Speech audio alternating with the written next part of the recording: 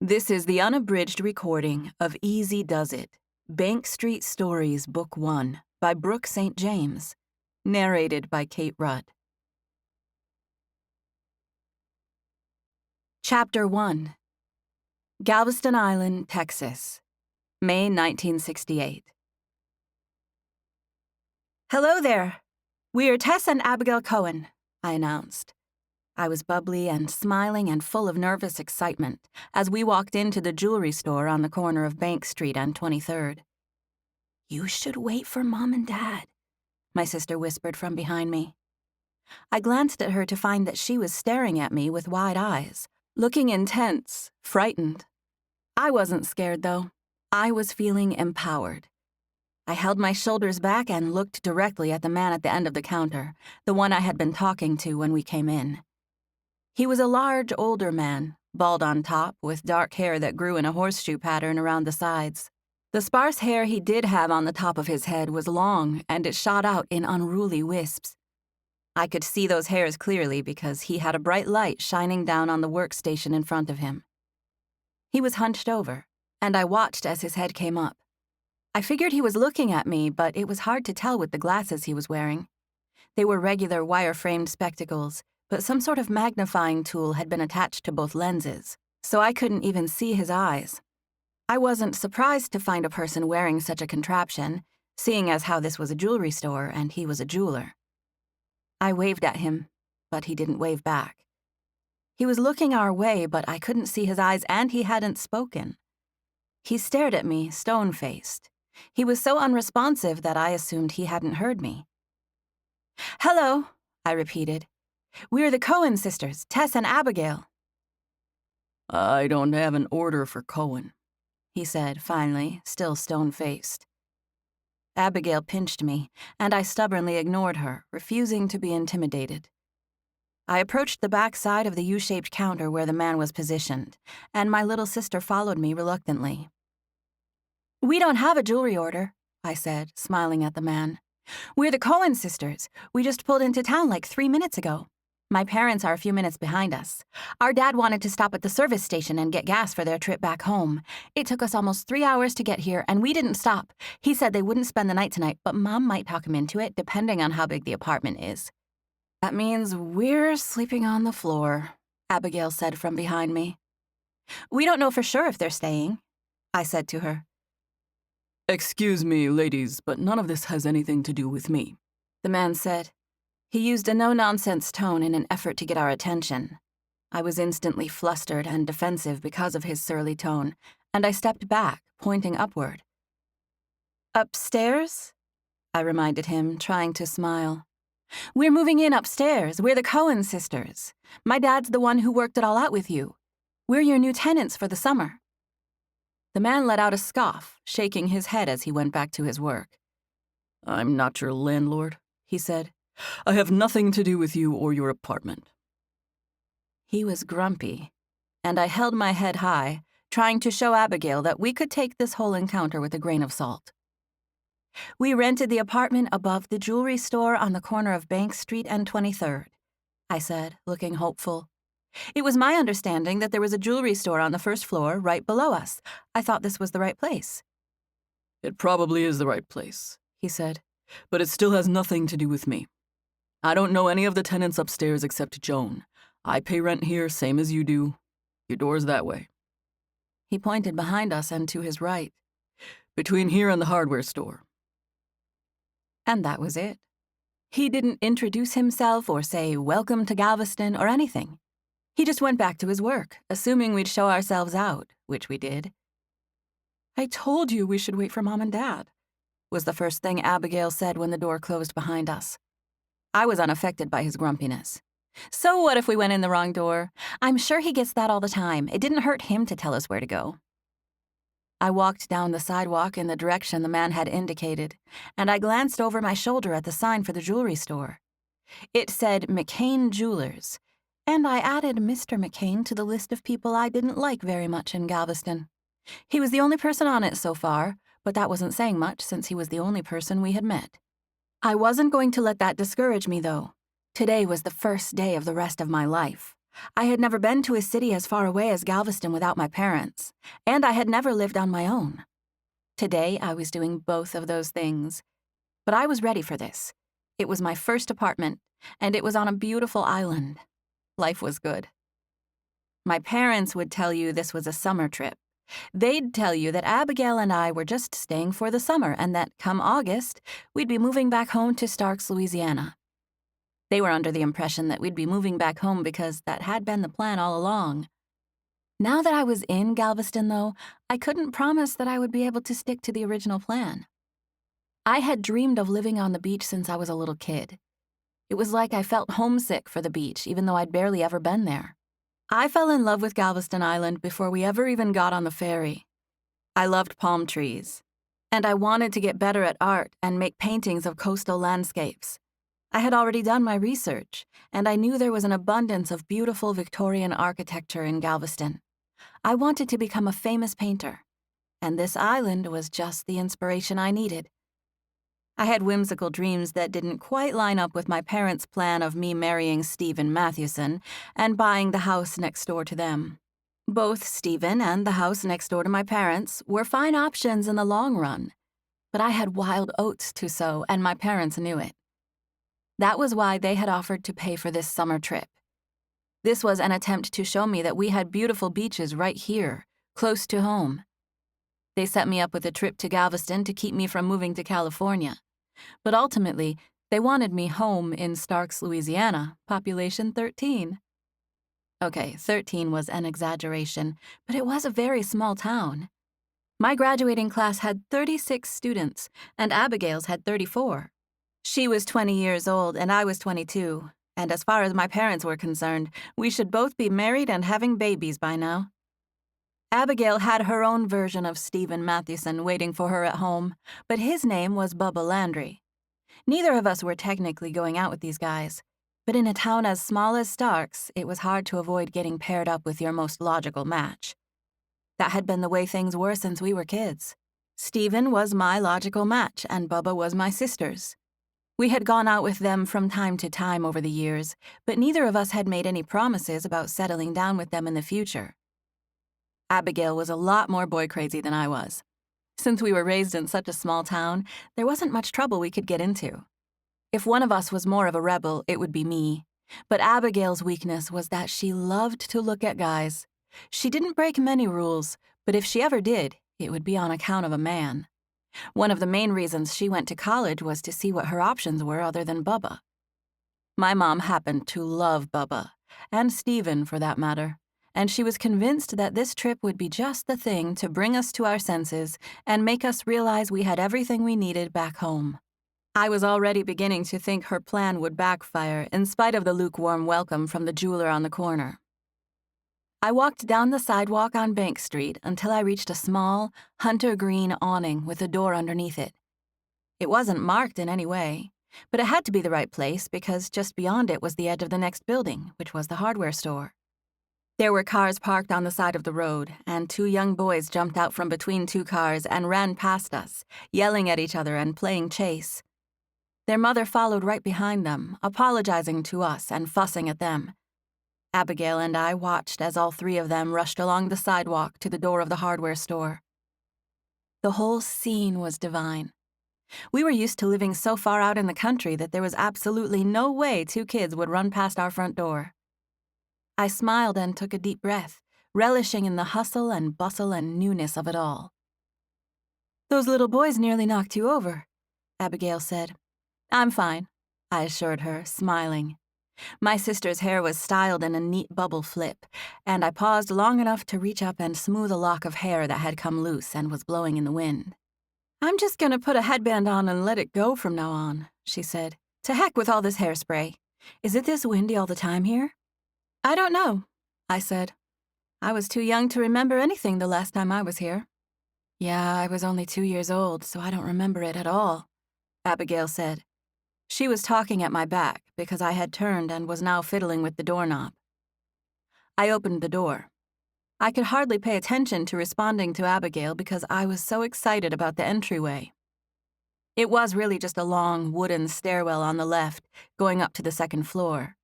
but on the wall to the right, there was hand-painted lettering that said, Sea Breeze Apartments, along with 3 mailboxes. They were hung on the wall in a neat row, 201, 202, and 203. Ours is 203, I said. Yeah, but we're not getting mail here, Abigail replied, since we're just staying for the summer.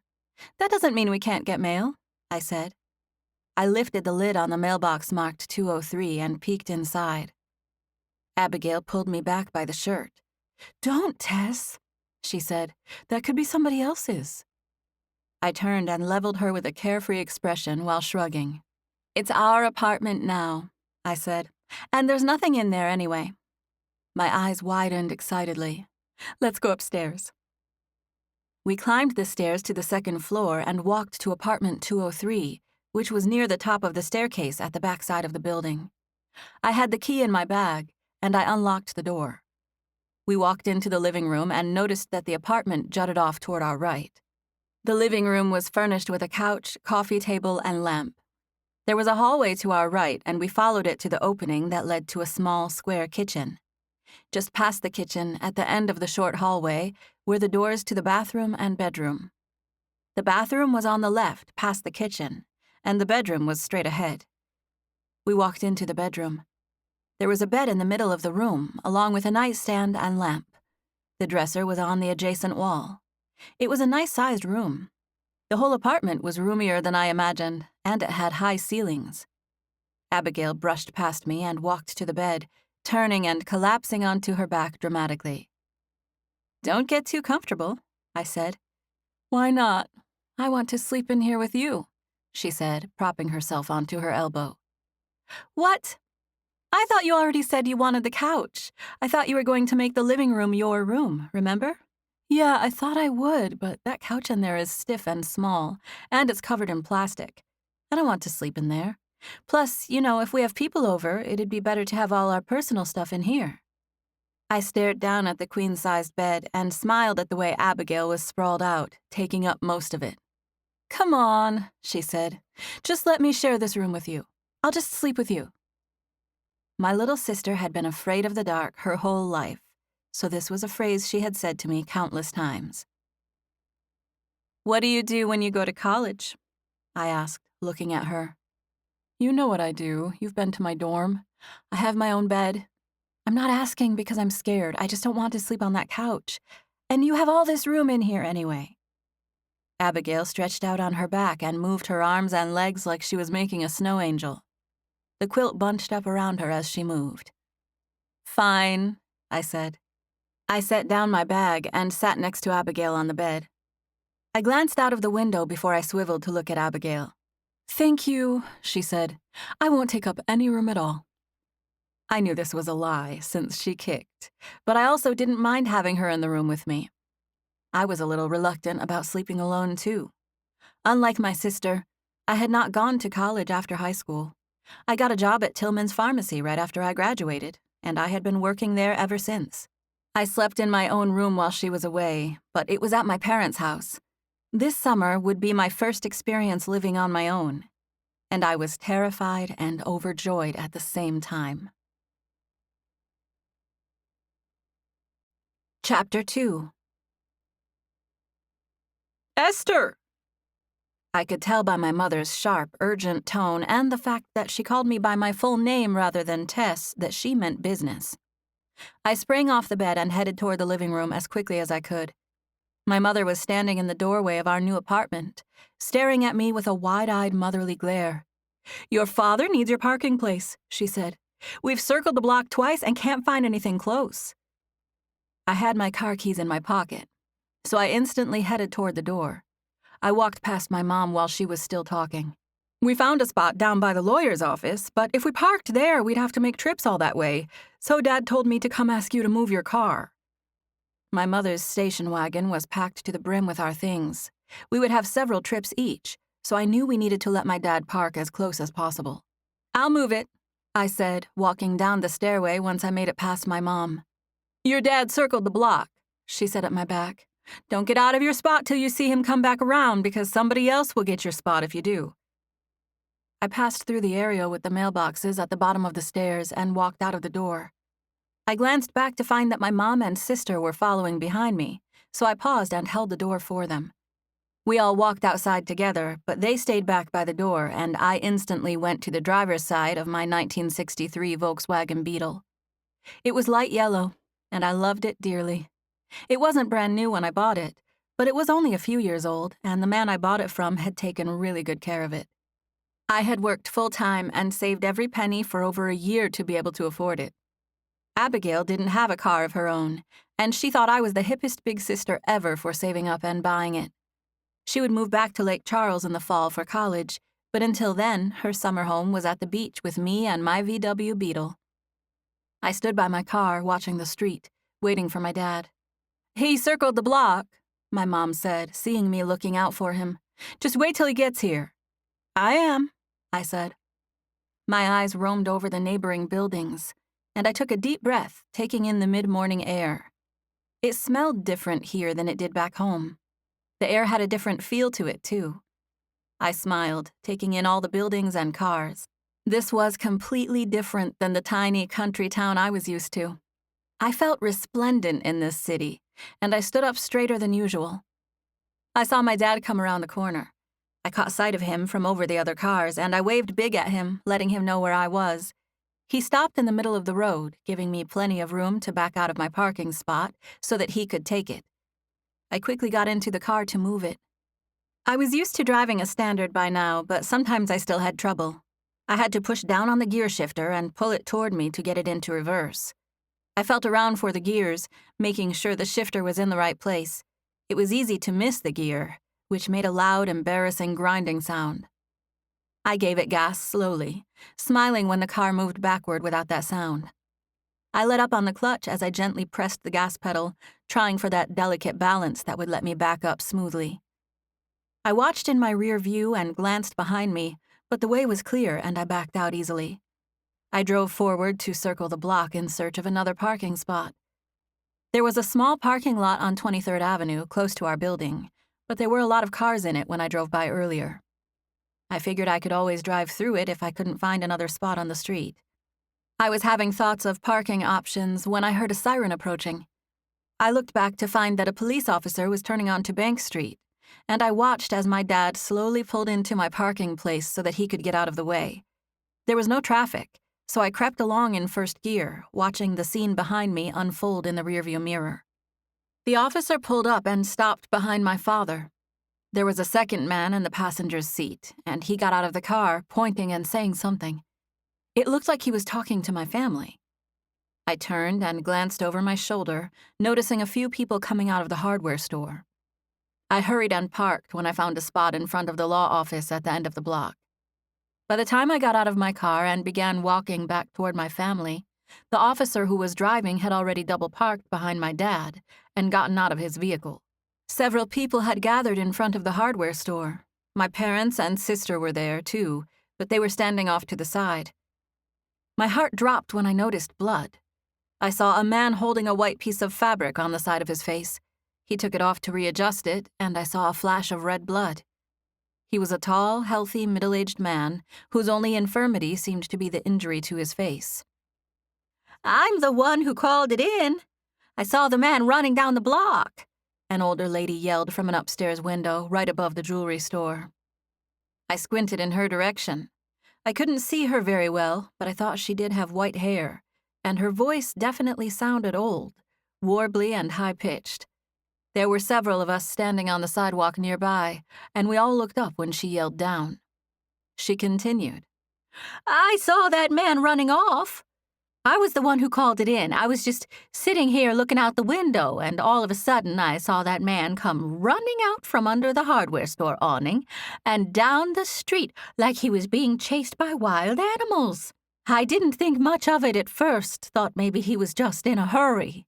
But then he turned his back to me when he was running up the street, and I saw blood running all down the back of his shirt.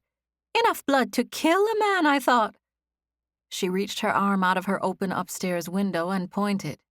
"He had a gold car parked right there on the corner." "Yes, ma'am, Mrs. Harper.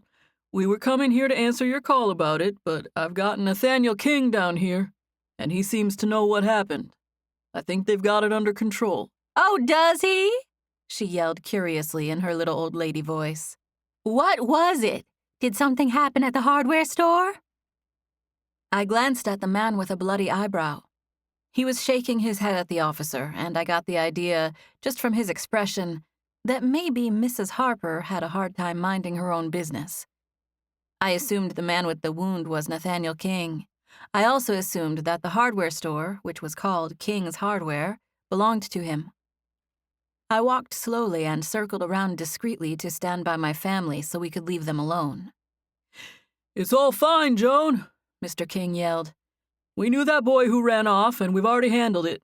Thanks for alerting the sheriff, but it's all taken care of. He turned and began speaking to the officer in a quieter tone. I wasn't going to call you, he said.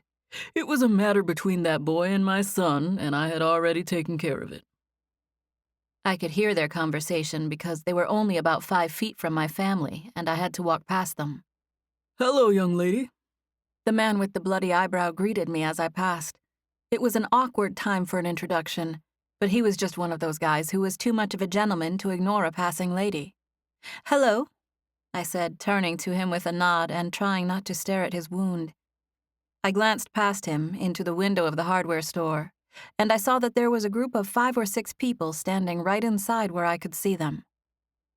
There had definitely been some sort of altercation. Everyone was wearing somber, concerned expressions. There were a few other guys, and at least a couple of them were tending to wounds. There was a young guy sitting on the floor, holding a bloody towel to his nose and looking mad. I tried not to stare, but it was difficult. I hadn't expected any of this drama or action, and it was a shock to have it suddenly unfold at my doorstep. Just after he spoke to me, Nathaniel turned to the officer. I'd rather handle this on my own if you don't mind, Dale, he said. It was just a little fight between my boy and that one Mrs. Harper saw running. Daniel said he knew who the guy was. It was a misunderstanding between the two of them. But we have it handled, if you don't mind. Are you sure? The sheriff asked. Yes, sir, Nathaniel said, nodding. I was in there talking to Daniel about it when you pulled up. You know how young men are. Somebody gets their feathers ruffled over a young lady, and the next thing we know, there's bloody noses. The officer laughed. I shared stunned looks with my family as I approached them, and we all shifted slightly toward the door that led to our apartment. My parents weren't in a hurry to go to my door. I could tell they were curious and cautious about everything they were hearing. Nathaniel King told the officers goodbye and thanked them for coming before he excused himself and headed inside. The sheriff turned to walk to his vehicle. Does this kind of thing happen a lot around here? My mom had been the one to ask the question, and it was loud and directed toward the policeman. It made me cringe. Because our daughters are moving in upstairs, she added when they stopped walking and turned to her. Mom, I whispered, urging her to stop. Is it a safe neighborhood? She repeated, ignoring me. Oh, yes, ma'am, it's fine. We don't usually have any trouble around here. We didn't until that boxing gym moved in, the lady said, still sitting at her window. And since then, we had a bike stolen, and now this. That bike being stolen was a year ago, Dale said, looking up at Mrs. Harper. And the boxing gym had nothing to do with this, he promised, looking at us. My son and I go over there on Saturdays. Marvin has a free class for officers and our families. He paused and looked up at Mrs. Harper. You know Marvin runs a tight ship. That gym had nothing to do with whatever happened here today. It was something between Nathaniel's boy and one of his friends, and they've got it settled. I've seen Daniel and his friends 100 times, and I've never seen that boy around here before. And Daniel's been doing that boxing across the street. I saw him leaving there the other day without a shirt on. He walked all the way across the street half naked. Miss Harper, with all due respect, we do live at the beach. If I had a dime for all the shirtless boys I saw running around this town, I'd be a rich man. I'll talk to Daniel about it later, and to Marvin, just to make sure it wasn't one of his guys, but there's nothing to worry about. Enjoy the rest of your afternoon. The sheriff squinted into the sun as he waved at Mrs. Harper. There's nothing to worry about. he said quieter, looking at us again. He gestured across the street and we looked that way. There was a small sign over a door that said Bank Street Boxing. Marvin Jones moved his boxing gym into the building across the street, he said. It used to be called East Beach Boxing, but Marvin changed the name when he moved to Bank Street. Do you know who Marvin Jones is? My dad would be the one to answer, but even I knew who Marvin Jones was. He was an old boxer from the 30s or 40s who was famous for his showmanship. I hadn't seen him fight, but I had seen moving pictures of him shuffling around, shadowboxing and doing fancy footwork to entertain the crowd. I knew he was from Texas, but I didn't know he lived in Galveston. I certainly didn't know his gym was right across the street from the apartment I had rented. The real Marvin Jones? My dad asked, sounding impressed. Yes, sir, Sheriff Nelson said proudly. He's been coaching here for years. He used to have a building over by the shipyard, but one of his students donated him this building last year as a gift for all of his community service. It's state-of-the-art in there. There's a whole workout facility and even a regulation-sized boxing ring, 22 feet square. It's a nice place, and Marvin keeps out the riffraff. He's a good friend of mine. Don't let what Mrs. Harper was saying worry you. Oh, we won't, my dad said. It's nice to know you're so fast to respond, just in case our girls ever did need you, Mom added. Yes, ma'am, the sheriff agreed, reaching up to touch the brim of his policeman's hat. This is Esther, she goes by Tess, and our younger daughter, Abigail. My mom was still talking, even though the man was clearly on his way to his car. Nice to meet you, ladies. I waved at him and smiled. We're from Starks, my mom added. Over in Louisiana. It's on the Texas line, about 3 hours from here. I've been through Starks, the sheriff said. I had a cousin who lived in DeRidder. I have a cousin who lives in DeRidder, my mom said. Shirley Trahan. Dale shook his head, not recalling anyone by that name. He gave us a collective smile and nod. It was nice meeting you, Esther and Abigail. What'd you say your last name was? Cohen, my mom answered before anyone else could. The Cohens, Sheriff Nelson repeated, nodding and trying it out. All right, well, welcome to Galveston. Chapter 3. Mom and Dad stayed with us all day, helping us clean and unpack most of the boxes and bags we had brought with us.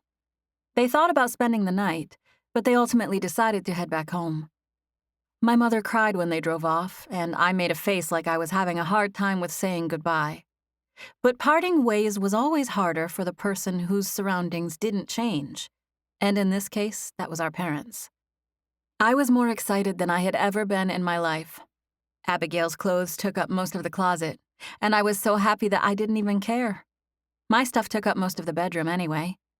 The window in the living room looked out at the alley, so I set up my art station in the bedroom, which had a window that faced 23rd Avenue. I didn't have a ton of supplies, but I did have an easel and a few canvases and paints to get me started.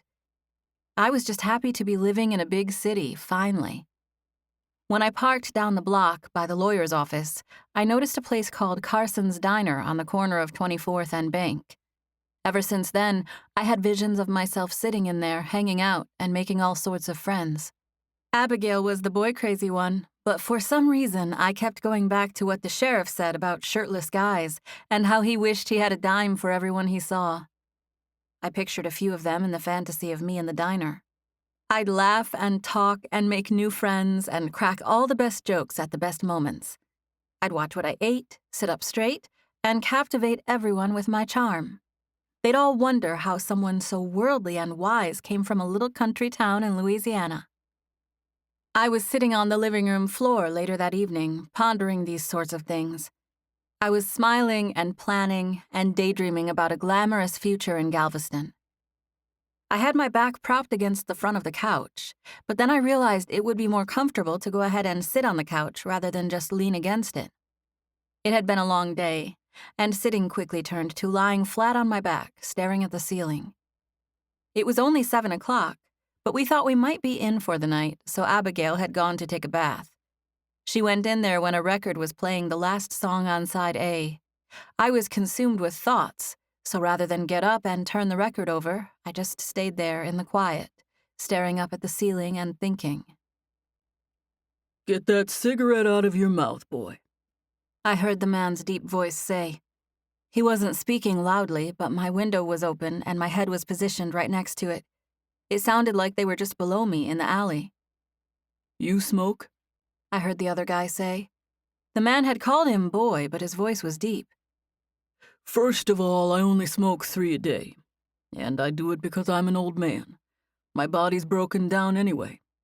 It's different for you. Second, you don't talk to me like that, boy. I'll pop you upside your head. I heard a slapping sound. Ow! He said. I smiled and covered my mouth to keep myself from letting out a giggle. Seriously, Coach? You take it from me and smoke it? You don't need this, boy. It's bad for your body. I know, I'm sorry. I just had the worst day of my life. I can see that, the older man said. You're nice and pretty with that busted nose. Mom said once the swelling goes down, it'll be fine. I don't know, the man said. Come here. Come see. Come over here and let me... He trailed off. I felt curious, and I felt myself leaning in, trying to hear their conversation. Ouch, Coach! Hold still, boy. Oh, jeez, Coach. Oh, what happened just now? The younger guy said. I just straightened it up a little for you. It's all right. It'll look good. You were a little too handsome before anyway, if you ask me. We can't have you looking like a mama's boy the rest of your life. There was a full minute of silence, during which time I slowly turned onto my stomach and then lifted my head above the low armrest of the couch to try to get a look out of the window. I wanted to try to see them. I didn't even care if it made me the Mrs. Harper of the backside of the building. It was an interesting conversation they were having, and I wanted to get a peek. I did see them. Barely. There was an older, dark-skinned gentleman talking with the lanky, young, light-skinned man who had been sitting with a towel on his nose earlier that day. Well, I came over here to talk to you about missing practice this afternoon, the older man said. I saw where something happened at your daddy's shop today, and I wanted to hear about it from you. Yeah, sorry I didn't go to class. I didn't feel much like fighting after I got my face punched in. And I didn't feel like talking about what happened. Yeah, but it's not just about you, Daniel. Your sparring partner was looking for you. He's counting on you to help him train. He's got a match coming up. He had to pair up with little Charlie. I know, I'm sorry, Daniel said. I didn't want you to see my face. The older man laughed. You think I had never seen a busted nose before, boy? You knew I'd see it sometime. Yes, sir, I know. And I was gonna tell you, obviously, but I just didn't feel like going over there today. Your dad told me about it anyway. He was talking about that friend of yours. He said Randall hit him on the back of the head with a glass bottle and nothing happened. That he looked unfazed. It's true, Daniel said, nodding. He had me in a corner, and Randall snuck up from behind him and busted him on the head. He swung it hard, too. I thought for sure he would go down, but he didn't. That scared me for a second. Your dad told me he fought off 4 of y'all. He did, Daniel said. Your dad was under the impression that you just had a misunderstanding. He thought he was a friend of yours who just got spooked because Randall misunderstood and hit him on the head. Your dad was telling me I should go recruit him for the boxing program. He told me he could be the next big thing. Maybe he could, but Coach Marvin, please don't. He's not my friend. I just told my dad that so I didn't get in more trouble than I'm already in. Do you know that guy? Yes, sir, kind of. Did you do something to instigate that fight? I didn't think I did, but I guess it depends on how you look at it. He wasn't coming over here to fight me. He was just coming for someone else to ask for... I was taking care of it. If Randall didn't swing that bottle, there wouldn't have been a fight in the first place. Well, why did Randall feel like he should swing that bottle if that guy wasn't coming to hurt you? Probably because he had me cornered. He was telling me some stuff. It might have sounded like threats or whatever to Randall. Were they threats? I guess. Had you done something to provoke him? Not him. I barely know that guy. He came over here to talk to me for someone else. Who? Maddie Stills? Now, why would you get mixed up with Maddie Stills? I wasn't trying to, Daniel said. I played some cards the other night with Josh and Eddie and them. I've been doing that sometimes on the weekends. It's no big deal. But the other night, I lost big. That was the worst day of my life, until today. Anyway, turns out it was Maddie Stills who covered my debt. And now he's trying to collect, Marvin said. Yes, sir. And your daddy doesn't know about any of this? No, sir. My sister came out of the bathroom humming. I could hear her in the distance. I was already having to strain to hear the guys as it was, so there was no way I'd be able to hear them once she came out here and started making noise. I was just about to motion for her to be quiet, but the noise trailed off as she walked into the bedroom. I tuned in to them again. What kind of money are we talking about? Marvin asked. $200. $200? Marvin asked. His voice went up several octaves and his tone was full of disbelief. What are you doing betting that kind of money, Daniel? It wasn't all at one time, Daniel said. It was over a whole night. I was up 100 and I had 2 pairs, aces and queens. Who beats that? I don't care what you had, son. I heard a low thud. Ow! Oh! I barely popped you, Marvin said. And you deserve that for such a bonehead move, Daniel. I know. How do you plan to take care of this problem? Where are you going to get the money you owe? I get paid Friday, Daniel said. I'll ask Maddie if I can give him half on Friday and half in 2 weeks. If he doesn't agree to it, you'll have to tell your dad. Yes, sir, I know. I will. I'll tell him the truth if I can't get Maddie off my back. You can start by calling him Mr. Stills. That man is in his 60s. Criminal or not, people like to be respected. Now you get on over there and settle things with him so you can stop lying to your daddy. Yes, sir. You need to take some time tonight to think about your actions, too. Understand that there's consequences to them, Daniel. Your daddy and Randall both ended up with busted-up faces. I know. I feel really bad. Kenny got knocked out and got his ring stolen. What? Marvin asked. Yeah. Kenny came up and confronted that guy after Randall and my dad had trouble with him. Kenny had on this big state championship ring, and he bragged about putting a stamp of it on the guy's forehead. And what happened? Marvin asked. Kenny got knocked out, Daniel said, and then that guy reached down and took his ring off his finger. And your dad thought this was just your friend? Marvin asked. He didn't see him take the ring, Daniel said. Dad and Randall were standing behind Kenny when he fell, and they had knocked over a big shelf. No one saw him take Kenny's ring. I don't even know if Kenny knows it's missing. Well, don't you think you need to take care of that, too? Marvin asked. Don't you think Kenny will wonder where his ring went? I guess so. Kenny's well over 200 pounds, Marvin said. I know, Daniel answered. How big was this boy? Maddie's henchman. 180 or so, I don't know. He's pretty tall. Maybe my height, and a little thicker than me, about Eddie's size. And he fought off all 4 of you? He did. I don't know how, but he did. He hit like a sledgehammer. His fist felt like metal coming against my face. Wrecked. Was it metal? Did he maybe have on some brass knuckles? No, sir. Maybe he was holding his car keys? No, sir. He was fighting barehanded. I know because he was standing with his hands kind of open when he squared up with my dad. He squared up? Marvin asked. Did he look like he had boxed before? Kind of. I don't know. He looked like a fighter and fought like a gorilla. It all happened really fast. How old is he? I don't know. In his 20s. He's my cousin Jacob's age. They played football together in high school. So, you know him? Yes, sir. I mean, not really. He wouldn't know me besides being the guy who owes Maddie. What's his name? Billy Castro? I know that name from somewhere, Marvin said. There was a pause. Do you know how to reach him? He added. Which top do you like with the skirt, this one or the white one I normally wear with it? Abigail came out of the bedroom holding clothes on hangers and talking to me at full volume, and I nearly fell off the couch.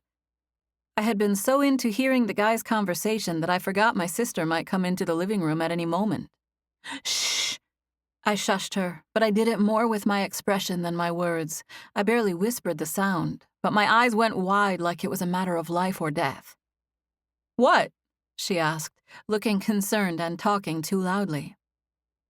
I put my finger over my mouth before pointing at the window. "Somebody's out there," I whispered. "I can hear them, so if you talk loud, they can hear us." "Just flip the record," Abigail said, "or close the window." "I will, but it was that guy from earlier, the one in the hardware store. I think he got his nose broken during that fight. He was talking to someone else. It was two guys, and I think the older one might be that famous boxer the sheriff was talking about." Abigail had come to stand next to me while I was speaking quietly to her, but she moved toward the window again when I told her who was down there. We listened closely, trying our best to hear them. Their conversation had been audible the first time, but now I didn't hear them at all. My sister peered out of the window and waved, and I moved and glanced down there, horrified to find that the younger guy was looking upward, straight at us. My sister was standing shamelessly in the window, and the movement must have caught his eye. He stared at her for a second before waving back. She lowered the window and locked it, and the guy had already looked away by the time she did that. "It was just one guy out there," she said once the window was closed. "Not a minute ago," I said. "There were two guys. They had a whole conversation. Did you hear it?" I nodded absent-mindedly, thinking of all the juicy things I heard. It was no wonder Joan Harper stayed at her window. Chapter 4. Abigail and I got an early start the following morning, our first official day in Galveston. We helped each other style hair and choose outfits. Both of us had brownish hair. Abigail's was a little lighter and curlier than mine, but both of us would be classified as having dark hair and eyes. We got that from our dad. We headed for the beach first thing that morning. I brought a sketchbook with me, and I made a rough drawing of Abigail sitting on a towel on the sand. I would transfer it onto canvas and paint it later. I wasn't an accomplished artist, but I had a little natural talent, and I worked on it a lot. I had practiced every day for months, and I felt like I was finding my footing as far as working with paint. But I was still searching for my muse. My paintings didn't always come out like I envisioned, but I was getting better. It was something I enjoyed, and I was convinced that if I kept at it, my skills could one day catch up to my imagination. I made notes of shadows and colors on the drawing of my sister, so that I could try to bring it to life once I sat down with it at the apartment. The sketch only took about a half hour, and for the remainder of the morning, Abigail and I walked around and hung out on the boardwalk and down on the beach. We talked to several groups of people along the way, but most of the time it was just short exchanges of small talk about what a nice day it was. It was just before noon when we made friends with a couple of guys named Derek and John. We talked to them for an hour or so. They were locals, and they seemed nice, so we made plans to see them again that evening. We told them we'd meet them at 7 p.m. at Carson's Diner since it was close to our apartment. We had plans to cruise the seawall with them, which was apparently something the locals did on weekends. Abigail and I didn't hesitate to agree to go with them. I assumed we were just going to drive around. I had no idea what we would actually do, but cruising the seawall sounded like just about the best thing I could think of doing on a Friday night. I had never liked using hairspray, but Abigail was just coming around to the idea of not teasing her hair. She put hers up in a high ponytail to keep it out of her way while we were driving around, and I kept mine down and wore a headband. It was mostly straight, and it hung past my shoulders. I took a ponytail holder with me in my purse, just in case. I wore red, knee-length knickers with black flats and a small sleeveless floral blouse. Abigail wore a dress. She was comfortable in dresses, and that was reflected in her appearance when she wore them. She seemed happy and casual in a dress, and she wore them more than half the time. Our mom had gotten into sewing them for her, so Abigail had a lot to choose from, and they all fit her well. We were so excited about having something to do that evening that we were dressed and ready to go at 6 o'clock. "We could go eat at the diner," I said. "Aren't we doing that with Derek and John?" Abigail asked. "I thought that was the whole reason we were meeting them at the diner." No, we're just meeting them there because I didn't want to lead them straight to our apartment. You know, just in case they're weirdos. Oh, good idea, she said. I never thought of that. Dad only said it 20 times. I know, but I thought he was talking about bad people or whatever. That's the whole point. Sometimes you don't know if someone's bad. Yeah, but not John and Derek, she said. She was probably right. They were a little dorky, to be honest. They were friends turned roommates who grew up here in Galveston. They were on the timid side and had barely worked up the nerve to approach us when we met earlier. They asked if we wanted to go cruising the seawall with them, and something about their innocent excitement made me feel like it would be their first time. I didn't say as much to my sister. Neither Abigail nor I seemed especially attracted to them, but they were nice, wholesome guys, and it was fun to have plans. I wasn't planning on eating with those guys, I said. I was going to eat before we met them. We can get something here or go down to the diner early, but either way, I wanted to eat first. I don't want them to pay for our dinner or anything. Okay, that's probably good, Abigail said, nodding. She was the one who had been on her own for 2 years, but it seemed I was more comfortable making plans and taking charge, and Abigail was content to go along for the ride. Maybe it was because she felt like Galveston was my thing.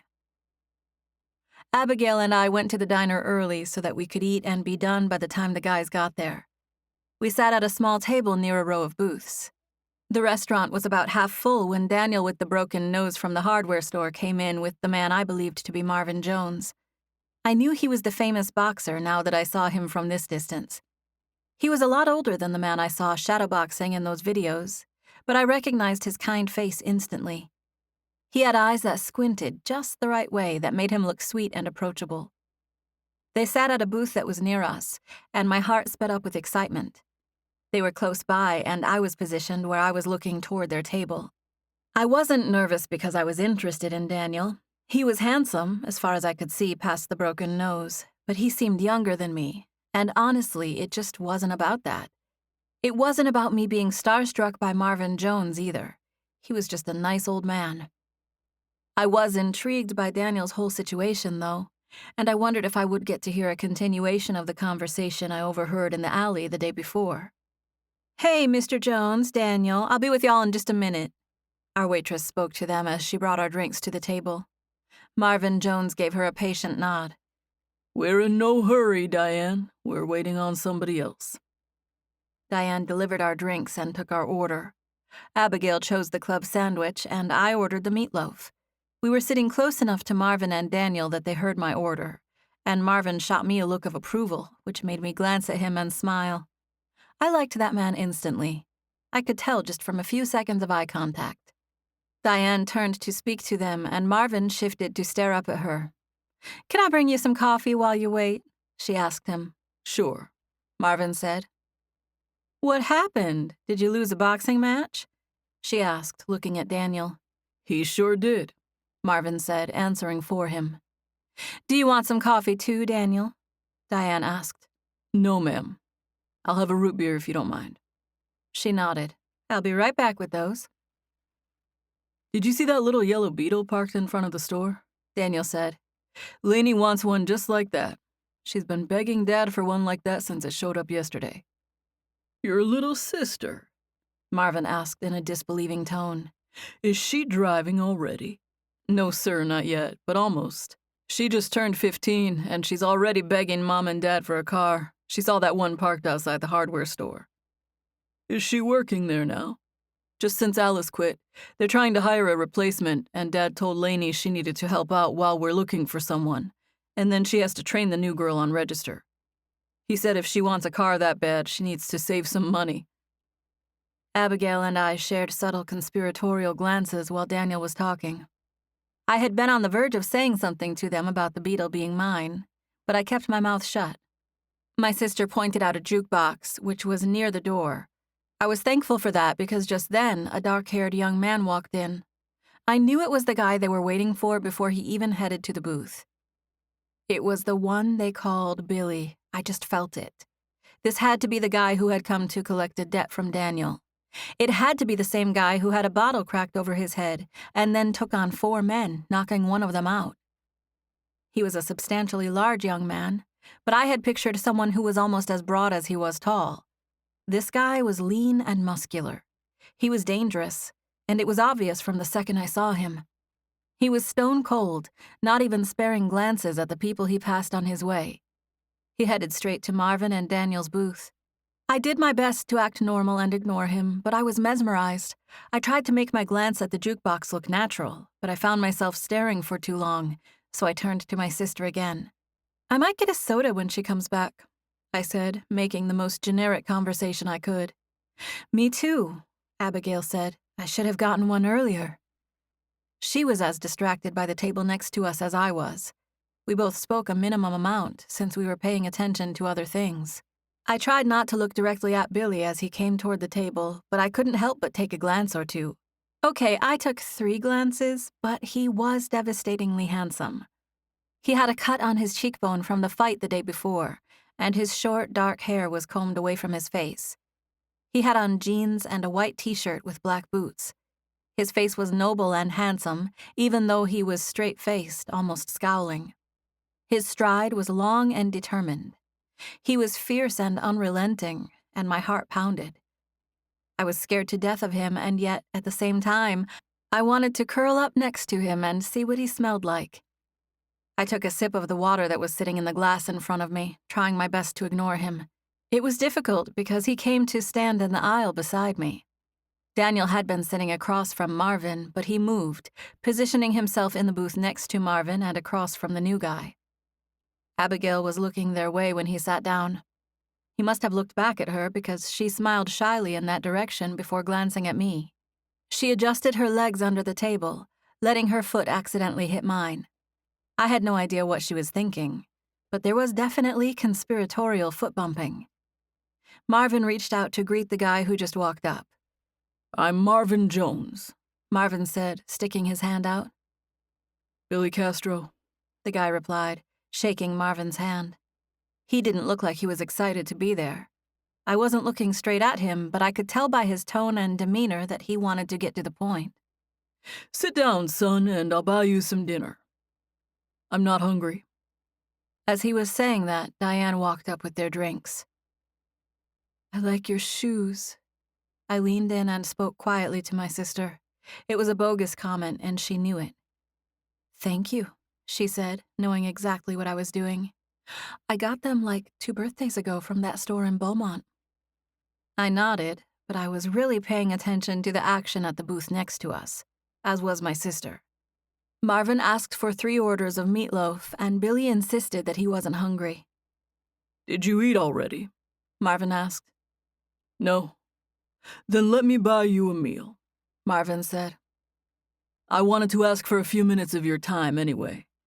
You might as well fill your stomach while you're sitting here." "All right," Billy agreed, sounding somewhat reluctant. 3 meatloafs, Diane said. "Are mashed potatoes and green beans okay?" "I'll have mac and cheese instead," Daniel said. "Instead of the mashed potatoes?" Diane asked. "Instead of the green beans," Daniel said. "And for you to drink?" she asked, talking to Billy. "Water," he said. Diane walked off, glancing at our table but not stopping to talk to us. "I appreciate you meeting me here tonight, Billy," Marvin said. "Look, I'm just trying to get Maddie's money back. Daniel told me that's what we were doing here. It's nice meeting you and everything, but I wasn't coming for dinner." "How much do we owe Maddie?" Marvin asked. 200, Billy said. "What about the ring?" Marvin asked. "What ring?" Billy asked. "The one you took off of Kenny's finger. You mean the one he threatened to dent my forehead with?" Billy asked. "I'm keeping it. Maddie expects me to collect, and that's what I'm going to do. If I can't get King Hardware over here to cough up what he owes, I'll give Maddie the ring. Nobody's trying to get out of paying what they owe," Marvin said. "I already told him that," Daniel said. "Listen, I didn't go in there planning on taking your friend's jewelry, but he came to me talking big, saying he was about to bury his fist in my face and other reckless stuff like that. You have to learn you can't go around talking like that." "Kenny's got at least 50 pounds on you," Marvin said. "And he's an athletic enough guy. Yeah, but he was slow. He tried to throw a punch at me, and then he was just standing there with his hands down. It was basically a sucker punch with how slow that guy was. He deserved it, too. I was just trying to talk to Daniel, and they came in trying to kill me. I had to get 10 stitches, and not out of hospital either. They got done in Maddie's kitchen by a guy called Crazy Ray. As far as I'm concerned, after the night I had last night, somebody owes me that ring. Chapter 5. The men sitting next to us at the diner were having what seemed to be a private conversation.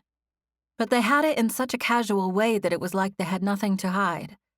I had already told Abigail some of what I heard out of the window the day before, so she knew a little about what was going on. I was thankful she seemed as keen on listening to what they were saying as I was. She and I continued our sporadic, meaningless conversation while the guys talked, just to make it seem like we weren't listening to them. We did that for a few minutes before our dinner came. We were quiet as we began to eat our food, which made it easier to listen without feeling bad about it. I mentioned Kenny being a big guy because Nathaniel King said you knocked him out with a straight jab, Marvin said. I just punched the guy in the jaw, Billy said. He wanted to talk like he was about to kill me, and then he came at me swinging, so I figured he needed to take a little nap. Nathaniel King also said you squared up with him. He said you looked like you were in a boxing stance. Do you box? I fight, Billy said. I assume that's the same thing. It is and it's not, Marvin said. Has anybody ever shown you how to stand, how to swing, how to block, those types of things? You know what showed me how to stand and swing and block? Getting knocked out, getting beat up. That's what taught me how to be faster and better, so to answer your question, yes, people did show me how. They were fighting against me and not for me, but I learned either way. What about Maddie? Marvin asked. What about him? Billy returned. Does he fight for you? He doesn't fight against me, Billy said. What's your relationship to him? What's that mean? Do you just work for him, or do you know him personally? Marvin asked. I don't owe you an explanation about my relationship with Maddie. I work for him, and that's all you need to know. Daniel gives me the money he owes, and I give it to Maddie. I'm going to cover the $200 for Daniel, Marvin said. I brought that with me today. He'll pay me back for that later. I'll also need Kenny's ring back. I'll give you $50 for it, and that's the best you're gonna get. I'm not trying to get Sheriff Nelson involved, but I'd like to see that Kenny gets it back. I'll take $50 for it, Billy said. He looked at Daniel. But you need to tell your boys to calm down. I was just over there trying to talk to you. I know, Daniel said. I didn't know Randall was going to do that with the bottle. Do you have the ring on you? Marvin asked, keeping them on track. It's in my pocket. All right, Marvin said. You give me the ring, I'll give you $250. And as far as I'm concerned, we never talk about any of this again. Sounds good to me, Billy said. He reached into his pocket and pulled out the ring, letting it fall gently on the table in the space between them. I heard it clang, the low sound of heavy metal hitting the wood and linoleum. With the way our table was sitting catty-corner, the boys were positioned in front of me and to my right. I wasn't staring straight at them, but I could see their movements in my periphery, and I knew what was going on. Marvin took a wad of cash out of his front pocket and set it down on the table, exchanging it for the ring. Billy reached out and took the cash. That was easy enough, Billy said. We could have skipped the fight yesterday and the meatloaf. Why would we want to do that? Marvin asked. The meatloaf, I mean. A man's got to eat, after all. Billy looked around impatiently as if wondering how long their food would take. She's on her way over here with the food, Marvin assured him. And while we eat, I'll tell you the real reason I brought you here. Diane walked up before anyone could speak. She gave them their plates. Wow, I said to my sister, almost silently but with excited eyes. I got away with talking about the guys because everyone at their table was preoccupied with their order arriving. I know, she said. We don't have anything this good in Stark's. I had to work to hold in a laugh at her statement. I took a bite of food. It tasted good, but I was thinking of other things and didn't really care what I was eating. Marvin thanked Diane and told her everything looked delicious. The guys took a minute to eat in silence before Marvin said, Listen, I fight same as you do, Billy. For some of us, it's in our blood. The good Lord made some of us warriors, and that's just the way of things. You even said that you already consider yourself a fighter. I ate bites of my dinner, listening to Marvin's every word. Are you trying to get me to fight in a boxing match? No. Not yet, at least. I just wanted to see if I could wrap your hands and get you to hit a few rounds on pads for me, that's all. I wanted to check out that straight jab Nathaniel was talking about. I'm checking it out right there on his face, Billy said, pointing at Daniel and his broken nose. I'm talking about you coming over to my gym. Give me an hour of your time and let me put you through a little workout. If you're born to be a warrior, you might as well channel it, son. You might as well see how far it can take you. Do something for yourself with it. People make a good living fighting. I'm one of them. I'm not trying to make you any promises because I haven't even seen what you got, but I'd be interested in working with you for a few minutes, just so we can try each other out. I don't see myself being a boxer for a job, and I don't really get into situations where I lose fights. So I don't see a point in taking lessons. Okay, well, if you change your mind, which I hope you do, you can meet me at my gym at 9 o'clock tomorrow morning. Tomorrow is Saturday, Billy said. Yes, it is, Marvin agreed. Billy took another bite of food, thinking. I can't promise anything, he said finally. I wish you'd come, Marvin said. Billy stood up. He had been eating fast, and he had finished before I was even halfway done with my plate. I'll think about it, but 9's early. Billy took some cash out of his pocket and began sifting through it. Don't, Marvin said. I got this. I'm the one who invited you here. All right, well, it was nice meeting you. We'll see you around. Billy turned to walk away. He glanced at my sister and then at me. I knew exactly where he looked because my eyes were fixed on him the whole time. His gaze locked with mine as he turned to walk out of the diner. I followed him as far as I could without blatantly turning and staring at him from over my shoulder. I was instantly hooked. I did not want him to walk out of the door. I thought there was a serious possibility that I would never see him again, and I actually felt urgent and desperate at the thought. There was no way I was going to stand up and go after him, though, so I settled for staying quiet and still and shaking off the feeling. He didn't even say thank you, Daniel said once Billy walked away. You offered him a free boxing lesson and paid for his dinner, and he just walked off without saying thank you one time. Saying thank you is hard for some people. Some people just haven't been taught, and for others, it's difficult. It takes a certain amount of humility and confidence to say thank you, Daniel. It's a little different for you because you were raised in a family where manners were required. You understand that it's the kind thing to do. But someone like Billy doesn't see it that way. Subconsciously, he probably sees it as showing he's weak. A thank you from him would be like admitting he needed or wanted something from me. It takes confidence to show gratefulness, and he's just not there yet. Not there yet? Daniel asked, letting out a little laugh. If there's one thing that guy doesn't need more of, it's confidence. Yeah, but it's not the same kind I'm talking about, Daniel. That stuff you're seeing is fake. Daniel thought about that before saying, It doesn't seem fake. I think I remember that boy's name from years ago. I don't know if it's the same people, but I think it might be. It seems right now that I know he's mixed up with Maddie. If that's the case, he hadn't had the easiest upbringing. What happened? Just something from years ago, some family stuff. If it's the same boy, I think his daddy might have gotten killed. I wonder what time they'll get here, Abigail said, leaning in and still making small talk with me, so that it wasn't completely obvious that we were listening to the conversation at the other table.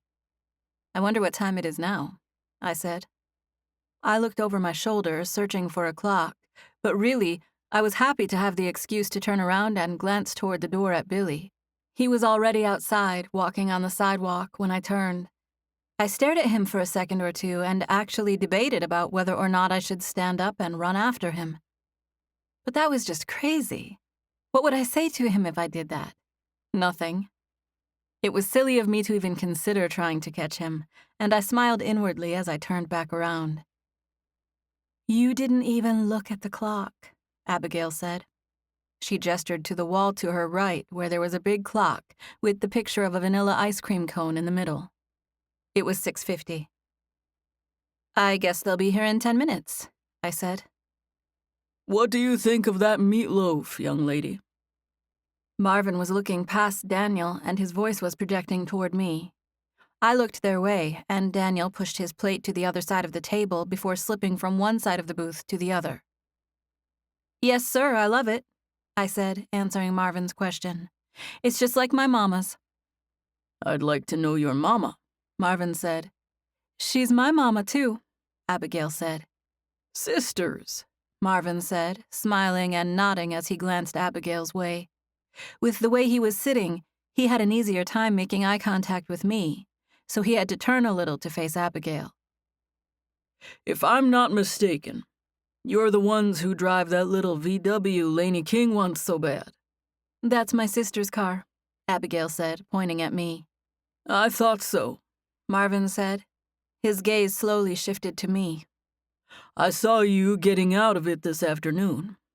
Louisiana plates. "Yes, sir." Are you ladies here on vacation? "Yes, sir," Abigail answered, and at the exact same time I said, "No, sir." There was a brief pause. "Sort of," I amended. "We rented an apartment above the jewelry store. The lease is month to month. Abigail's got college in the fall. She'll be headed back to Louisiana in August for that. I might go home then, and I might not. I haven't decided. I heard you mention the job at the hardware store," I added, looking at Daniel. "Do you want to get a job?" Abigail asked, sounding flabbergasted. "I'm thinking about it," I said. "I've worked at a pharmacy for 5 years," I added, looking at Daniel. "I can work as a cashier. I worked the cash register and did all sorts of other things at the pharmacy." "I thought you still worked at the pharmacy," Abigail said. It was the first time I had mentioned getting a job in Galveston, so it didn't surprise me that Abigail was shocked. "I haven't decided what I'm going to do with my life quite yet," I said, smiling and shrugging at Marvin Jones. He smiled back at me. Well, that's all right, young lady. What's your name? "Tess Cohen. Tess and Abigail." Tess and Abigail Cohen. All right. Well, it's nice to meet you two. I guess you'll be staying on Bank Street for at least a month or two. "Yes, sir," I said. My name is Marvin Jones. He put his hand, stiff with arthritis, to his chest. I own the building next door, Bank Street Boxing. I live upstairs ever since my wife passed away, so you'll see me around quite a bit. I wanted to say I was sorry about his wife, but the words got stuck in my throat. "It's nice to meet you," was what I said instead. And this boy with the busted-up nose is Daniel King. I'm sure you figured out by the name that his family owns the hardware store across the street. "I was putting that together," I said. I glanced at Daniel. "What position are you looking to hire?" Alice was a cashier, Daniel said. But she was like 90 years old, he added. You might want to get a job down at the seawall or somewhere there's more going on. I nodded and gave him a little shrug. "I still might want to come by your store, though. I'm used to living in a small town." You should come by, Daniel said. Both of you should. I work there. We could hang out sometime. "That sounds good," I said, nodding. I glanced at Abigail, who was nodding also. What about tonight? Daniel asked. I'm going to a little party at my friend Eddie's house if you want to come. I saw Abigail look at the door and smile reluctantly, and I glanced that way to find Derek and John had come into the diner. I knew they were going to walk straight up to us. "We can't tonight," I said to Daniel. "We met these guys earlier and already said we would drive around with them." Chapter 6. Billy Castro. Billy did not set an alarm before he went to bed that night. He thought about Marvin Jones and his offer of a boxing lesson, but he talked himself out of going. In spite of going to sleep late, he woke up at 8 a.m. and couldn't go back to sleep. He went back and forth about it, but he ultimately decided to go to the boxing gym. He didn't have anything else to do at 9 in the morning, and he had nothing to lose by going. He parked on Bank Street right in front of the gym. He could see the front of the hardware store in the rearview mirror of his Mustang. He was a few minutes early, so he wasn't in a hurry to get into the gym. He recognized the people standing in front of the hardware store. It was Daniel King, and he was talking to the two girls who sat next to them at the diner last night. They looked alike, but he could tell them apart. The one with the darker hair kept glancing at his car. She was the one who had been wearing red pants the night before. Today, she had on blue knee-length shorts and a ruffled blouse. She was nothing like the girls he normally went out with. She was proper, innocent, pure. She was talking to the others, but she had looked at his car several times since he pulled up. She had stared at him at the diner the night before, too. Billy got out of his car and closed the door. He brought a bag with a change of clothes and a pair of tennis shoes in case his jeans and boots didn't cut it in the boxing ring. He had a small duffel bag, and he held it in his hand rather than strapping it over his shoulder on his way inside. He glanced at the hardware store on his way into the gym, and all three of the people standing outside were looking at him. He didn't care about anyone but the girl on the left. He stared at her and her alone until he turned to walk into the gym. I knew you'd come, was the first thing out of Marvin's mouth when Billy walked through the door. What's in your bag? He added. What should be? Billy asked. Don't answer a question with a question. I really want to know, though, what should I have with me? Shorts, gloves, hand wraps or tape, some proper boxing shoes eventually, but I know you don't have any of that yet. I have some equipment here. All you need for today is a pair of shorts and some shoes that aren't those.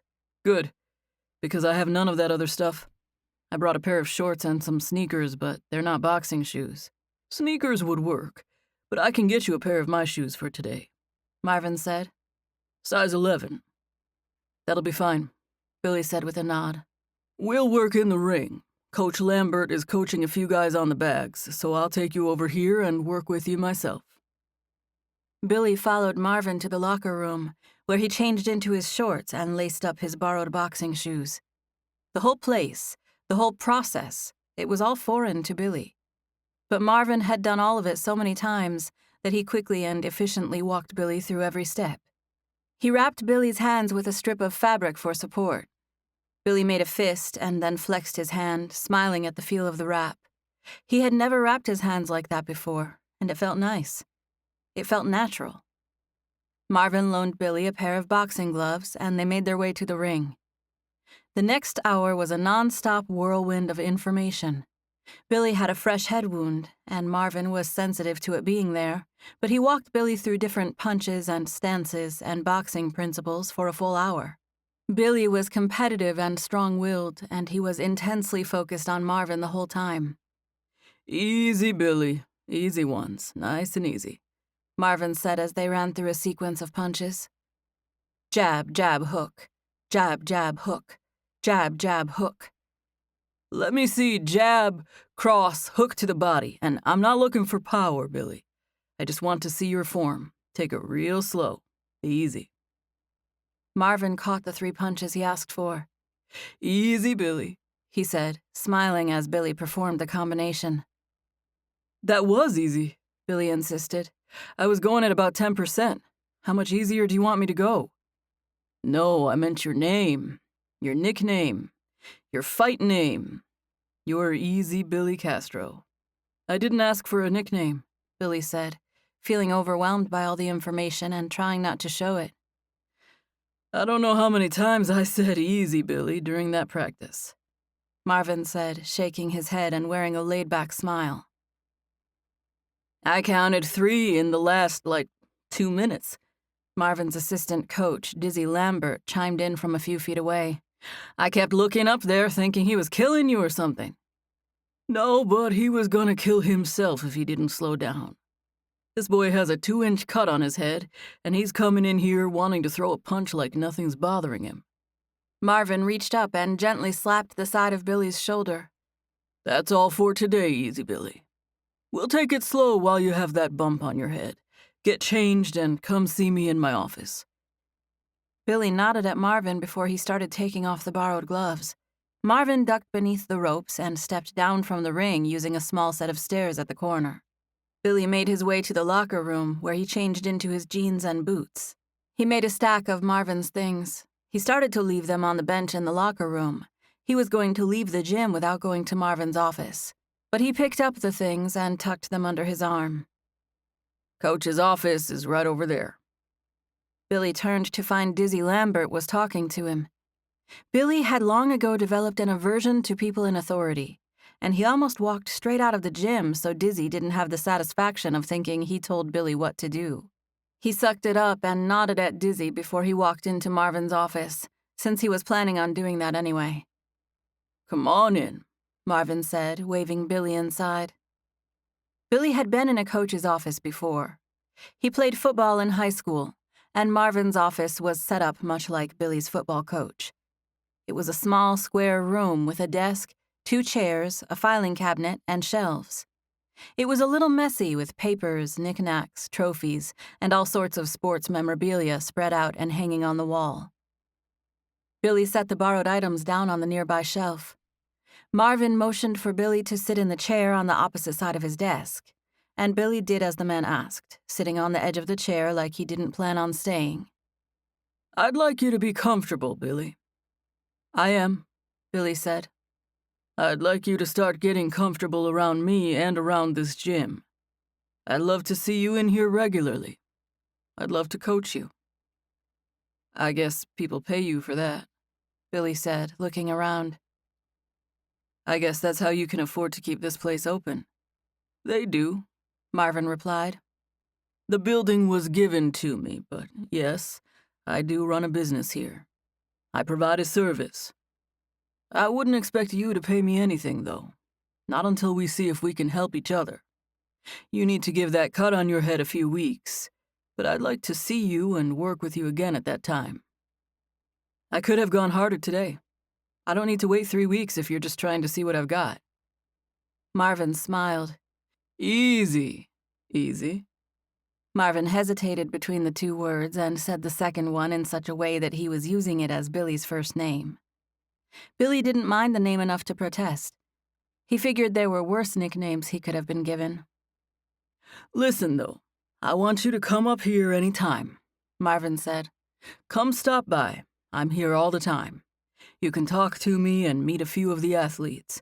Maybe see if you think you might like to try the sport. But I'm gonna make you take a break from boxing with that cut on your head. I can already tell that if you have on gloves, you'll start going hard, so I think it's best to leave the gloves off. Just for a few weeks. What's to keep me from going hard other places, when I'm not around here?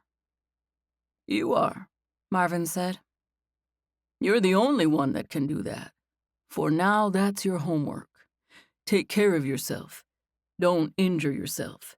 Keep yourself healthy, keep yourself out of trouble, and come back and see me again in 2 or 3 weeks. I really would love to work with you. What do you mean by healthy and out of trouble? Billy asked. For starters, don't do things that can get the sheriff's department called on you. I don't. I just run errands for Maddie. If I hadn't stepped in with that ring, Kenny would have called them on you. He had already figured out that you were the one who had it. He knew your name, and he would have given it to the sheriff. That was a one-time thing, Billy said. That was for cracking me on the head and threatening me with it. Well, maybe you should think about avoiding situations where there's a misunderstanding that can end with you getting cracked on the head. Billy let out a humorless laugh. That's just about every situation I'm in, he said. Marvin gave him a smile that was laced with regret. Maybe we can work on that. And heal that cut on your head. Take care of yourself. Keep it clean, keep it closed. Is there something I should be eating if I'm going to start training? Billy asked. Should I change my diet? Marvin thought about it for a minute. I don't know what you eat now, but vegetables. Veggies are always good. Fruit. Fish is good too. And eggs. You'll be hungry if you start training hard. You'll eat more food than you're used to eating. But we'll get to that. Billy stood up to leave, but he didn't make it out of the door. He acted like he didn't care, but he wanted Marvin to like him. He was happy that the boxer had taken notice of him, and he wanted to make an impression. Do you think I've got talent? Billy asked, even though it wasn't something he'd normally say. Marvin took off his glasses and set them on his desk. He tilted his head at Billy. The short answer is yes, son. But that's honestly not worth much. I've seen talented guys fail, and guys with no talent succeed. Talent's only a piece of it, a small piece. So, yes, you are talented, but that's not the main thing I'm looking for. I want the guy that will show up and put the hours in. What kind of hours are you talking about? I mean, you could start with like 8 or 10 a week, but that's for starters. If you end up trying to take it all the way, it'll end up being a lot more than that. Full time. What's all the way? Billy asked. Professional fighting. Big matches. Billy smiled. But there's a lot of work that comes before that, Marvin said. I'd love to work with you, but you've got a ton of blood, sweat, and tears to look forward to in fighting, son. A lot. Stepping in that ring with thousands of people watching, it's wonderful and it's terrifying at the same time. It takes more than talent to get to that place. Is there stuff you can teach me before then? Before the cut heals, if I come around sooner? Marvin gave Billy a slow grin. I'm here to teach whenever you come around, Easy Billy Castro. And I'd be happy to tell you everything I know. Billy left Bank Street Boxing feeling like he found the missing link. Being in that boxing gym felt natural. Being coached by Marvin Jones felt natural. It was the first time in his life he felt like something really fit.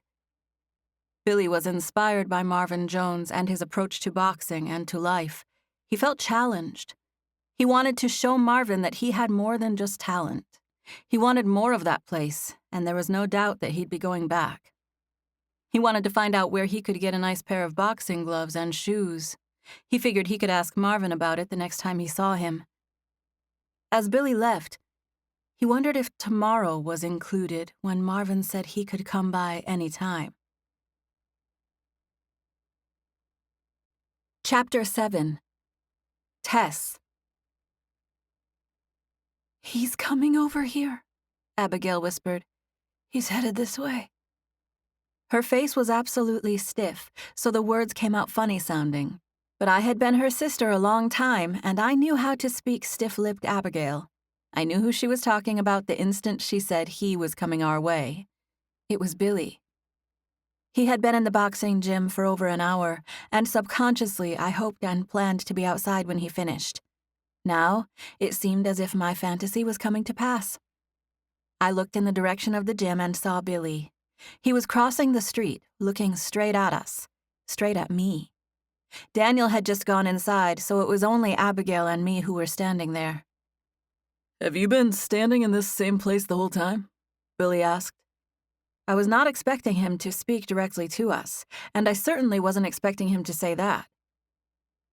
No, what? No. We left for a while. A long while, most of the time. We just got back out here a minute ago. Tess filled out a job application to work here, Abigail said. Daniel said his dad would hire her as cashier. Are you Tess? Billy asked, looking at me. I nodded, my gaze fixed on his. His dark brown eyes were almost black. Dark, even in the bright morning sun. So you work here? Billy asked, glancing up at the hand-painted lettering on the window that said King's Hardware. Not yet, I said. I just handed in my job application a couple of minutes ago. Daniel's inside giving it to his dad, Abigail said. As if he had been summoned, Daniel showed up at the door. He came out a few feet from where we were standing, but we saw it swing open, and Daniel joined us outside. I'm hungry, Billy said. He motioned over his shoulder toward the diner. I'm going to sit down for some breakfast. Do you want to come over there with me? What? Daniel asked. I wasn't talking to you, Billy said. I was asking Tess if she wanted to have breakfast with me. How do you know Tess? Daniel asked. We just met. Not all the way, I said. You didn't tell me your name. I knew his name, but I wanted him to say it. Billy, he said. I could go for some breakfast with Billy, I said. I could too, Abigail said. Me too, Daniel added. I was about to ask if you girls wanted to go there in a little while and get a burger for lunch anyway. I made eye contact with Billy. Meeting his eyes came naturally to me. Do you mind if they come? I asked. If it means you're coming, he said, staring straight at me. I stared back at him. I felt a tingling sensation in my abdomen as a result of his words, his gaze. I could tell he was the type of guy who came out and said what he wanted to say. And quite frankly, I was listening to whatever it was. We can all go, I said, nodding. So the four of us walked across the street to Carson's diner. Abigail asking to come along I could understand, but it surprised me that Daniel wanted to come too, after what happened between them. It surprised me that both of them were okay with it. We seemed an unlikely combination of people. We sat at a booth, Abigail and me on one side, and Billy and Daniel on the other. Our waitress, a different lady who introduced herself as Betty, set menus in front of us and told us we could order breakfast or lunch. Billy ordered breakfast, and I did the same thing even though I had already eaten a fried egg when I woke up that morning. I didn't order a lot, just one egg and some toast. My sister did the same as me, only she made sure Betty would bring grape jelly and butter to go with her toast.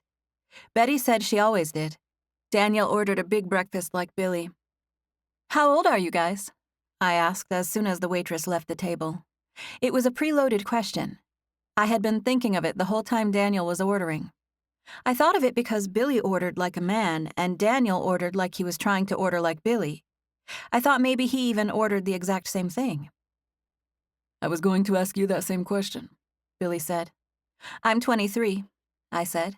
25, he said, looking straight at me. What's your last name? Cohen, I said. What's yours?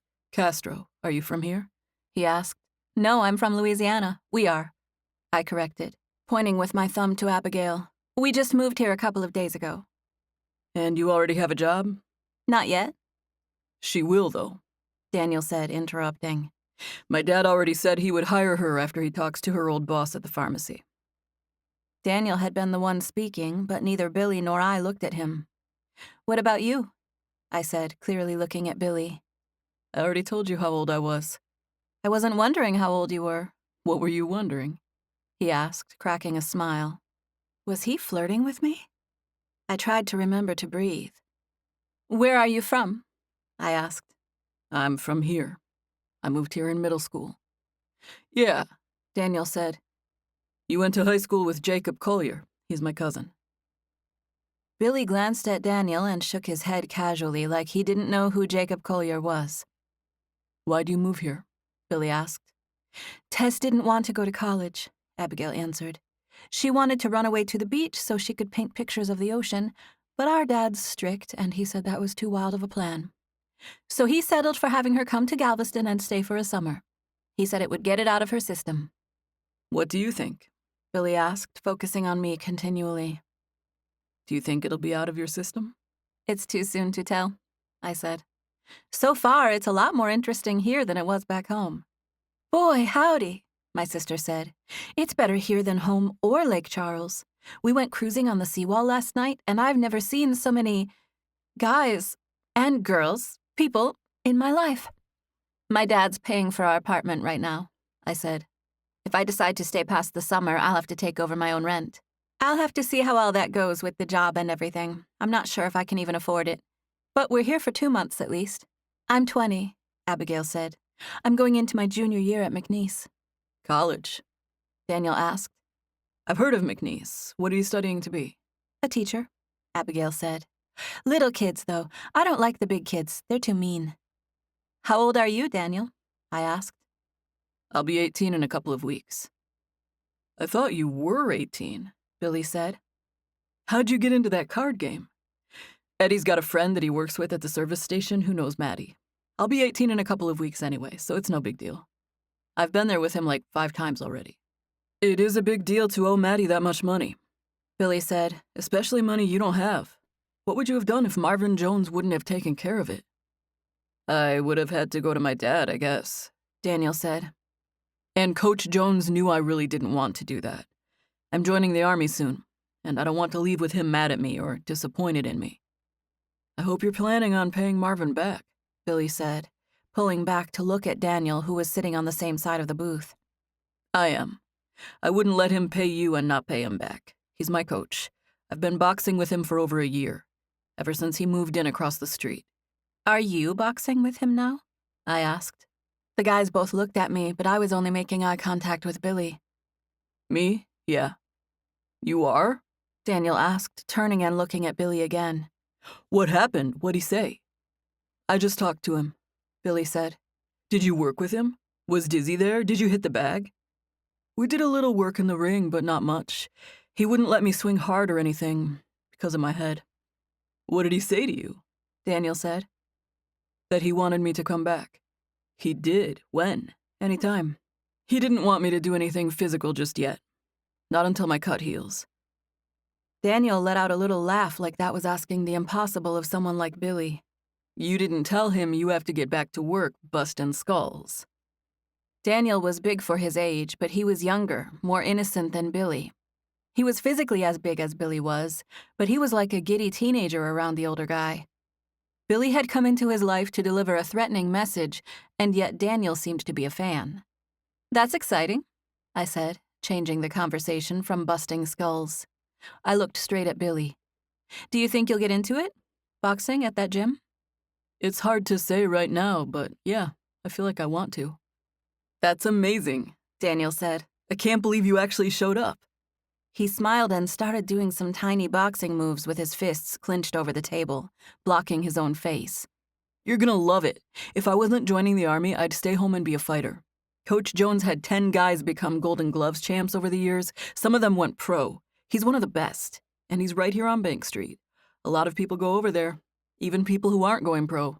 There are old guys and even kids learning to box. Even the sheriff goes over there. You want to go pro? Daniel asked Billy with wide-eyed excitement. Did Coach Jones say he thought you could? He told me I could one day if I worked at it. He said I have heart. I've got guts. I just need about 50 more pounds. Daniel was right. He was skinny for a boxer.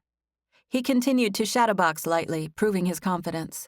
If you stick with it for a couple of years, Coach will give you a nickname and a pair of silk shorts with your name on them. And then you'll wake up 10 years down the road with a boxing title and a whole mountain of money. Daniel looked at Abigail and me. This is assuming you work at it every day, he clarified. Coach Marvin said you can't go pro without total commitment. I got the nickname already, Billy said. I guess all I need is a pair of silk shorts and the mountain of money. What do you mean you have a nickname? Daniel said, getting serious as he pulled back to regard Billy. You can't just tell them a nickname. I'm talking about a fight name. It's different than a nickname. That's not something you give yourself. Coach has to give it to you. It's like an official thing. You have to work with him for a long time. Billy pointed over his shoulder toward Marvin's gym. He told me some kind of nickname just now. Who did? Coach? Marvin, yes, Billy said. I don't think so, Daniel said, shaking his head. I'm not going pro, but I still want a nickname. I've asked Coach Dizzy to talk to Coach Jones about giving me one, but nothing so far. I want to have one before I go off to the Army so I can tell those guys what it is. You want a nickname? Why can't you just give yourself one? Billy asked, shrugging. No one in the Army would ever know the difference. I'd know the difference, Daniel said. Betty came and set our plates in front of us as we were talking. She said something about leaving extra butter and jelly, and we thanked her. What did Coach say? Daniel asked, still thinking about everything. When he gave you a nickname. Was it just Billy? Are you talking about Billy being short for William? No, he gave me some other name. What was it? Daniel asked with a disbelieving expression. Easy. He said, Easy Billy or whatever. I don't know if that's the kind of name you were talking about, but that was what he called me. We all began eating. Easy Billy? Daniel said around a mouthful of food. What made him call you that? He was telling me to go easy because of my cut. Oh, no, that's not your fight name then. He was just probably messing around. It doesn't matter, Billy said with a shrug. I don't really care about the nickname or the silk shorts, but I will take the mountain of money. Chapter 8. Abigail and I sat there and ate breakfast with Billy Castro and Daniel King. They both grew up here in Galveston, and they each saw a couple of people they recognized. Our table had a few different visitors while we ate. The guys didn't know each other before this, so all four of us made small talk. They asked me questions about art, and I told them that I had been practicing for a few months at home, but basically, I was just getting started. They asked about our hometown, and we asked about Galveston. Daniel talked about boxing, and Billy seemed really interested in learning. He asked questions, and Daniel recounted stories about things he had heard in the gym.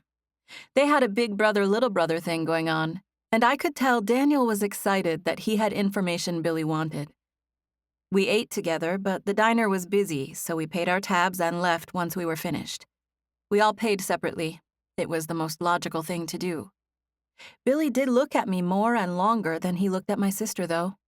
He and I had shared several long moments of eye contact while Daniel talked. My heart had raced in those moments. I wanted to get to know Billy Castro. I wanted to paint a picture of him. He was the kind of guy I could easily have a crush on, and maybe I already did. The four of us walked out of the diner together. Billy's Mustang was parked on the same side of the street as the diner, so we walked that way. It was a dark gold color like sparkling honey. It was like new, and he kept it clean. I had thoroughly checked it out earlier when he had first pulled up. Come hang out with me, Tess, he said, turning to me as we approached his car. Goodness, honestly, my name being said by Billy, it made my knees weak. And do what? I asked, even though I'd just about do anything with him. He shrugged. I don't know. I was going home if you want to come. My roommates are probably there, so you don't have to worry about us being alone. I should go too, though, Abigail said. I knew her well enough to know that the idea of Billy's roommates seemed promising. Billy glanced at my sister. Do you two go everywhere together or something? No, not back at home, I said. But at the same time, I don't know about leaving her here just yet. I gestured down the street at our apartment building. I'm fine, Abigail insisted. Yeah, she's fine, Daniel said. It's you I was worried about, Abigail added. I want to go, I said. Billy grinned when I said it. I don't mind if your sister comes, he said, if it makes you more comfortable. I glanced at Abigail, who gave me a very restrained but pleading expression. I'd like for us both to go, if you don't mind, I said. Billy nodded as if it was fine by him. Bye, Daniel, Abigail said. See you around. Yeah, see you around, Daniel agreed. I'll ask my dad what he says about your application, he added, talking to me. Okay, thanks, I said as I walked the last few feet to Billy's car. Daniel hesitated, looking for traffic before crossing the street to go back to the hardware store. Will I see you around at the gym? He asked, looking at Billy before he crossed. Yeah, I'll be there, Billy said. Daniel made an excited expression and gesture with his arm before taking off to cross the street. I opened the passenger's door. The front seat was a bucket seat, so I reached in, shifted the seat forward, and stood back so my sister could climb into the back. She didn't hesitate to oblige. She had seen the way Billy and I were looking at each other. She knew I had been the one invited to go with him. I was glad she was with me, though. It wasn't that I didn't trust Billy or think I couldn't take care of myself. It was that I hated to leave Abigail at the apartment alone. We hadn't met our neighbor in 202 yet, and I wanted to give her a few days to get settled before we started leaving each other completely alone on the block. I figured if I got a job at the hardware store, it wouldn't matter since I'd be right next door all the time. Are you okay? I asked, whispering to my sister as she moved to get into the car. Yeah, why? She whispered back. I'm just making sure. I didn't know if you were disappointed about leaving Daniel. What? Daniel? No, I'm not interested in... He's 17. Plus, I heard Billy say he had roommates. She smiled and raised her eyebrows. Of course I'm okay. I rode in the front seat next to Billy. We were separated by a small console, but he was close to me, and I was hyper-aware of him as a man. I often sat next to men at work or church, or in social situations, but I was never ever aware of them like I was with Billy. Everything about him caused my eyes to linger. Everything I saw caused me to feel this warm burn of attraction, the kind where I felt like I might cry if I couldn't find a way to be next to him. His shoulder, his arm, his hands, his leg, everything. Everything my eyes fell onto was good. It was all attractive to me. Honestly, I wanted to paint him. I couldn't wait until I was a good enough artist to paint him the way I saw in my head. The casual way he sat caused certain shadows in his t-shirt, and I wished I could pull out a sketch pad and take a shot at drawing him right then. I moved to Galveston when I was 13. Billy said. It was just my mom and me, but she died when I was 16. I've been on my own since then. I live in a big house with 4 other roommates. All of us just rent our bedrooms, but everybody thinks of it as my house since I've been there the longest. The real owner lives next door. Your landlord? I said. Yeah, Maddie. Oh, the one who's your boss? I asked. Yeah. What do you do for him? I work part-time doing some construction, but most of the time he has me doing errands. Personal favors. He treats me good and my room is cheap. That's how I was able to pay cash for my car. Tess paid cash for her car too, Abigail said, by working at the pharmacy. We had already talked about my Beetle at the restaurant, so Billy knew what I drove. He glanced at me when Abigail said I paid for it. One corner of his mouth rose in an approving grin. I could not get enough of his smile. I shrunk down in my seat, feeling shy about all the feelings I was having. What do your roommates do? Abigail asked. Different things. 2 of them work together at the hospital. Hank's in college, and Albert likes to do as little as possible. He surfs as much as he can, and he works at a restaurant as little as he can. He's got a squirrel for a pet. It's in his room. It rides in his pocket sometimes. You're kidding, I said. Hank and Albert? Billy nodded. And who are the 2 who work at a hospital? Cricket and Annabeth. They both work at the same hospital. They're nurses. They work the same shift and always hang out together. Are they women? I asked. I was so surprised that he would have women roommates that I had gotten stuck on their names and not heard much of what else he had said. Billy let out a little laugh at my confusion. Yes. Oh, you live with women, I said. I glanced over my shoulder at my sister. It was the first time I doubted myself for going to his house with him. It's 1968, Billy said. A guy and girl can live under the same roof and be roommates. They're great tenants. I wasn't going to turn them down just because they're women. If anything, the place is better with them around. Have you ever kissed one of them? Abigail asked. Abigail, I said, turning to face my sister, but secretly I liked that she was asking. I actually have, Billy answered, causing me to experience instant nausea. But it was a long time ago, before she ever moved in. We went to the same high school. Nothing's happened since she moved in. She has a boyfriend. You might meet them both. They were at the house when I left this morning. I was unjustifiably jealous. I wished Billy had never kissed anyone in his whole life. I was fuming, and I tilted the side window to let the wind hit me as we drove. We parked in a driveway, and I looked up at the house that was closest to us, which was blue with white trim. It was a huge Victorian-style wooden home, like most of the others in this area. It was a good color next to his amber-colored car. I tried to think about paint colors. I tried not to think about his female roommates or the fact that I was jealous of them. I made an effort to not care about Billy. I would think of this visit as having fun and getting to know new people in Galveston. There was no need to latch on to the first guy who caught my eye. Surely there had to be some wonderful, decent, available gentleman who didn't beat people up for a living or live with other women. But in spite of my best efforts to not fall for Billy, I could feel myself doing just that. It was extremely easy to have a crush on him. Physically, he was everything I liked in a man. He had dark hair and eyes, and a wide smile that was confident and laid back. Abigail and I spent a few hours at his house. It was a lot of fun.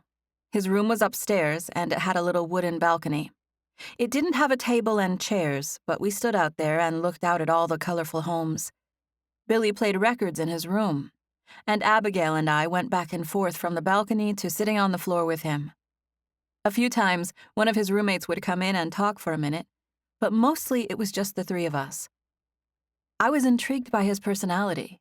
It wasn't just that he didn't care about impressing me. Billy didn't care about impressing anyone. He was quiet, but when he needed to speak, he was direct and honest. He was funny, but in a serious way. He didn't laugh a lot, but he came up with witty responses that made other people laugh. Billy showed me some new music. He liked rhythm and blues, and several of the artists and bands he played for us were new to me. Abigail knew I was interested in him, and she began asking him questions I would be too shy to ask. Billy was honest, but he was also a little mysterious. Both of his parents had died, but otherwise he gave very few details of his childhood. As far as I could tell, he had no siblings. I liked him so much. I could feel myself wanting to gain his approval. I sat up straight around him and tried my best not to say anything I'd regret. We saw Maddie outside when we were leaving for the beach a few hours later. He and Billy had a somewhat awkward encounter where they discussed Kenny's ring. Apparently, someone Kenny knew had told Maddie about it before Marvin got the ring back. Maddie didn't seem thrilled about the whole situation, and he also seemed surprised that Billy would want to meet up with Marvin Jones and maybe even start boxing with him. Billy was open and honest with all of the information: the ring, Marvin, and boxing. But Maddie didn't seem too happy about any of it. Maybe that was just how Maddie was, not excitable. He acknowledged Abigail and me briefly, but he went right back to talking to Billy. It ended with Billy telling him we were going to the beach and that he'd see him later. Chapter 9. I was glad I had asked Billy for a piece of paper and a pencil before we left his house, because I had the perfect opportunity to sketch a scene while we were out that afternoon. I definitely needed to get that job at the hardware store. This town was just too picturesque. I was going to need supplies, countless canvases, and definitely more colors of paint. I sketched the scene with Billy and his car on the seafront, situated just right. I put thought into the way everything was positioned, even asking him to park the car in a specific location and facing a certain direction. I took a half hour to sketch it, using shapes and making detailed notes for myself about colors and shading and general feeling I wanted to remember. There was a little girl with a kite on the beach in the background, and I smiled as I drew her, thinking I couldn't make this stuff up if I tried. Billy was going to be the star of the painting, though, him and the casual way he sat next to his car, watching people, waiting for me to finish my drawing. Abigail was off talking to guys. She told me she'd stay close and be back in an hour, which was fine by Billy and me. I folded up the reference drawing and put it in the back pocket of my shorts when I was done with it. We hung out at the beach during the late afternoon. Billy saw about 10 different people he knew. Most of them he just waved at, but a few he spoke to and a couple he introduced to me. Abigail checked in with me, but mainly she walked a big circle around us, checking things out and talking to people. Later in the afternoon, she met a group of people she connected with, and she ended up eating dinner with them, leaving Billy and me on our own for dinner. We talked continuously. He was excited about boxing, and he repeated several of the things his coach had said to him during their meeting. Marvin Jones seemed like a wise man. Billy told me several things he said about life, things Billy hadn't thought of before or that changed his perspective. Billy and I got along like we had known each other our whole lives. Our conversation was natural and easy, and in the moments when I blocked out the romantic tension I felt toward him, I was able to loosen up and be my slightly goofy self who, like my sister, wasn't afraid to ask him any question. I'd tell myself to treat Billy like a new friend I'm getting to know, and that would be all good and well for a few minutes. But then I'd catch sight of his mouth, or his hand would move just the right way. Pretty much any time I looked at him, I would lose track of keeping distance and slip into having a huge crush. The moments when I could get away with not looking at him were the best. That was when I had the most self-control. We spent a full hour just talking to each other while staring out at the Gulf. Our conversation continued for a long time while we weren't looking at each other at all. That made it much easier for me. It was hard enough hearing his voice and having him next to me, but not looking helped a lot. It was well after dinner time and the sun had just set when Abigail came to meet us at the boardwalk again. The last time she came by with friends, but this time she was alone. We all decided to go back to Billy's house for a little while before she and I went home. It was Saturday night after all, and it was only 8 o'clock. We hung out in his living room, and at any given time, there were between 2 and 8 other people there. Billy was popular, and he seemed like he was their ringleader. He was hanging out with them and having fun, but it came across like he was in charge and his opinion was respected. We stayed there for over an hour before his roommate, Albert, came home. He was with 2 other guys, and all of them were handsome beach bum surfer guys, like California boys, but a little grittier. I knew Abigail would be smitten, and she was. They sat around the living room. They were drinking beer, and they offered us some, but Abigail and I passed, and so did Billy. I didn't know if he was doing that for our sake or not, but either way, he didn't have any. I sat on the couch with Abigail, and Billy sat at my feet. Every now and then, his back would come into contact with my leg and remind me of how gut-wrenchingly bad I wanted to be next to him. I begged myself to ignore it and focus on other things. We talked, laughed, and listened to music with Albert and his friends for what must have been an hour or 2 before Abigail remembered that Albert had a pet squirrel and asked to go see it. One of them hit the lights on their way out of the living room, and the big overhead light turned on, shining down brightly on us and causing me to squint. It was dark out, and until now, the only light that had been on was a couple of lamps over by the record player. Billy was still sitting on the floor near my feet, and I happened to be looking down at him when the light came on. He had dark, wavy hair, so it had been hidden from me before, but the flash of light caused me to be able to clearly see the cut on the back of his head. The light turned off just as soon as it turned on. Sorry, Albert said in his laid-back surfer's voice, since turning it on had been a mistake. Billy, I said in a slow, strained tone. He turned to look at me curiously when I said his name like that. What? Your cut. Your head. I saw your cut just now. My goodness. I reached out gently and put my hand on his shoulder. I saw it when the light came on, I added. How have I not seen that all day? How have you just been walking around with that like it's a normal day? Billy slowly licked his lips as he smiled. One thing it has not been for me, Tess, is a normal day. He had turned and was looking at me when he said that. He was definitely referring to meeting me, spending the day with me. He had to be. Maybe he was talking about his encounter with Marvin, but I doubted it. Not with the way he was looking at me, looking at my mouth. Tess, come here.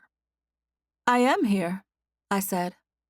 I felt fizzy inside, like if a giant would pick me up and shake me just the right way, I might explode into a million electric bits. You know what I mean, Billy said. Come all the way here. Come sit next to me. I glanced around. I knew we were the only 2 in the room. I didn't hesitate any further. I listened to him, gently sliding off of the couch. I positioned myself, knees tucked, next to him. He leaned toward me, and I leaned toward him, both of us moving slowly until our faces were only an inch apart. I smelled him and felt him. The nearness was breathtaking. My heart pounded. I had never in my entire life been as attracted to a man as I was to Billy Castro. He was unbelievably attractive physically, but there was something more to him. He had a certain maturity that was unexpected for someone his age. He had the confidence and patience of a much older man. I was attracted to him on so many levels. I knew I wanted him from the time Daniel and Marvin were talking about him in the alley. I knew I wanted him before I even saw him. I felt destined to be with Billy, and all those feelings culminated in this moment where I finally got to be close to him. Do you feel that? He whispered. Yes, I said, even though I wasn't positive I knew what he was talking about. My chest feels like it's about to crack in half, he said, staring at me, whispering. Mine too, I whispered back. I paused for a second before I added, I can't believe your head. Are you okay? He stared at me. There was a record playing. He told me the name of the artist earlier, but it was someone I'd never heard before. The songs were soulful and sultry, and the sounds seemed to go along with what I was feeling. I wanted to be so close to him that I felt the urge to turn into liquid and let Billy drink me down. He lifted his hand, slowly putting it to the side of my face. His finger barely touched my cheek, and I tilted my head just a little, leaning into his touch. Yes, I'm okay, he said, answering my question. I'm very okay. He paused, staring at me. But if it makes you feel sorry for me, I'll say it hurts really bad. Does it hurt really bad? I asked, pulling back a little so I could focus on him. You've been going all around like nothing's the matter, and you should have been at home, resting. Billy regarded me seriously for a second before speaking. I can assure you, Tess, I am exactly where I want to be. Does it hurt? As I asked the question, I lifted my hand and touched the back of his head. I did it low on his hairline because I didn't want to get my hand anywhere near his cut. Billy took a deep breath, closing his eyes like he was concentrating all of his efforts into feeling my touch. I'm hardly noticing it right now. Because you're thinking about other things? I asked. I didn't mean for it to, but my voice sounded vulnerable. Yeah, I'm thinking about other things. Is it me? I said innocently, quietly. He grinned. Yes, he said. It is you. His words made it feel like a stream of hot liquid poured through my body. She'll probably be back soon, I whispered, knowing that if we were going to kiss, we should get on with it. Your sister's in there with Jimmy now. We'll have to go in there and get her. I knew the squirrel's name was Jimmy. We had already talked about that. Will she fall in love? I asked. Yeah. And she'll be comfortable back there in Albert's room. Him and Hank share that balcony on the south side of the house. It's nice out there. So, I guess it's just us. Out here in the living room, I said. Billy grinned. I guess it is. I had fun with you today, I whispered, nervous and shaking. Tess, I think I like you. Billy sounded a little surprised, and that made me smile. I think I like you too, Billy. Are we going to see each other again after this? He asked. I think so. I hope so, I said tentatively. I want to. I thought that was up to you. How is it up to me? Billy asked. I'm the one who doesn't deserve someone like you. Don't be silly, I said, pulling back a little. I moved my hand from the back of his neck to the side of his face. I gently touched his jaw. You're pure, Tess, and I'm not. Are you saying you're going to hurt me? The way I'm feeling right now is that I'd do just about anything to keep from hurting you. I looked into his dark eyes. My heart ached to be with him. That sounds like enough to go on, I said. Billy leaned in and slowly put his mouth on mine. His touch was so gentle that we barely made contact. You're amazing, he whispered as he pulled back. His breath smelled like the hard candy he had eaten from the roll on the coffee table a few minutes before. He kissed my cheek. Terrific. He leaned to the side and kissed my other cheek. Beautiful. He kissed my mouth gently, letting his lips linger on mine for a few long, heart-stopping seconds before pulling back. Exquisite, he whispered. You know some fancy words, I said, trying to seem casual, like I wasn't about to lose my mind with desire. I'm not trying to sound smart. he said. It's just that with you, no other words will do. I had to think of the fanciest ones I knew. I'm happy we met, I said, smiling. I was breathless when I said it, and it was obvious that happy we met was an understatement. Billy pulled me to him, catching me up, leaning in and covering me with his kiss. My mouth clung to his. It was like we were experiencing a gravitational pull. I was definitely pulled to Billy. My body went willingly to him. He received me gently, wrapping me up in his arms, supporting me, holding me, kissing me. He let his mouth mold to mine, our lips softening and fitting together. He pulled back one time before leaning in and kissing me again. For the next minute or so, he gave me slow, warm, wet, perfect, open-mouthed kisses. Billy could have kissed me deeper. I would have let him. But he was using restraint. I could feel palpable tension coming off of him as he held me and kissed me. His breathing was irregular, and he seemed shaken with the effort to take things slow. I wanted so badly to give him permission to kiss me more, beg him to do it. But I knew I couldn't. Billy's mouth. It was warm and soft, and I loved the way it moved and the way it tasted. It touched mine continually. He would try to stop and then decide to kiss me again. I honestly didn't know these types of feelings were possible. I was in a different world when Billy kissed me, and I wasn't looking forward to leaving. Chapter 10. 2 weeks later. Billy and I had seen each other quite a bit lately. Some days, we'd only get to talk for an hour or so. But there were several days during those weeks where we spent the entire day together, from early morning until well into the night. My sister liked to come along for part of the time when we spent a day like that. She was smitten with Albert, and she liked to hang out at Billy's house any opportunity she got. Billy and I hadn't talked about becoming an item yet, but we were compatible and we both seemed to be having a good time getting to know each other. The truth was that I had a gigantic crush on him, but I got the impression that he wasn't really the girlfriend type. Everyone in his life seemed surprised that I was around as much as I was. I got that job at the hardware store, and I made quite a bit of time to hang out with my sister and to paint. But I saw Billy any time I wasn't doing those other things. He had been coming to the boxing gym every day. I got to know his schedule, and we would make a point of running into each other when he was on his way out of the gym. We had kissed a few times since that first night, but it was never in front of my sister or anyone else.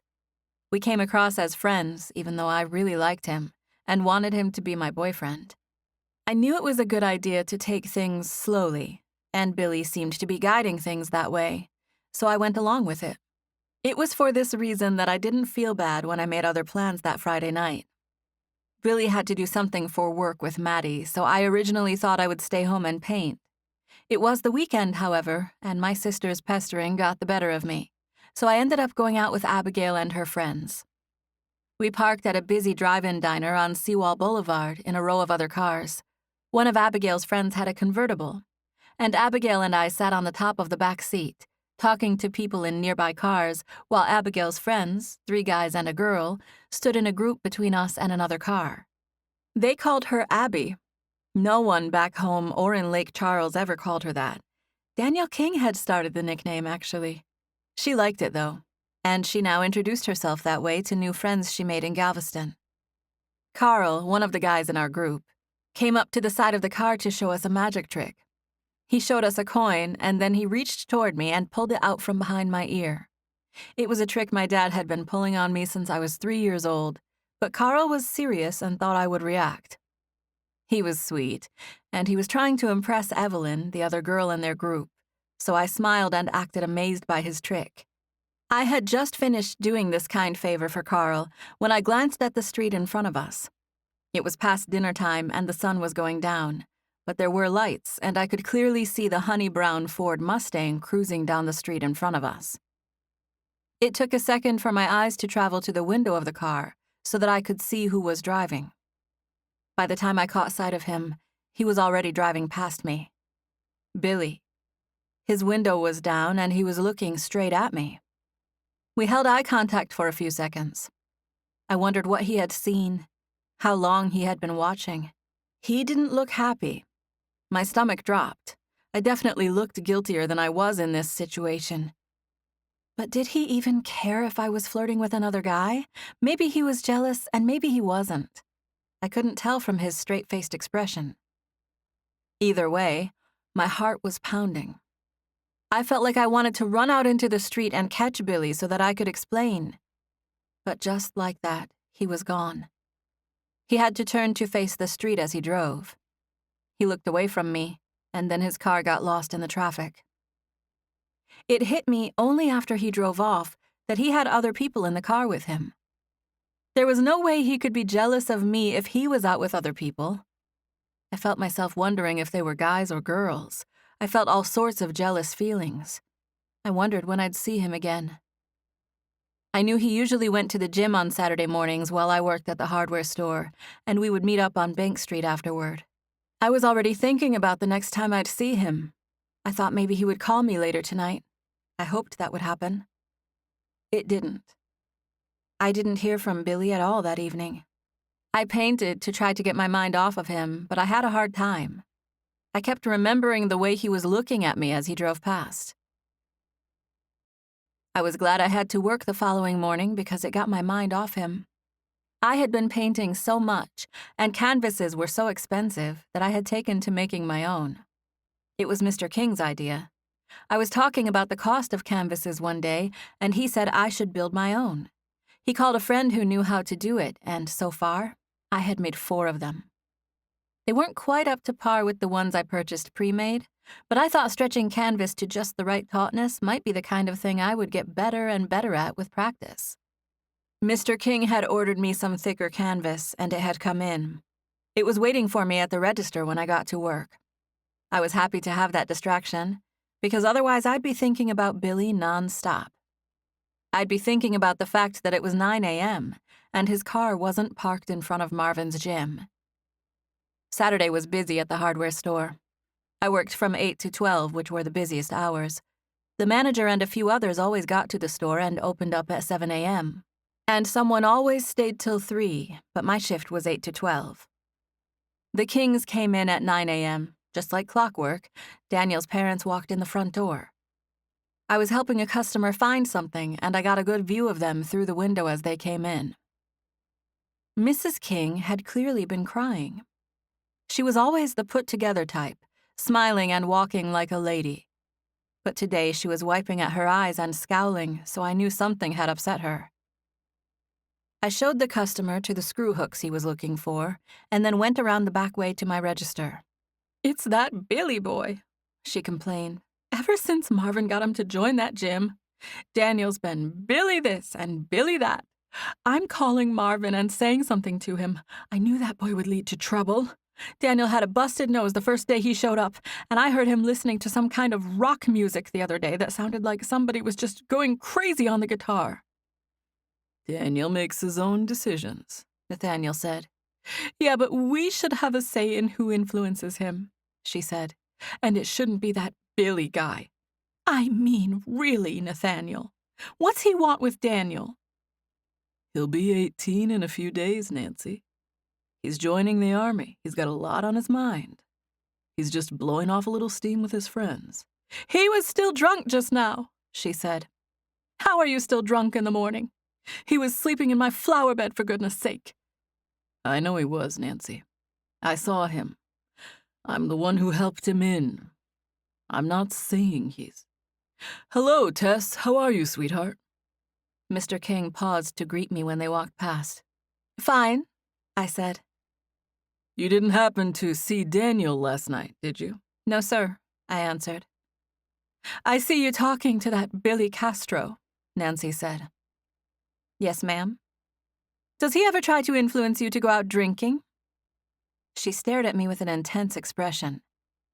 "No, ma'am," I said, feeling stunned by the direct question. She was obviously shaken. "Why? Is everything okay?"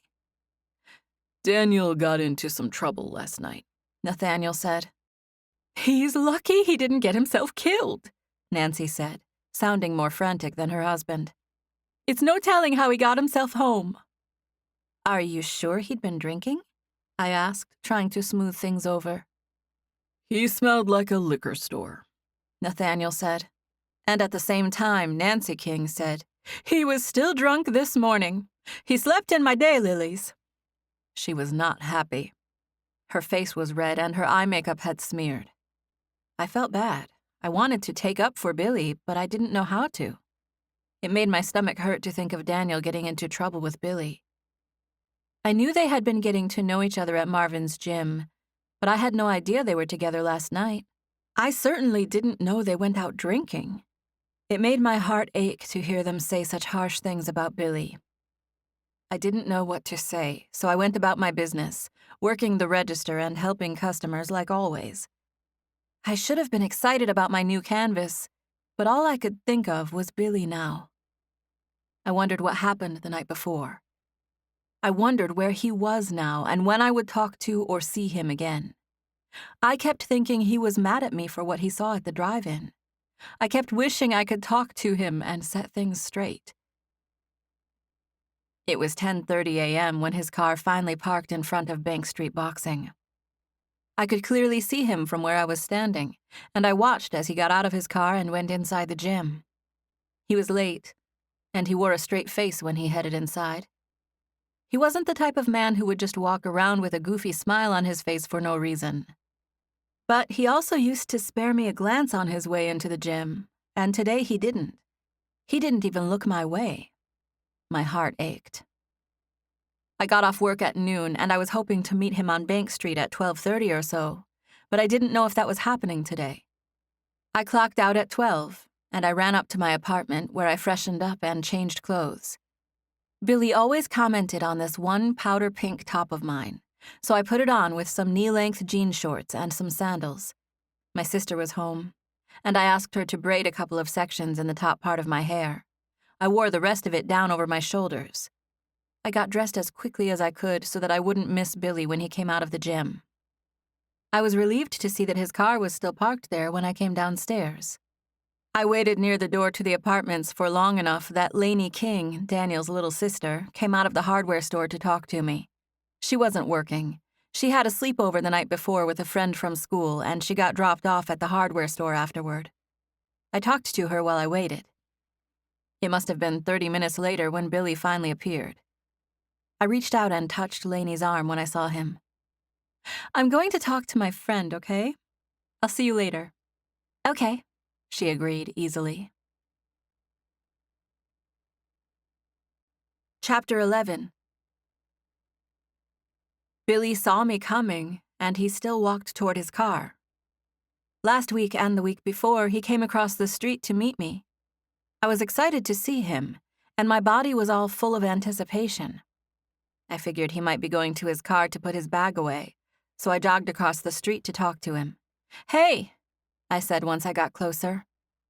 Hey, he said. He opened his car door and tossed his bag into the passenger's seat. He wasn't smiling. He wasn't even looking at me. My heart dropped. What you doing? I said, trying to sound upbeat. I reached out and touched his arm, just barely, but I did it. Billy stepped back and took a deep breath. What's the matter? I asked. Nothing. Marvin, Coach Jones, he just put me through Billy made a noise, cutting off. He was about to cuss, but he didn't. I was running late. I almost didn't come today. And when I did get here, he really tried to kill me. I'm feeling sick from it. I'll probably just go home. It's only your second day, I said, feeling protective. Billy had been spending a lot of time at the gym. He was doing a few light drills and being mentored by Marvin this whole time, but the cut on his head was newly healed, and yesterday was his first day doing a full workout. Something must have happened, Billy said. Coach was upset. He said I shouldn't drink when I'm training, and even when I'm off the clock, I'm on the clock, and a bunch of other stuff I wasn't ready to hear today. I didn't want to come in the first place. I wanted to sleep in and skip it altogether. I should have done that. I'm sorry it was a hard workout, I said. Mr. Jones must have talked to Daniel's parents. They were upset this morning. I heard them talking about Daniel coming home in bad shape. I don't know what that has to do with me, Billy said. They were saying they thought Daniel was with you last night. He shot me an offended stare. He was with me last night, he said. Yeah, well, they were upset. About what? He's a grown man. He's going to boot camp and probably to war after that. He was just trying to blow off steam. They were saying, about you being an influence or whatever. Billy stared at me with that same offended scowl, shaking his head at me. I'm not Daniel's babysitter. I didn't even see him half the night anyway. He was hanging out with Albert and all them. Billy was clearly upset. He had been on edge since the moment I came over. I was just saying that because it could have been a reason Coach Jones took it hard on you. The Kings were complaining about Daniel. They might have called him. I attempted a smile, wishing we could get back to our normal dynamic. Anyway, I'm just glad to hear you're upset about your workout, I added. I was hoping there was no misunderstanding about last night. I was with my sister and her friends. Yeah, I saw that, Billy said. I'm really not worried about it. It needed to happen sooner or later anyway. I felt instantly frustrated, flustered, heartbroken. He was being distant. It was like he didn't even want to talk to me. I was mad at Billy for being so aloof after how much we had built our relationship during the last 2 weeks. What needed to happen? I asked. You need to do your own thing, Tess. You'll only be in Galveston for the summer. You need to go off on your own while you're here. What does that mean? I thought I was doing my thing.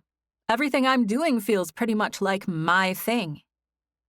Billy glanced at me. He did this biting motion on his lip like he did every time he was thinking about something. Look, Tess. It's been fun hanging out and everything, but we both know this is over in a few weeks. It's best we focus on our own things right now. Marvin just wiped the floor with me in there. I stared at him in disbelief. Was I being broken up with? Was that what was happening here? My heart felt crushed. I experienced an actual crushing sensation, like a heavy weight was bearing down on my chest. Tears sprang to my eyes. There was nothing I could do to hold them back. I was with my sister and her friends last night, Billy. What you saw wasn't— It doesn't matter what I saw, he said. I'm not asking for an explanation. Can I please give you one? Can I please talk to you for 5 minutes before you just drive off? Billy glanced around. Mrs. Harper was, no doubt, looking down over the street, and there were others, including Lainey, who were curious about Billy and me. Would you please just step into my apartment for a minute? I pleaded. My sister's up there. We made a big pot of spaghetti this morning to keep in the icebox for a few days. You should come eat some. I thought you would. Billy touched his stomach instinctually as he looked away. I'm definitely not hungry after that workout. Would you still come up for a second? I asked. Let's just talk for a minute before you drive off. I've been waiting for you. I could tell that Billy was reluctant, but he decided to give in and come with me. He closed the car door and locked it before crossing the street with me. We walked up the stairs and into my apartment where we could finally get a moment alone. My sister was in the kitchen, but she was listening to music and not paying attention to us. I was so anxious that I started talking the instant we got into the living room. I have no idea why you're upset. It feels crazy that you won't even let me explain about last night. You won't even look at me. We were standing in the middle of my living room, and he glanced at me when I said that. You don't need to explain, Billy said. I don't care. You don't care about me? I asked. I didn't say that. I said you don't need to explain what you were doing. You should go be with that guy, or someone else like him. I'm not the right guy for you, Tess, and it's best if we stop spending so much time together. Billy, where is this coming from?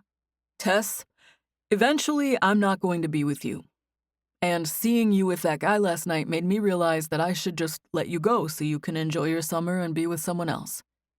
I don't want that. I don't want to be with anyone else. It was an insane conversation to be having with my sister in the next room. I wanted to raise my voice, and I couldn't. Well, this isn't going anywhere, he said. The faster you accept that, the better off you'll be. He paused, staring straight at me. Don't. Tess, don't cry. A silent tear fell onto my cheek, and I swiped at it stubbornly with the back of my hand. I'm not trying to cry, I said, gathering my wits. I'm just frustrated that you're not giving me a vote in this. If you don't like me, just say it. It's easier that way. Fine, I don't like you. I decided that He paused and let out a long sigh. Tess, I'm not who you think I am. I'm not a normal guy. I'm not going to marry you and have a baby and a house and all that stuff you want. I'm not that guy. You need to meet somebody good. You don't need to waste time with me. Please stop making this about you, I said. I like you. I want to be with you. I don't think it's a waste of time. If you're going to stop spending time with me, then just come out and say you don't want to. Billy grabbed me by the arms. He had a gentle but firm hold on me. He would have let me go if I would have resisted, but I didn't. I stared at him, begging him with my expression to be reasonable. Our living room was small, and we could hear my sister humming along to her music. I paid no attention to anything but Billy. I could not understand what had happened to flip the switch with him. I am not a normal man, he whispered slowly. He took a deep breath and made a contemplative expression as if trying to decide on the right words. I am a bad man, Tess. I'm bad for you, and I'm bad in general. Listen, I was thinking about that, I said. Some of those times where people end up thinking bad things about you, some of that is avoidable. Like with Daniel, you're right. You're not his babysitter and he makes his own choices. But maybe next time you can just make him sleep at your house instead of in his mom's flower bed. Billy opened his mouth like he was about to say something, and then he closed it again, hesitating. I'm not talking about Daniel right now, Tess. That's really the least of my worries. He can work that out with his parents. I really don't care what they think about me. Yes, you do. You're trying to sit here and tell me you're a bad person, and I'm trying to tell you that you don't have to be seen that way. You can change people's perception of you. Tess, I don't care what people think. You should know that about me by now. He took his hands off of me and put his palm to his chest. It's me. I'm not a normal person. There are things you don't know about me. Huge, life-changing things. Things that would definitely change your mind about me. Just take my word for it. I've lived through things that I don't even talk about. The faster you move on to somebody else, the better off you'll be. What if the things you've lived through don't make me feel any different about you? I asked. Does that count for anything? It honestly makes this harder, he said. I just need to not look at you, Tess. If we can just look the other way and leave each other alone, we'll both be better off. Billy had been looking downward as he spoke, and I tried to get him to look at me by tilting his face with my fingers. He resisted a little, so I stopped touching him, but he made eye contact with me. I don't care what it is, Billy, I said quietly. Billy took me by the arms again. He took a deep, uneven breath. I could feel the tension radiating off of him. He was restraining himself, but power and emotion emanated off of him. He leaned down and put his mouth near my ear and whispered intently. I'm warning you that what I'm about to say will make you hate me. It'll make you scared of me. Tell me, I begged, whispering in his ear. I killed my father, he said. I shot and killed my father when I was 13 years old. He swallowed. His whisper was hoarse. I stayed quiet, assuming he would say something else. My mom took the blame. She said she had done it in self-defense, and everyone believed her because he used to beat her so bad. Billy paused for another deep breath, but I just stayed still, waiting to hear what else he would say. My mom never got over it. And 3 years later, she overdosed on alcohol. This was 10 years ago, he added. And before that, I lived a childhood of straight fear. Living with my father was pure torture. I am not a normal person, Tess. I feel like I'm 50 years old right now, 80 years old. I'm not capable of having a girlfriend or a wife and kids and all that. There's darkness in me. It has nothing to do with you. You are everything a man could want. It's all I can do not to. I'm having to stop myself from falling. It's not about you, Tess. I'm sorry if you're scared of me now, but I had to make you see why I can't. I'm not scared of you, I said, grabbing onto him when his grip loosened on me. I wasn't looking at him when I said it, but I knew he heard me. He had been whispering near my ear the whole time, and our eyes weren't connected, but we were close. His mouth was near my ear. He took a long, measured breath when I said I wasn't scared of him, and I reached out and gently wrapped my arms all the way around him. I moved slowly, but once I realized that he was letting me do it, I wrapped my arms around his midsection, burying my face on his chest and squeezing him firmly. His arms didn't come around me to hug me back. He felt stiff and rigid, and I didn't realize until a few seconds later that he was crying. He was crying without making a sound.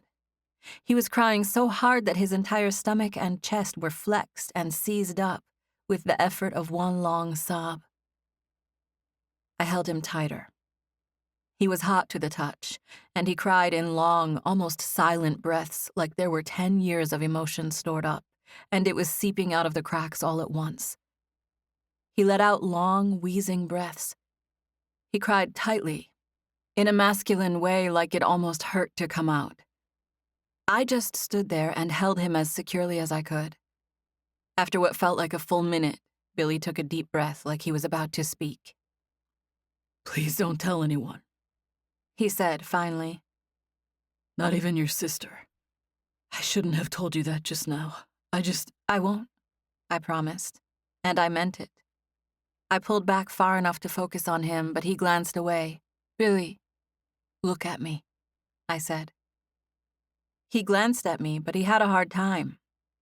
He was wearing a serious, almost dazed expression.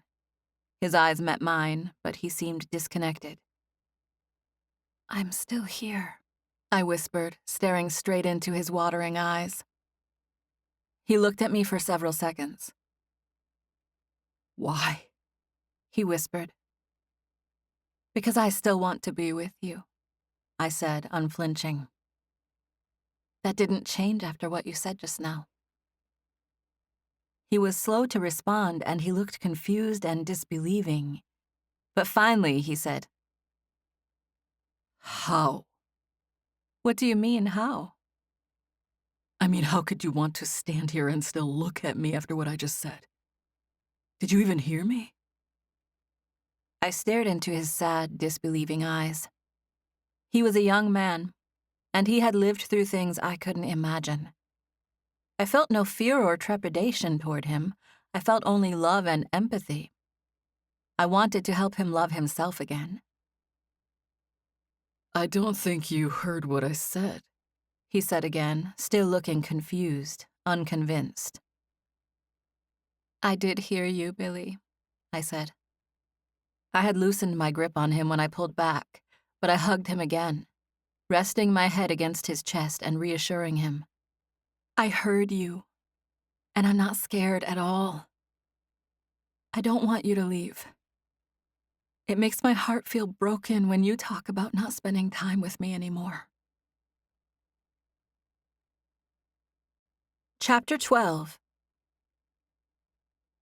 Billy wrapped his arms loosely around me, tentatively holding me. I had just held him tightly while he let out a stream of unrelenting tears. He had been unable or unwilling to hold me in return until this point. and my heart grew happy when I felt him move to take me into his arms. He had showered at the gym, and he smelled like soap. I could feel his muscular body, and somewhere in the back of my mind, I knew I was attracted to him. But that wasn't a thought I was having at this moment. Right now, I had to make sure his heart was okay. I continued to hold him, but I leaned back to look at him. I reached up and wiped at his tear-soaked cheek with my thumb. He had said enough that I knew he had killed his father because he was being abusive. I could see the hurt and distant coldness in his eyes. I wished I had been there to comfort him when he was a child. I figure we'll talk more about it and say more about it later, Billy. But for now, can you just know that I want to be with you? Please just know I still want to be next to you after what you said. I don't understand how you could, he said. I don't feel like I'm suited to be with anyone, Tess. Especially someone like you. You deserve everything. You deserve someone normal without You deserve someone who's whole. No one is whole, I said. Everybody's imperfect. It's just a matter of whether or not your imperfect fits well with my imperfect. I'm pretty sure I have a type of imperfect that doesn't fit with anyone. I see that you're pretty sure about that, I said sarcastically, referring to the fact that he was standing there holding me. Billy just stared at me like he couldn't believe that I was still standing there. He was actually convinced that I would leave after he told me those things. He hadn't imagined himself in this situation. I could tell by his expression that he didn't know what to say to me next. Did you think that because of what you did all those years ago, that you're just not going to ever have anything lasting? No lasting relationships? No family relationships? I have friendships and stuff, he said. But no. Not a family or anything. No. Well, I'm sorry, but I can't let you do that. I can't let you just go away from me that easy. I'm too used to having you around me now, and this information doesn't change that. Not on my end. My sister picked that moment to walk from the kitchen to the living room. Oh, hey, Billy, I didn't even know you were here. Did you come to see the painting?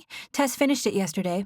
I was looking at it this morning thinking, Billy's going to love this one. Are you? Abigail hesitated once she came more fully into the room.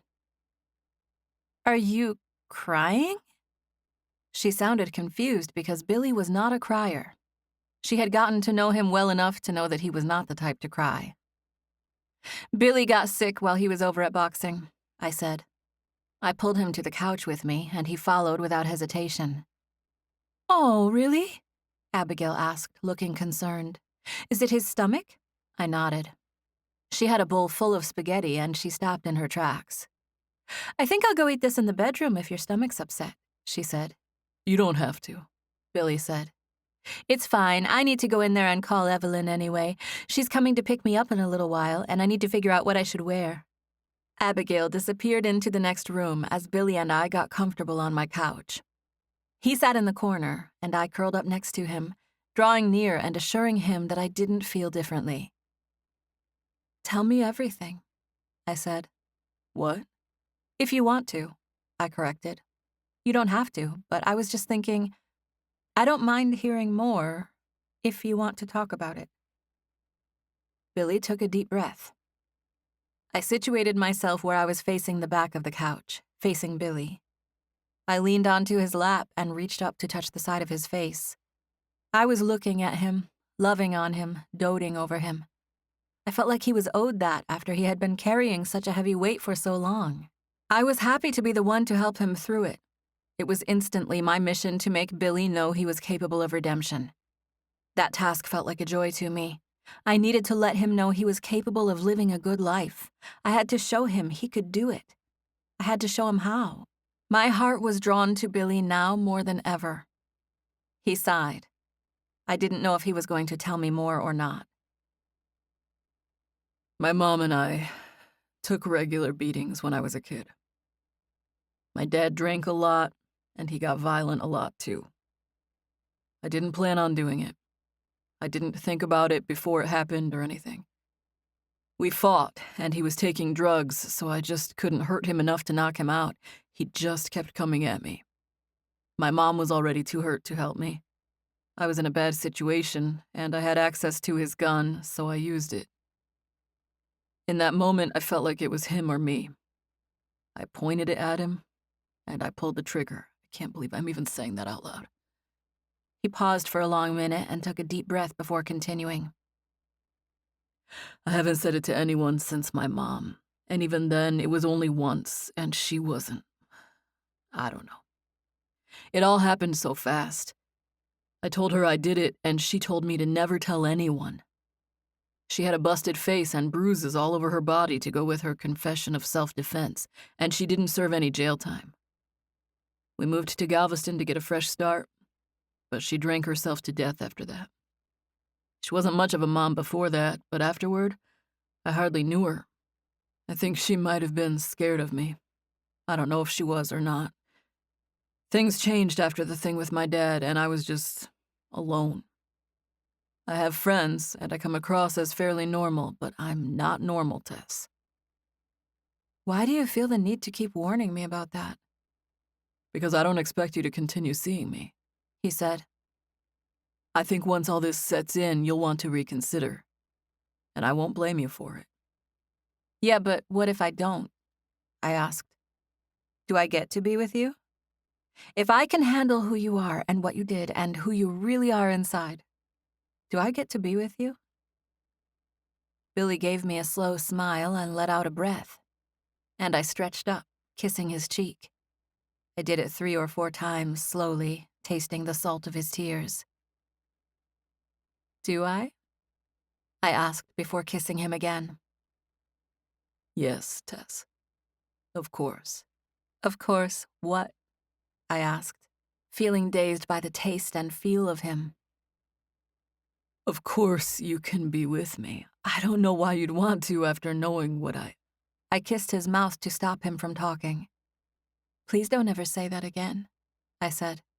Don't say you don't know why I would want to be with you. I can think of 1,000 reasons why I want to, Billy. I'm sorry you had to go through what you went through. I'm not mad or scared or judgmental of you. I'm sorry. I kissed the corner of his perfect mouth. I want to help you heal from all that and move on. My words must have been too much for Billy because he squinted and rubbed his eyes with his hand, being too manly to cry. I curled up next to him, cuddling against his chest. I don't care if you can't make me any promises, I said. I just want to be next to you right now. I want to be next to you right now, too, he said thoughtfully. I picked up my head and looked at him. He had a few small scars on his face from different things that had happened over the years. He had more on other parts of his body, but I had only seen him without a shirt on a few times, and I hadn't checked out his scars. It was bright enough in the living room that I could clearly see the ones on his face. I appreciated them in a new way now that I knew about his background. I was raised in a small town by strict parents. It wasn't common for me to sit across a man's lap like I was doing right then. Billy and I didn't usually get this comfortable with each other either. But today was different. There was a certain level of intimacy to the things we discussed, and sitting across his lap was the minimum of what I felt like doing right then. Having that thought caused me to experience a wave of desire.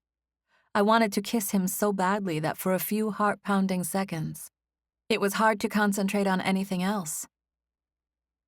You keep staring at me, Billy said.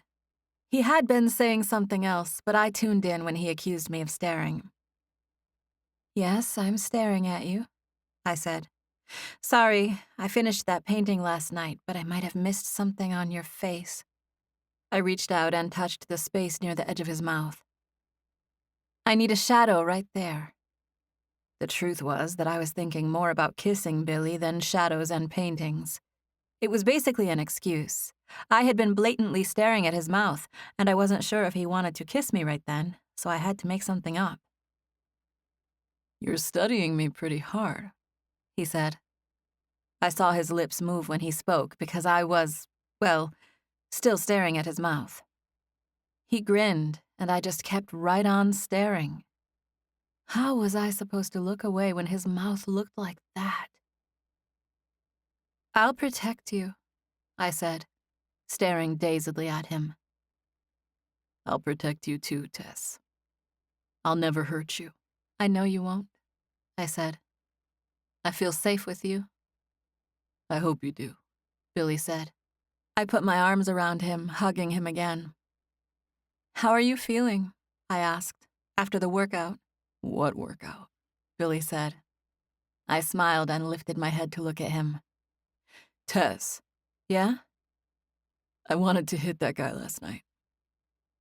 I laughed because I didn't expect him to say that. "That's my sister's friend. He likes the other girl that was with us, Evelyn.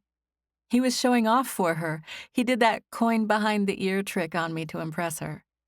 "Oh, poor guy," Billy said. "He almost got misunderstood." "I know.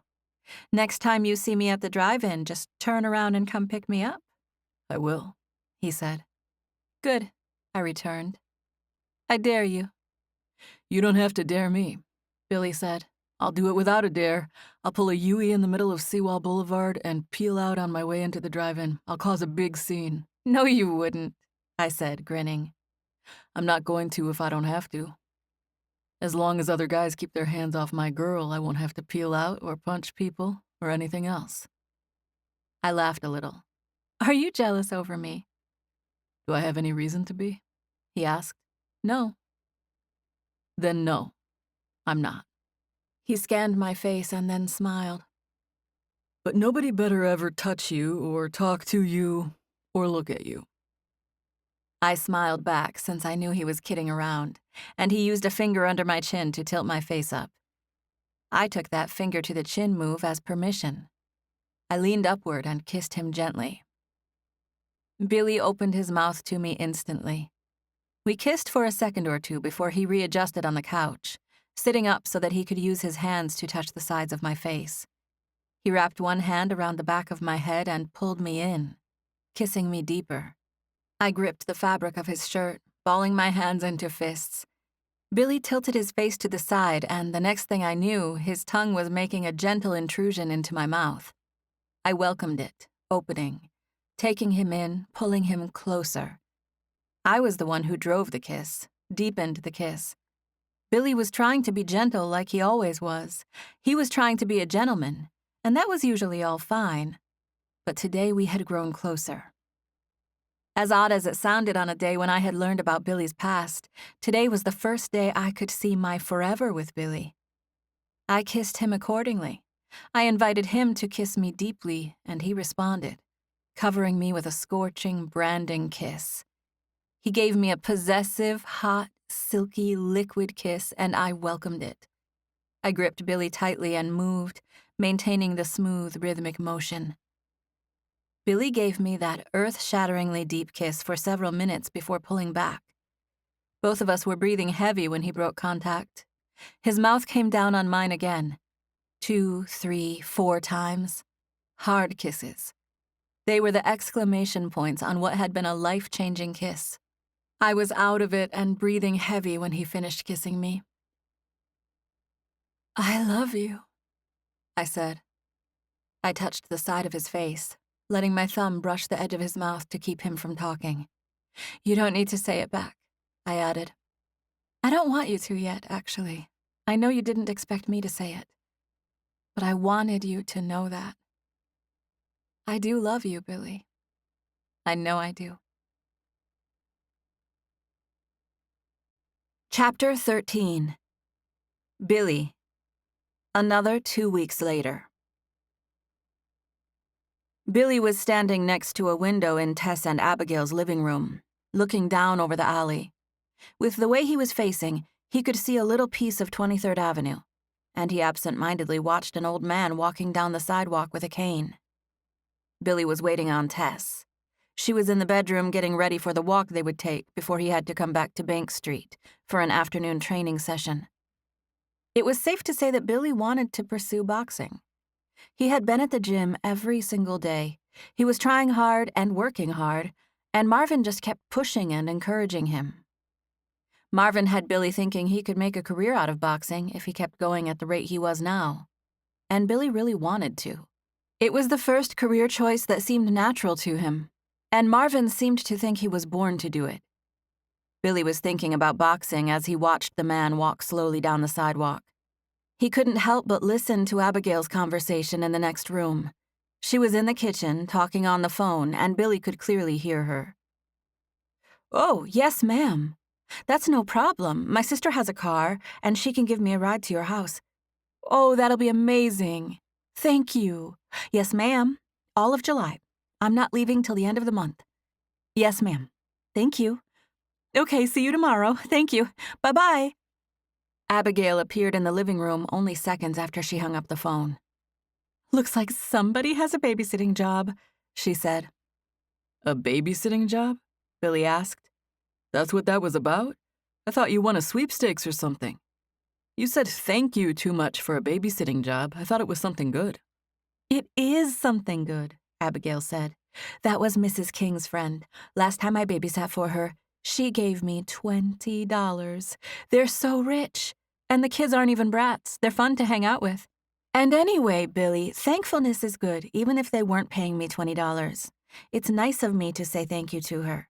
You need to say it way more if you ask me." What's that supposed to mean? He asked. "You need to thank people more," Abigail said with a shrug. "I was in here the other night when Tess gave you your bag, and all you said was, 'Oh, okay, set it over by my keys.'" Billy gave her a defensive stare. Surely he had thanked Tess for fixing his bag. Hadn't he? He was thankful she had done it. He honestly couldn't remember if he had said the words to her or not. "She sat here and worked for 2 hours on it," Abigail said. "And Marvin, too," she added. What about Marvin? "He goes to that boxing gym every single day of the week and works with you. I wonder if you ever say thank you to him." Of course I do, Billy said. He had told Marvin thank you lots of times. Hadn't he? He didn't know for sure now. He tried to think of a time. Surely he had said it. "I'm just saying," Abigail said. "My mom and dad didn't let us stand up from the dinner table without thanking them for our food. I just got used to that. Maybe they were overboard, but I think if you're going to mess up one way or the other, it's better to mess up by saying it more. People like to be thanked for things they do." Billy shrugged casually, but Abigail's words had made him think.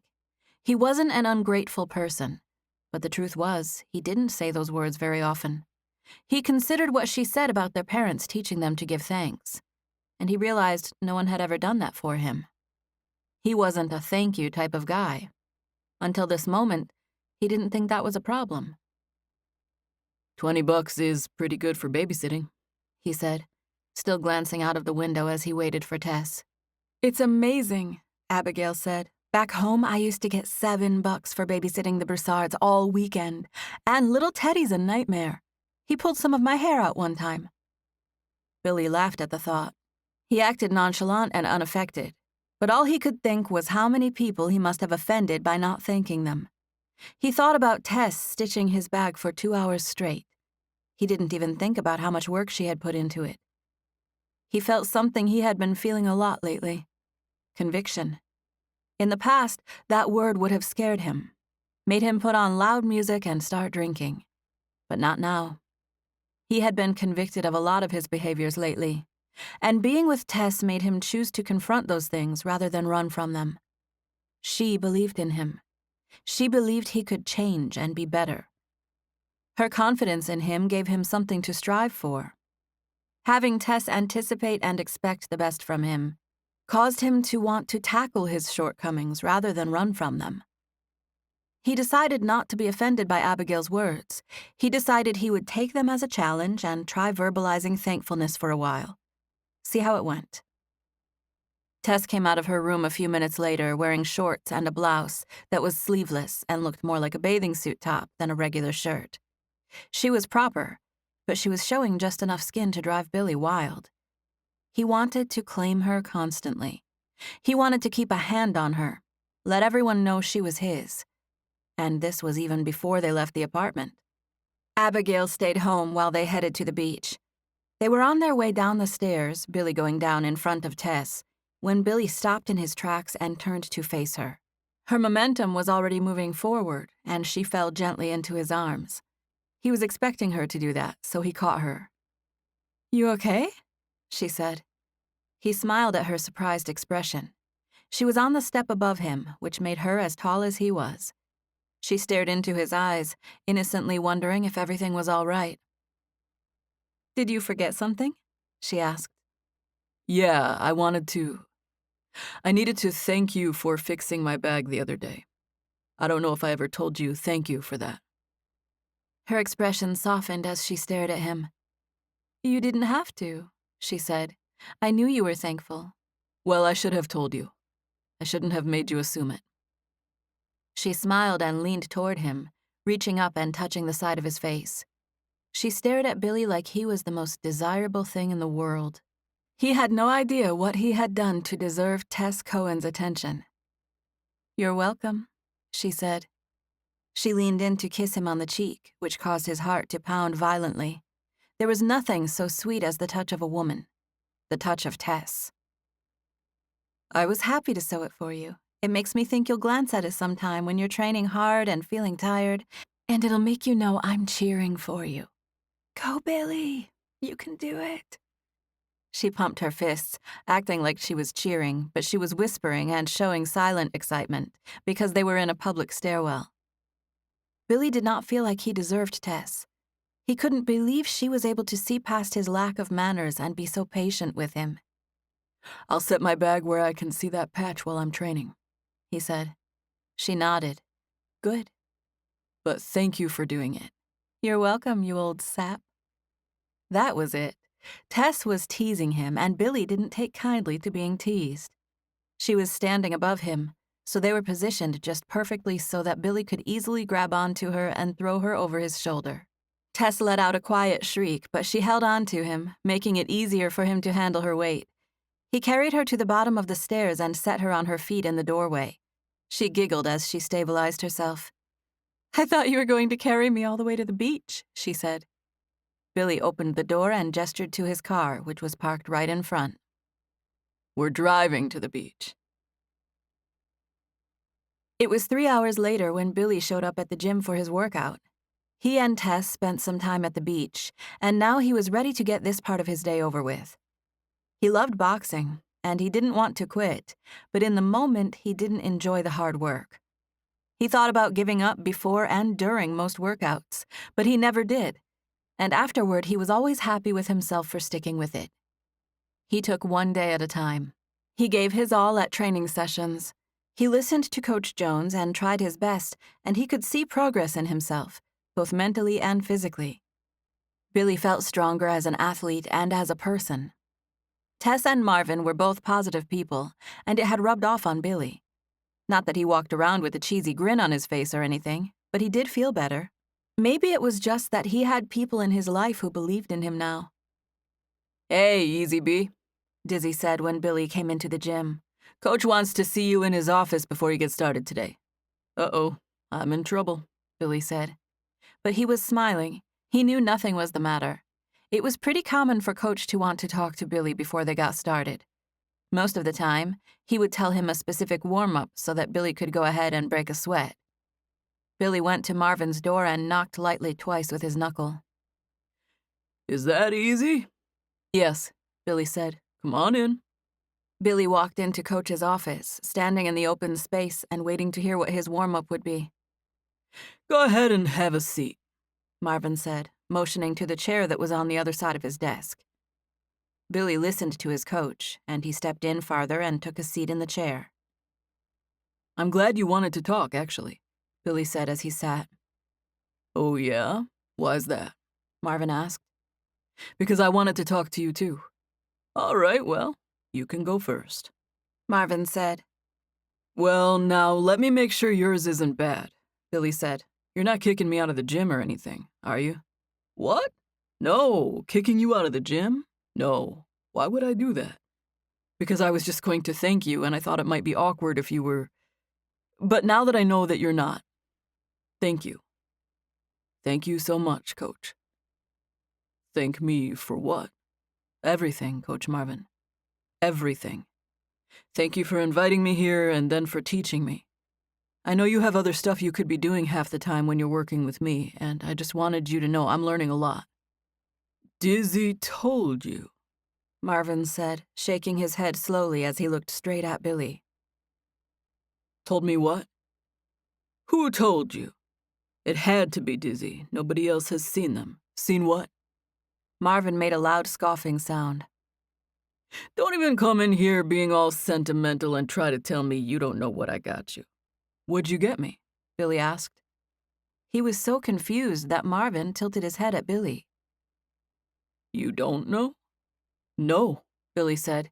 You don't need to get me anything. You shouldn't. I owe you so much already. I'm sorry I haven't come out and said that yet. You dying or something? Marvin asked. No, Billy said, laughing a little. Not that I know of. Someone just told me I should be more thankful, and I think they were right. Tess?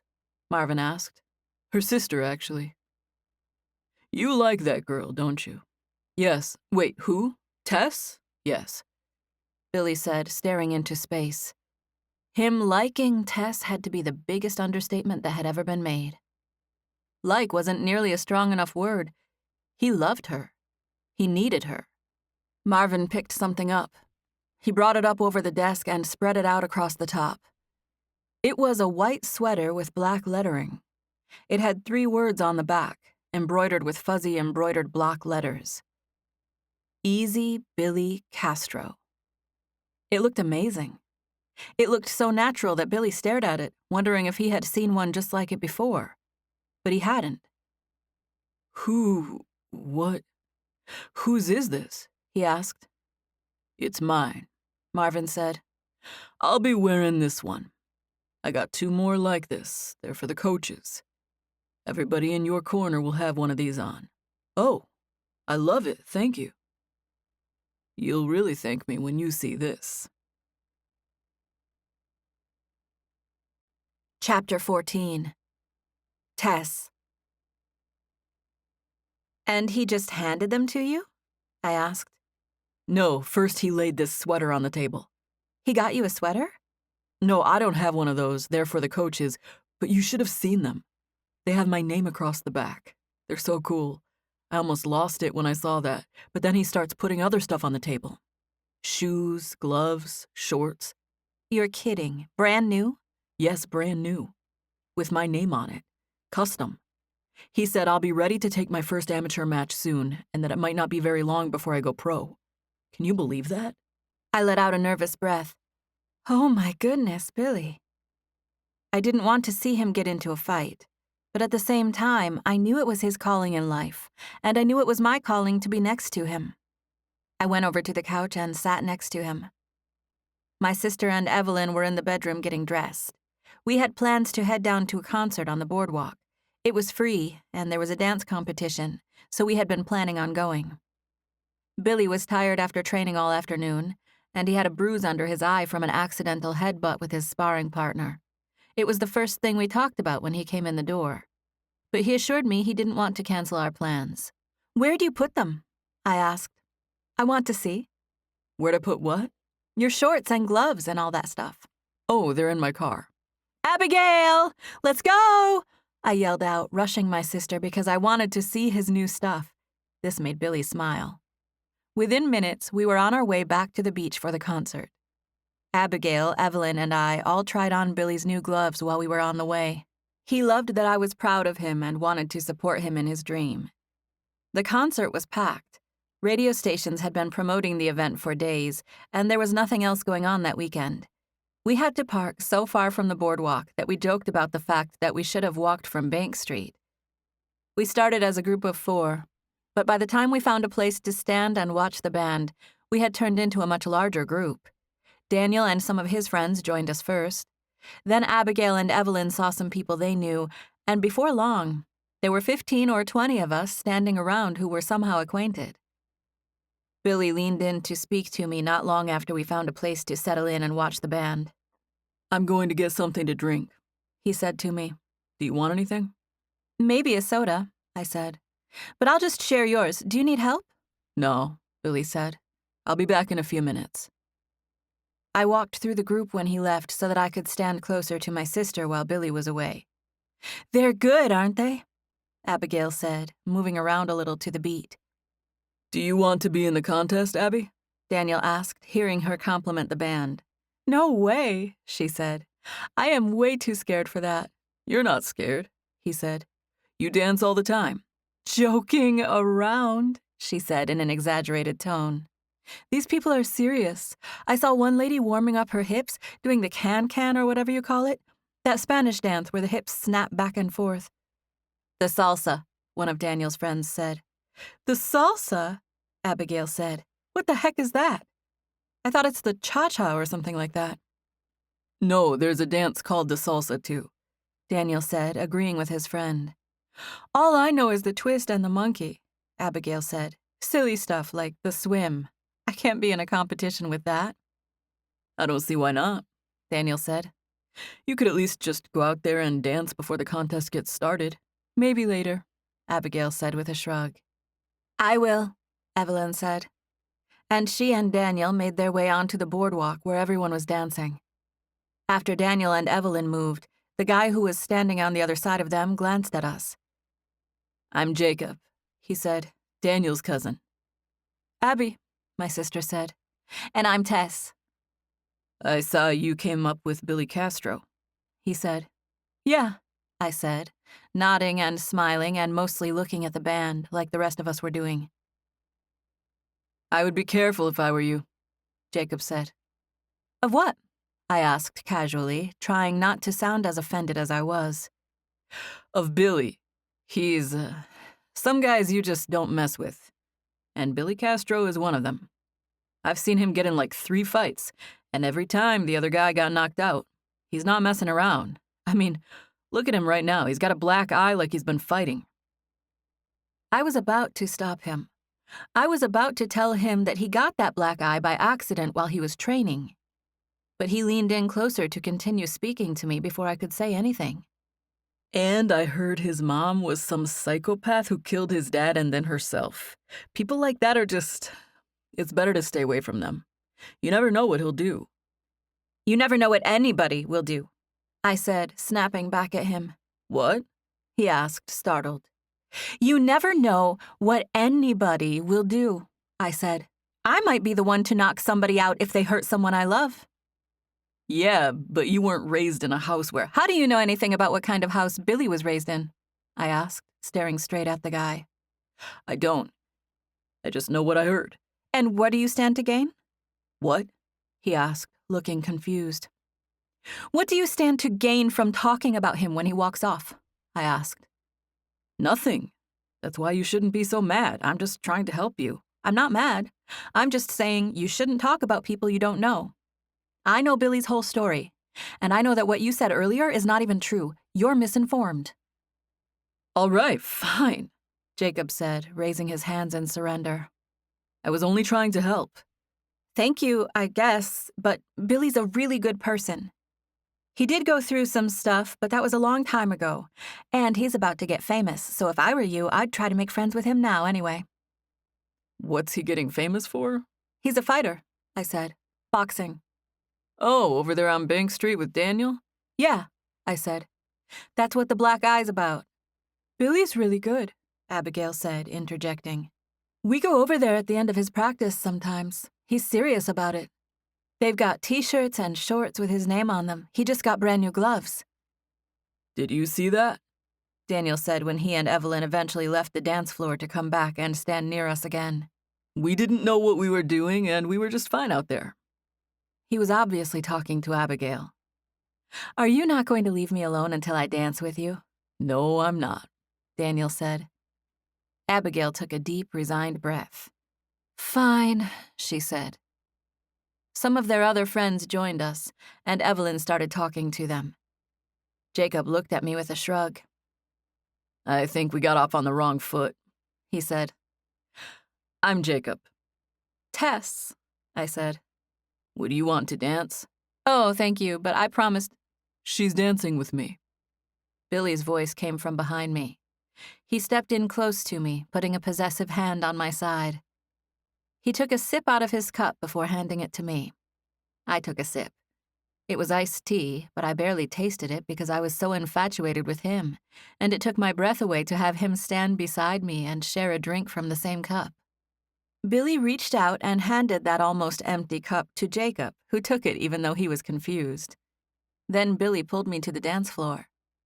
The band was playing a medium-tempo song, and Billy walked into the group of dancers before pulling me close. It wasn't officially a slow dance, but the song was groovy enough that he held me close like you would in a slow dance. I held on to him, looking at him, letting him lead me. I had experienced the pleasure of dancing with Billy before. He had natural rhythm, and he moved smoothly, swaying, pulling me along with him. I held on to his midsection, trying but failing to ignore the way his muscle-lined torso moved and flexed. I could never be as attracted to another man as I was to Billy. If you had asked me a year ago, I might have said I didn't believe in soulmates. Abigail, on the other hand, firmly believes that Jim Morrison is going to be in the same elevator as her one day and they'll fall madly in love. I would have told you there was no such thing. But that was what happened with me and Billy. I knew Billy was the one from the first moment. The feeling of being next to him was magical. The music was loud, and people were everywhere, bumping up against us, sweating and swaying in the humid, salty evening air. You weren't going to dance with that guy, were you? No, I said, holding on to him. I don't dance with anybody but you. He held me closer. What did he say to you besides asking you to dance? He said he went to high school with you. He said he saw you get in a few fights and how tough you were. He did not say that. Well, I'm paraphrasing. He said nobody should mess with you because he's seen you in a few fights and the other guys always got knocked out. He thought your bruise was from a street fight. What did you say? Billy asked. I said you were training at Marvin's, that you were going to be a famous boxer. I told him he should ask for your autograph. Billy smiled and shook his head. No, you didn't. Not the autograph part. But I did say you were about to get famous. Billy laughed and then made a confused smirk. And he still asked you to dance? I know, I said. I don't know what he was thinking. He held me close, moving to the slow but steady rhythm. It was a hot summer evening, and the boardwalk was packed with dancers. Billy just held me there, moving with me in his arms. The music was bassy and fluid, and Billy knew how to move. I was breathless, caught up, spinning, swimming, swaying in a dreamy sort of bliss. Billy kissed me. He did it right there on the boardwalk, not caring who was around. We moved slowly, and then he leaned down and touched his mouth to mine. He held me tight, and he kissed me good. It was hot outside, and my blood was thick and warm. Billy knew how to drive me crazy. He knew how to dance, and he especially knew how to kiss. He wasn't causing a scene, but it was a tender and intimate connection for such a chaotic atmosphere. I didn't care. I loved that Billy wanted to kiss me in a crowd. He gave me a sweltering, gut-flipping, gentle, open-mouthed kiss that made me weak in the knees. Billy grinned at me as he pulled back. The song ended, and the band went right into another one with a similar tempo, keeping us moving. He was masculine and hard as a rock, and I felt all stirred up inside as a result of touching his body while it was in motion. Goodness. I don't think I'm going back to Louisiana come August, I said. Chapter 15. 1 month later. Abigail would, no doubt, find her way to Albert's room as soon as we walked into Billy's house. She loved Jimmy, Albert's squirrel, and she knew how to get him out of his cage and put him back even if Albert wasn't home. Albert's car was in the driveway, but you never knew with that guy. One of Maddie's brothers was sitting on the porch at the house next door, and he saw us outside as we were walking up. He yelled over at Billy. Abigail kept walking and went into Billy's. I tried to leave with her. I pulled away from Billy, trying to break contact so that he could stay out there and talk to Anthony alone. But Billy kept a hold of my hand. I was happy that he always wanted me with him, and I didn't protest any further. I stayed by his side and walked with him over to Maddie's to talk to Anthony. It was late July. It was hot, and the sun was high in the sky. I held a hand over my eyes to shield them from the bright light as I looked upward at Anthony, who hadn't moved from his chair on the porch. "Did Maddie talk to you?" Anthony said. I talked to him yesterday," Billy said in an uncertain tone. "'Cause we were talking about you not running errands for him anymore." "Yeah, I went down to part-time so I can train. I'm just doing some construction for him now." It didn't surprise me to hear Billy say any of this. A couple of weeks ago, Billy had talked to Maddie about scaling back on his responsibilities. Billy wanted to continue working for Maddie's construction crew, but he was done with the errands. "Yeah, well, me and Maddie were talking about that. And seeing as how Tony's been picking up your slack, Maddie was saying he was gonna let Tony move into the house." "What house?" Billy said. "Your house. We don't have a room."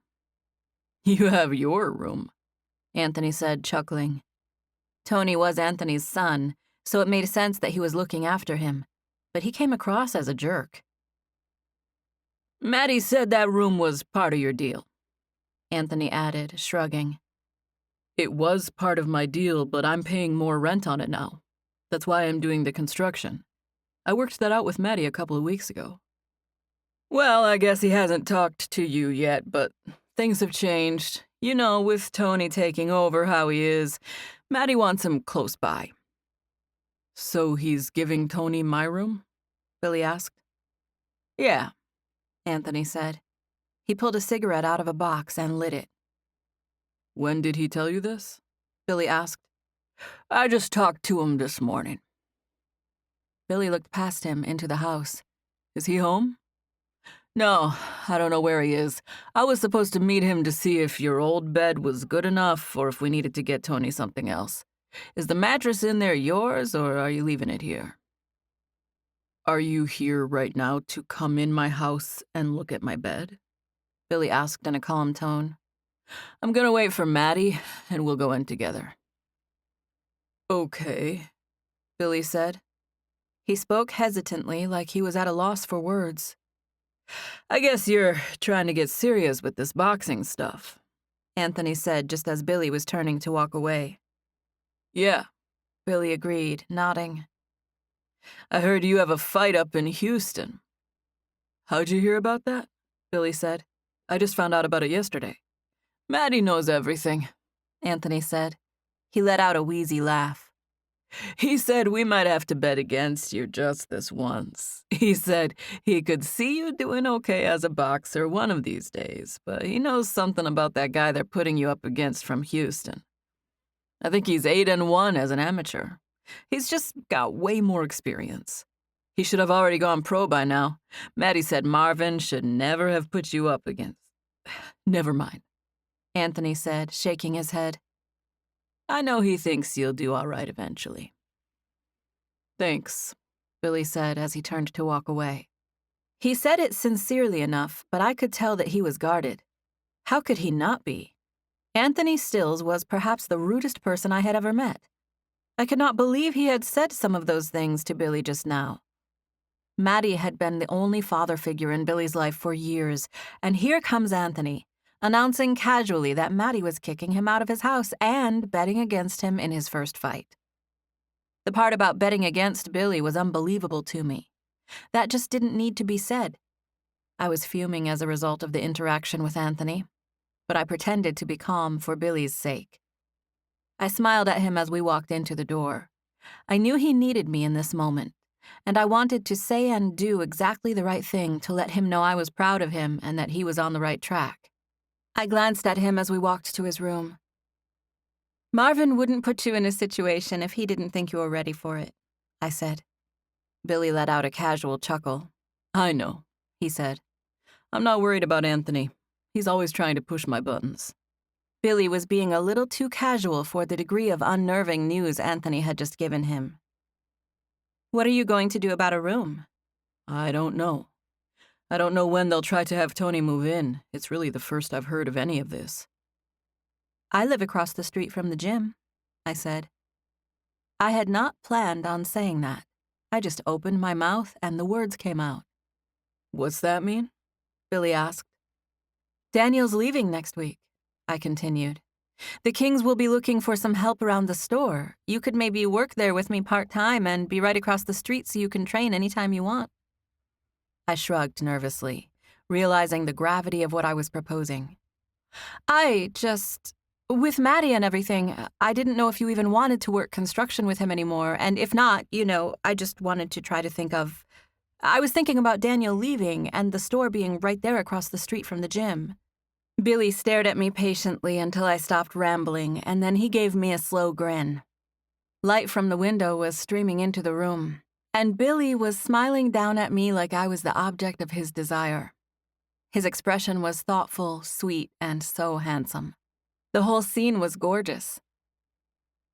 Are you saying you want me to work with you and live with you? Billy asked, as if making sure he understood correctly. Yeah, that's what I'm saying. Hopefully, between both of us, we can make rent and bills and then work on our own stuff too. I can paint while you're at the gym. Billy didn't respond right away, so I kept talking nervously.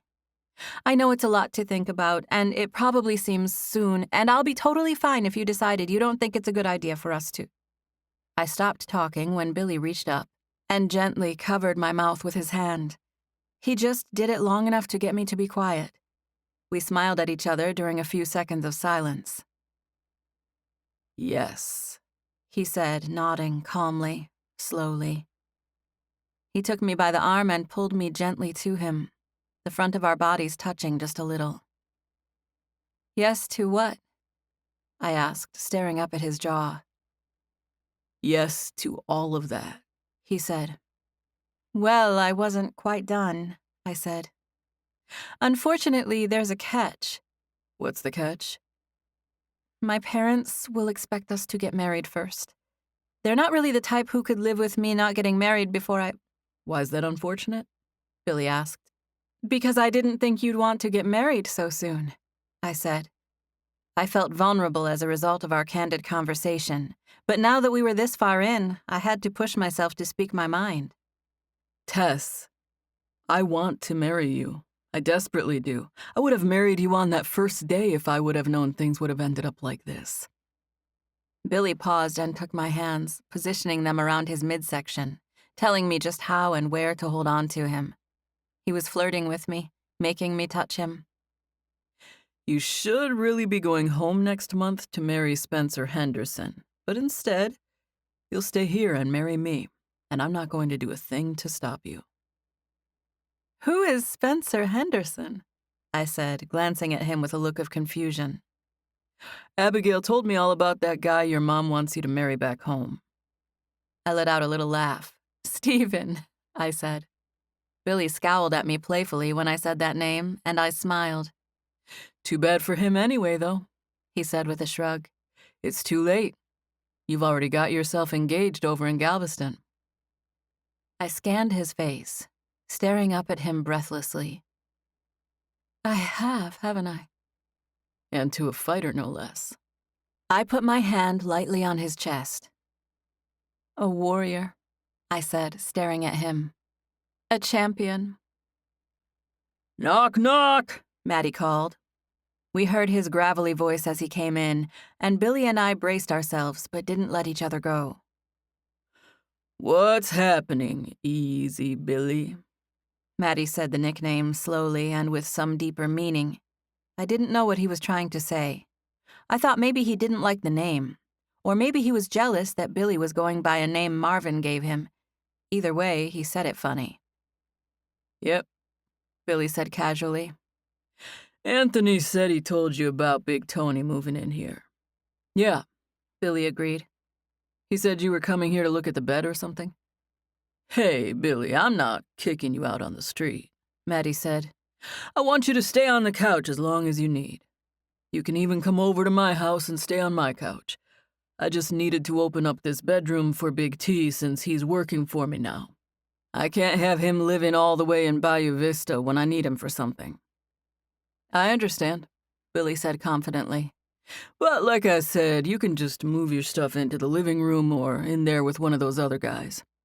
I'm giving Tony this room because, the The window's right here on this side where he can look out for my place." "It's okay, I understand. I have somewhere to go," Billy said. "When's Tony planning on moving in?" "Where do you have to go?" Maddie asked. "When do I need to be out?" Billy said without answering the other question.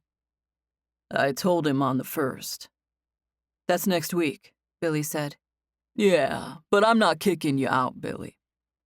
"I'm going to look at the bed," Anthony said, cutting in.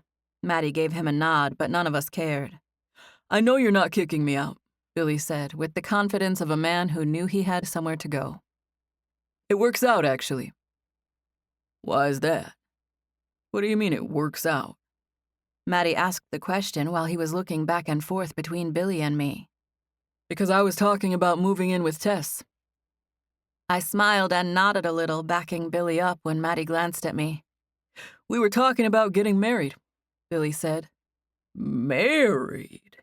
Maddie returned dramatically. His face was a mask of confusion. "I thought you just met a couple months ago." "We did," Billy said. "But sometimes, Maddie, there's just not a way to avoid marrying a girl. And this happens to be one of those times. She's willing to marry me, and I'd regret it for the rest of my life if I didn't do it." Maddie just stared at Billy, not knowing what to say. "Nice place," Anthony yelled from the top of the stairs, completely oblivious to our conversation. "Billy here is getting married," Maddie yelled back. "Oh, congrats," Anthony said, nodding and speaking loudly. "Is this a lucky lady?" "Yes," Billy said. Chapter 16. Billy. 3 weeks later. Billy and Tess decided to wait a short time to get married. Billy talked to Marvin about everything, and they came up with a plan. Instead of eloping with her instantly so that he could move into the apartment, Billy held off for a few weeks. He decided it might be wiser to wait for several reasons. It wouldn't come as such a huge shock if they at least let her family know a little ahead of time. Plus, Billy could focus on training for his first match. It was an amateur bout scheduled for the third weekend in August, and he and Tess would get married 2 days after it occurred. He would compete on Friday night in Houston. Then he and Tess would travel to her small town of Starks, Louisiana, where they would get married the following Sunday in a ceremony with her family and friends. That would give Billy all of 1 day to recover from his fight, but he didn't anticipate that it would take that long. He was so confident about it that he promised Tess he wouldn't even get a black eye. But Tess didn't give him any pressure. She seemed to love that he had a warrior's spirit, and she was looking forward to the grab bag groom she'd be getting as a result of the timing of his fight. They would say their vows in the small Baptist church where Tess had been dedicated and baptized as a child. Then they would travel back to Galveston, where they would set up their life as a couple in that apartment down on Bank Street. Billy had stayed at Marvin's for the past 3 weeks while he was training. Marvin lived upstairs from the gym, and he had a nice apartment with an extra bedroom. He insisted that Billy stay with him. And Billy and Tess both agreed that it'd be a good idea so that everything wasn't quite so rushed. But 3 weeks passed, and that fated Friday night rolled around faster than either of them thought it would. Billy found himself in the blue corner locker room. Just beyond these walls, there was a packed auditorium. Billy was confident and focused, and somehow at the same time full of panic and self-doubt. He experienced waves of emotion where he would suddenly feel like he might walk into the ring and lose it in front of the crowd and pass out. Or maybe his body would just refuse to perform. A wave of fear and self-doubt would be followed with one of confidence and self-assurance. Billy remained silent and stoic through it all. He trusted his training. He trusted that Marvin knew what he could handle. He did his best to remain calm and loose. He thought of Tess and what she had said to him before he left for Houston. She assured him she didn't care what happened in this match. She made a whole speech about being in love with him and her feelings not being affected by his ability to box or the outcome of this match. She would be in the audience watching him. Tess, Abigail, and several other people from the gym made the trip up to Houston to watch. Billy had fought lots of times, but never like this. He went through some sparring situations during training where Marvin invited everyone in the gym, and even a few off the street to watch so that Billy would get a little taste of what it was like to perform in front of spectators. But he didn't know how he would react once he actually got out there in front of a real crowd. It was almost time. Someone came into the locker room and announced that the fight before his had just ended, and it would only be a minute until they were ready. Marvin came to stand in front of Billy. He looked Billy in the eyes and spoke calmly to him. Somewhere in the Bible, Billy. In one of the Gospels, Luke, I think, Jesus was in this big, huge crowd of people. His mom and brothers came to see him, and they were having trouble approaching him because it was so crowded. And people told him, "Hey, your mom and brothers are here to see you." And do you know what Jesus said? What? He said that his mother and brothers were those who hear God's word and do it. Billy blinked, having no idea what any of this meant. Do you know what that tells me, Billy? What? That I am his favorite. You see what I'm saying? He feels the same about me as he does about his own family. The people he walked with on this earth and loved dearly. It tells me I'm his favorite, and as his favorite, he gives me power and might. Strength I shouldn't have. He helps me do things I shouldn't be capable of. Billy made a noise in his throat as he contemplated. And do you know what else it means? Marvin asked. What? That you are his favorite, too. That's one of those amazing, mind-boggling things that God can do and we can't. We can only have one favorite of something. That's the whole meaning of the word. But God, he can bend the rules. He can bend language and science and do all sorts of things we can't. He actually loves me as much as he loved that family he grew up with. And he loves you as much as he loves me. That's a fact, Jack.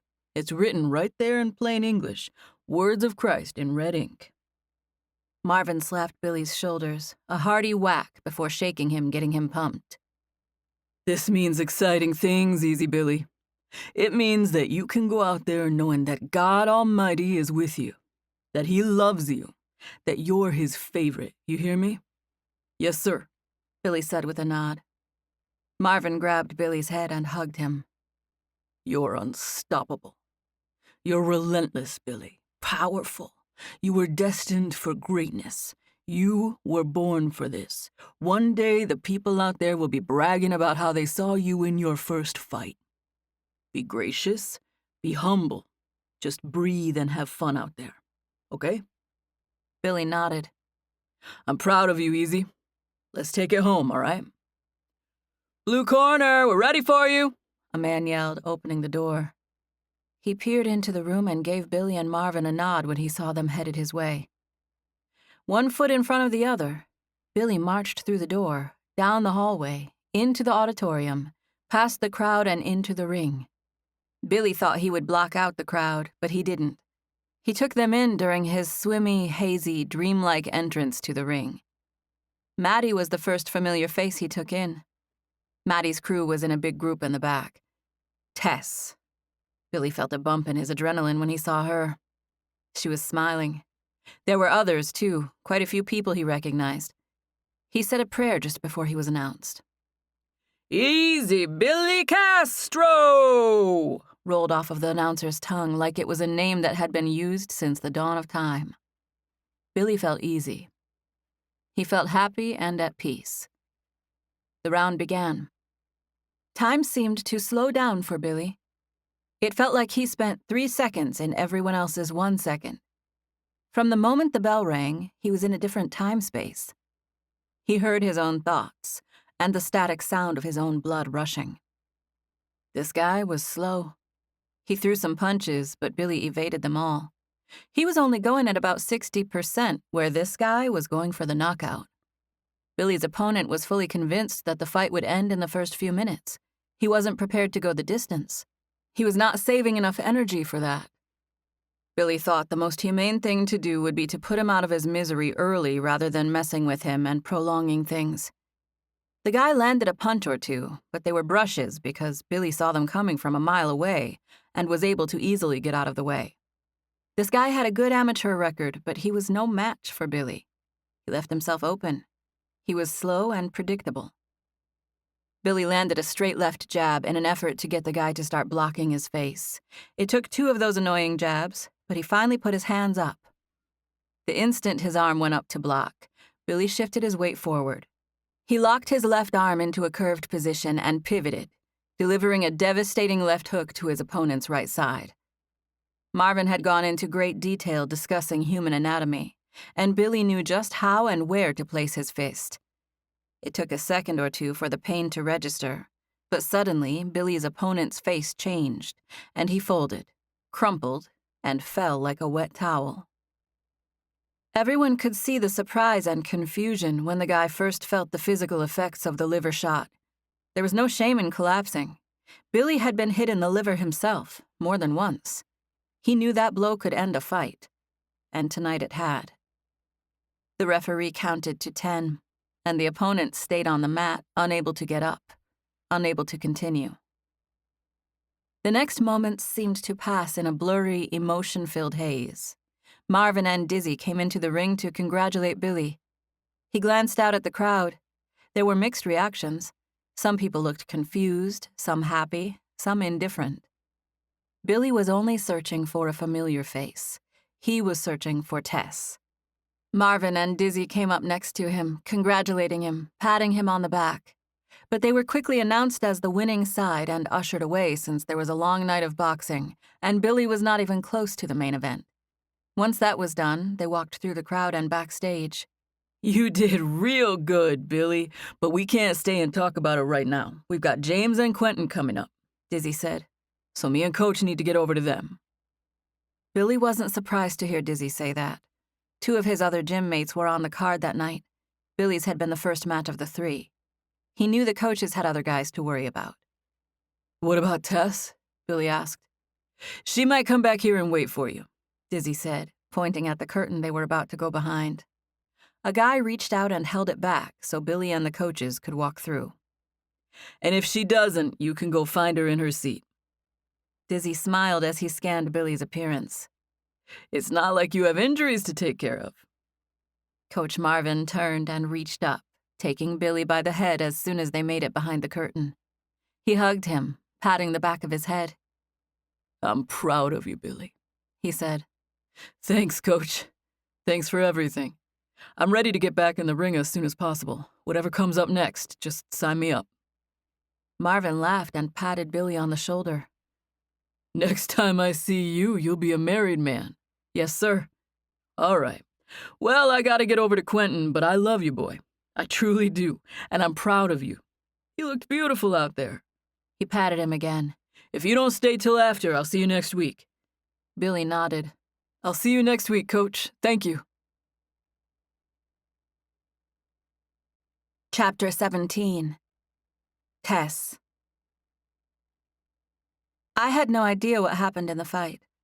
1 minute, Billy was stepping back and defending while the other guy went full speed, and the next thing I knew, the other guy was balled up and lying on the mat.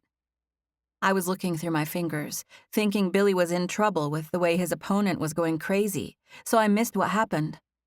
There was a scramble and a series of punches, and all of a sudden, the referee was counting. I was sitting with my sister and quite a few others who knew Billy. The longer the referee counted, the more our section celebrated. By the time the ref counted to 10, we were all cheering and slapping each other. The boys were exclaiming something about a liver shot as they celebrated, so I figured that had something to do with ending the match. "I'm going to meet Billy in the back," I said. "Are we leaving right now?" Abigail asked. "No, I don't think so. Wait here. I'll come back for you if Billy decides he wants to get on the road." I waited at a curtain for Billy to appear. I tried to go behind it, but the guy told me it was only for athletes and coaches. He assured me this was the only exit from the locker rooms, and I waited patiently, nervously. I was happy and relieved, but my stomach was still tied in knots from all the adrenaline and excitement. I was able to see the ring from where I was standing. The next match was just getting started, and I watched the action as I waited for Billy. I had no idea if it was 10 seconds or 10 minutes that I stood there waiting for Billy. Then he finally appeared. He came out alone, and he was dressed in jeans and a t-shirt. His hair was combed back. He looked fresh and clean, and best of all, happy. He talked to the guy who was watching the curtain. Billy smiled, and it looked like he thanked the guy for a compliment, but I had moved to the side and was standing too far over to hear them. I didn't want Billy to miss seeing me and walk by, so I started heading his way.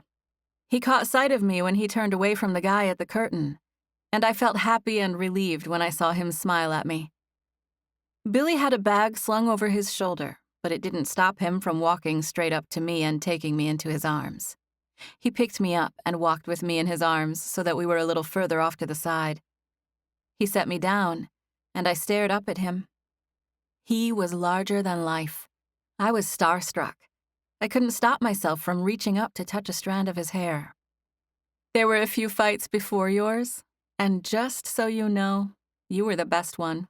Looks and skill and everything. You're in a league of your own, Billy. You looked so good with your movements, your smoothness, and you were also the most handsome in your shorts by far. Billy laughed. I'm so proud of you, I said. Seriously, you looked like a pro out there. Thank you, he said. He grabbed me, giving me a tight hug followed by a kiss on the cheek. Let's go watch a few more fights and then drive to Louisiana. Billy knew where we had been sitting, so he led me that way. He held my hand, and we walked to the place where our crew from Galveston had a cheering section. Everyone was excited to see Billy, and they all stopped watching the current match while they patted him on the back and congratulated him. He handled himself with a mixture of humbleness and confidence that was perfect and oh so very attractive. He pulled me close while we sat, watching the next matches. Billy was consumed with becoming a success, and this meant that he stared at every match, dissecting the fighters' movements, taking in their choices, their reactions, analyzing everything. I was proud of him. I liked watching Billy watch boxing more than I liked watching boxing. He wanted to stay for the whole event, and I didn't mind at all. I placed a collect call to my parents, telling them to leave the door unlocked since we'd be arriving in the middle of the night. Billy slept in my bedroom, and I slept in my sister's room with her. I woke up at 9 a.m., and it took several minutes for me to get my bearings and figure out what day it was, where I was, and what I was doing. I left Abigail sleeping in her bed without disturbing her. I stopped in the bathroom to splash some water on my face and brush my teeth, but I didn't change out of my pajamas, which were a set of shorts and a cap sleeve button-down top. I had on those and my house slippers when I left the bathroom. My parents' house wasn't huge. I could hear them talking in the kitchen.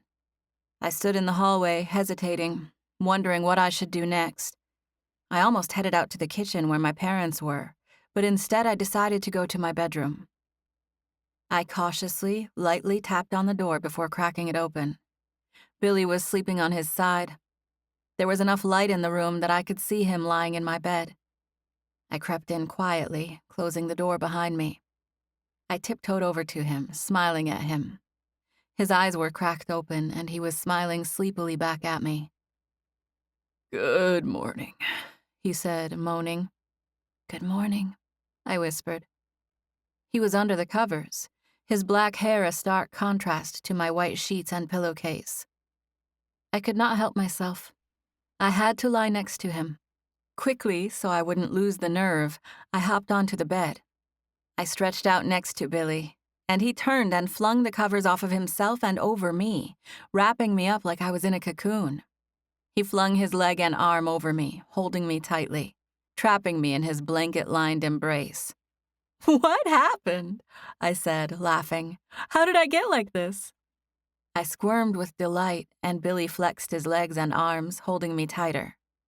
I made a quiet noise of approval in my chest, one that sounded like a whimper mixed with a sigh, and I snuggled into him. Tomorrow I get to wake up with you in my bed, Billy said, moaning sleepily, holding me close. Not tomorrow, but the next day, I said. Billy shifted in discontentment when I said that, and I smiled. I'm marrying you tomorrow, I said. But I won't wake up in your bed till the next morning, remember? I'll sleep in Abigail's room again tonight. Billy made a moaning sound of disapproval that made me smile. What day is it? He asked. Saturday, I said. Let's just get married today, he said. We can't. We have people who are expecting to come to it tomorrow. Can't we just call them and get them to move it up a day? He asked. No, you can't, I said in a serious but silly tone. My mom hasn't even finished my dress. What do you mean? She better hop to it. She's almost done, I said. It's just a few final touches. You don't need a special dress to get married anyway.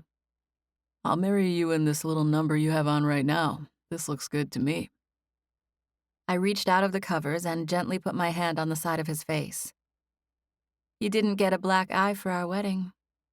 Are you disappointed? He asked. No, never. I don't want to see you get hurt.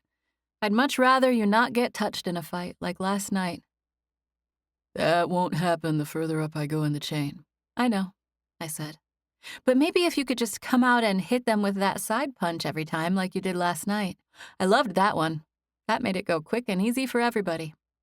Billy laughed, still holding me. It wasn't easy for him, believe me. I know, but it could have been a lot worse, I said. Even for him, right? Yeah, you're right, he said, smiling like he was amused by me. I came really close to saying that Maddie must be sad that he bet on the other guy, but I decided not to bring that up. I already had my mouth open to speak, so I had to come up with something else to say. My mom had a great idea, I said. What? They came to the apartment yesterday to get the rest of Abigail's things, and they ended up taking all of my paintings back with them. Here? Why? Billy asked. I had completed 8 paintings since I had moved to Galveston. I had several more works in progress, but 8 of them were complete. I was hanging on to them until I felt like it was a cohesive collection, and then I would start to try to sell them. Billy knew all of this, so he was curious when I said my parents took them to Louisiana. Just for the wedding, I said. My mom said we should hang them in the reception hall. They can easily take down the paintings that are already there and hang mine in their place. Mom said people would like seeing them since they're so representative of my life in Galveston. They'll probably want to buy them, Billy said. Maybe, I agreed, feeling excited at the thought. I had done some paintings while living in Louisiana, but none were as good as my beach scene paintings. I loved my surroundings there, and it showed in my art. I had improved a lot simply because I was in love with the landscape and architecture, and I wanted to try my hardest to do them justice. Tess, do you know that last night was just the first of many nights I'm going to spend competing? He asked. I nodded. He was looking straight at me when he asked, so I didn't have to answer out loud. There's going to be a lot of nights at the gym, and a lot in the ring. I know, I said. I already know what I'm doing, Billy, who I'm marrying. I didn't think that just because you're getting married you have to quit boxing and put on a suit and tie and become an accountant. Yeah, I can pretty much promise I'll never turn into an accountant. I laughed, and he pushed his chin forward and kissed me while I was still smiling. He pulled back slowly. Our lips got stuck together. I had this wonderful wave of yearning like I wanted to unbutton him and crawl inside. I couldn't wait until he was my husband. 2 days away, I said. More like 1.5, Billy returned. Are you scared? I asked. Are you? He asked. I asked you first. No, he said. Are you? No, I said. I stared at him. Is that bad? No, why would it be? He asked. I don't know. Aren't you supposed to be nervous and terrified when you're about to make the biggest, most important commitment of your life? Not when it's the right one, he said easily. He hesitated, looking at me with an expression that changed to one of nonchalance as he shrugged. But if you don't want to do it. He trailed off and moved, beginning to shift his body like he was going to look away from me. He was messing with me, but I scrambled to reach out and hold him. I grasped him through the blanket. Wait, I do. I'm not nervous. I'm not scared. I was just saying it's weird that we're not. Billy smiled and held on to me again since he had been joking all along. I don't think it's weird, he said. I think that's how it should be. I think we make our own rules. We're the ones sitting here having the feelings. He shrugged. We may as well make them good ones. Chapter 18. My mom made my wedding dress. It was a long, straight, simple white dress with lace, and she did a gorgeous job. I wore nude pantyhose and 2-inch heels. I styled my hair in a smooth but full hairstyle that hung over my shoulders. I had only hairsprayed my hair a few other times in front of Billy, but those times Abigail had helped me. My sister was good at styling hair, but this time I had Carolyn Ackerman, my mom's hairstylist for 30 years, available to help. I was worried that she'd have me looking too stiff, but she didn't at all. She gave me Jean Shrimpton hair with side-swept bangs, and she helped me put on the veil just the right way. That was earlier. And now all I had to do was get to the church and put on my dress. My mom cried 3 different times while I was getting my hair done, and I had to make her leave the room. I had always cried easy, and seeing other people cry was a sure way to get me to smear my mascara. I thought about having Abigail and a good friend of mine from school stand up with me and be my bridesmaids, but I decided not to do it. Billy hadn't invited anyone to the wedding, and I didn't care about all that anyway. It was official enough based on the fact that I was wearing white and we were saying vows. And now it was time. Our church was small, but there was an organ, and the regular church organist was there to play. I heard the beginnings of the wedding march, and my Uncle Al smiled at me and opened the door that led to the sanctuary. I was standing next to my father, holding on to his arm. I glanced at him and could see through my veil that he was staring back at me, looking proud. I smiled, but glanced away quickly for fear that I would start crying already. At least I had the veil to shield me a little. It wasn't much, but there were 3 layers of tulle between me and the rest of the world, and I was thankful for it. Hot, stinging tears sprang to my eyes the instant I turned the corner and saw all the people in the church. I was expecting a small crowd, but there must have been 100 people. The right side was filled with people from Galveston, Maddie and 2 rows of guys from his crew, along with Marvin, Dizzy, and several others from the gym. Daniel had already left for the army, but his parents and sister had even come. I was shocked to find the Kings, Maddie Sims, and Marvin Jones all sitting in my church. I could not believe all of these people had made the long trip to Louisiana to be here. This was truly a surprise to me. It was impossible to stop myself from crying. I held my bouquet in the hand that was looped around my father's arm, so that I could use my free hand to catch my tears with a tissue that was strategically folded and kept in my hand for this very moment. It was just too much seeing the church full of our family and friends, and seeing the way they stood up and looked at me as I walked past. I tried to keep my face neutral, but tears fell. My dad saw me crying, and he leaned into me, giving me support and distraction. I glanced at him and smiled through the tears.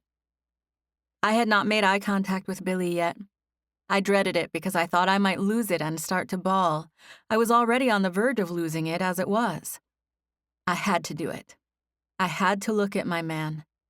I was a quarter of the way down the aisle, and I had to look at him. I knew where he was standing, and my eyes found him and locked on his eyes. Billy was smiling at me, but I could tell he didn't quite see that my eyes had just found his. I realized it was probably hard to see the details of my face from a distance. The closer I got, the more his smile grew. Billy was wearing a dark gray suit with a white shirt and a small bow tie. He was dashing, and he was looking straight at me. I cried and wiped the corners of my eyes with the tissue. Billy's smile broadened when he saw me dabbing again. My dad let me go and gave Billy a hug once we arrived at the front. Those moments were surreal, dreamlike. The pastor said some words, and I mostly did my best to answer correctly and not pass out. There wasn't much enjoying the moment for me. I enjoyed it, don't get me wrong. It wasn't unenjoyable by any means, but I wasn't able to relax and take in the ceremony. I was nervous and full of emotion, and because of that, the ceremony passed in a happy but blurry haze. I knew I was doing the right thing, though. Billy was unbelievably dashing, and I was in love with him for the man he was on the inside as well as the outside. He had grown and changed so much since I had known him. I couldn't wait to spend the rest of my life getting to know him and seeing what he was capable of. We said vows, and Billy lifted my veil before kissing me. Maddie had a ruckus crew, and they whooped and hollered, which caused my Aunt Mildred to gasp. It was wonderful. I loved our wedding so much. It was simple and short, and perhaps the most perfect wedding there had ever been. Billy and I were inseparable during the reception. He held me close, not taking his hand off of me even when he was talking to other people. There were snacks, and we all stood around enjoying some food while mingling and having conversation. The Galveston people more or less stayed with Galveston people, and the same with the folks from Starks. Marvin was the character who brought both sides together. Everyone knew about Marvin Jones, and my friends and family were all excited that he would come to our little town. It was an unlikely group of people, and we made sure to take a big group photo after we cut the cake and before people started leaving. Maddie and his group were the first to leave. He told Billy on his way out that Anthony only said he was betting against him to make Billy fight harder. He said that he was betting on Billy from the beginning and knew he wasn't going to lose that match. Billy told Maddie he knew Anthony was lying, and they got into a good-natured shoving match because of it. The Kings were the next to leave, and some of my friends and family left at that time. Billy got everyone's attention after they headed out and before anyone else could leave. I'm not much of a person who, makes speeches. He trailed off, making a face like he was thinking about something. But I also don't usually find myself in a situation where I'm getting married. This caused everyone to laugh, and Billy smiled and looked at me sweetly before glancing out at our friends and family again. Sometimes, life just seems to go on day after day without much change at all. It's like things just feel like they'll always be the same. And then, other times, everything happens so quickly that it's hard to keep up, to even tell which way is up. People laughed. But really, it's hard to believe the shifts and changes that came at me so fast. That's where I've been lately. In the last few months, my entire life has made this huge turn, and I find myself on a completely different path than the one I was on.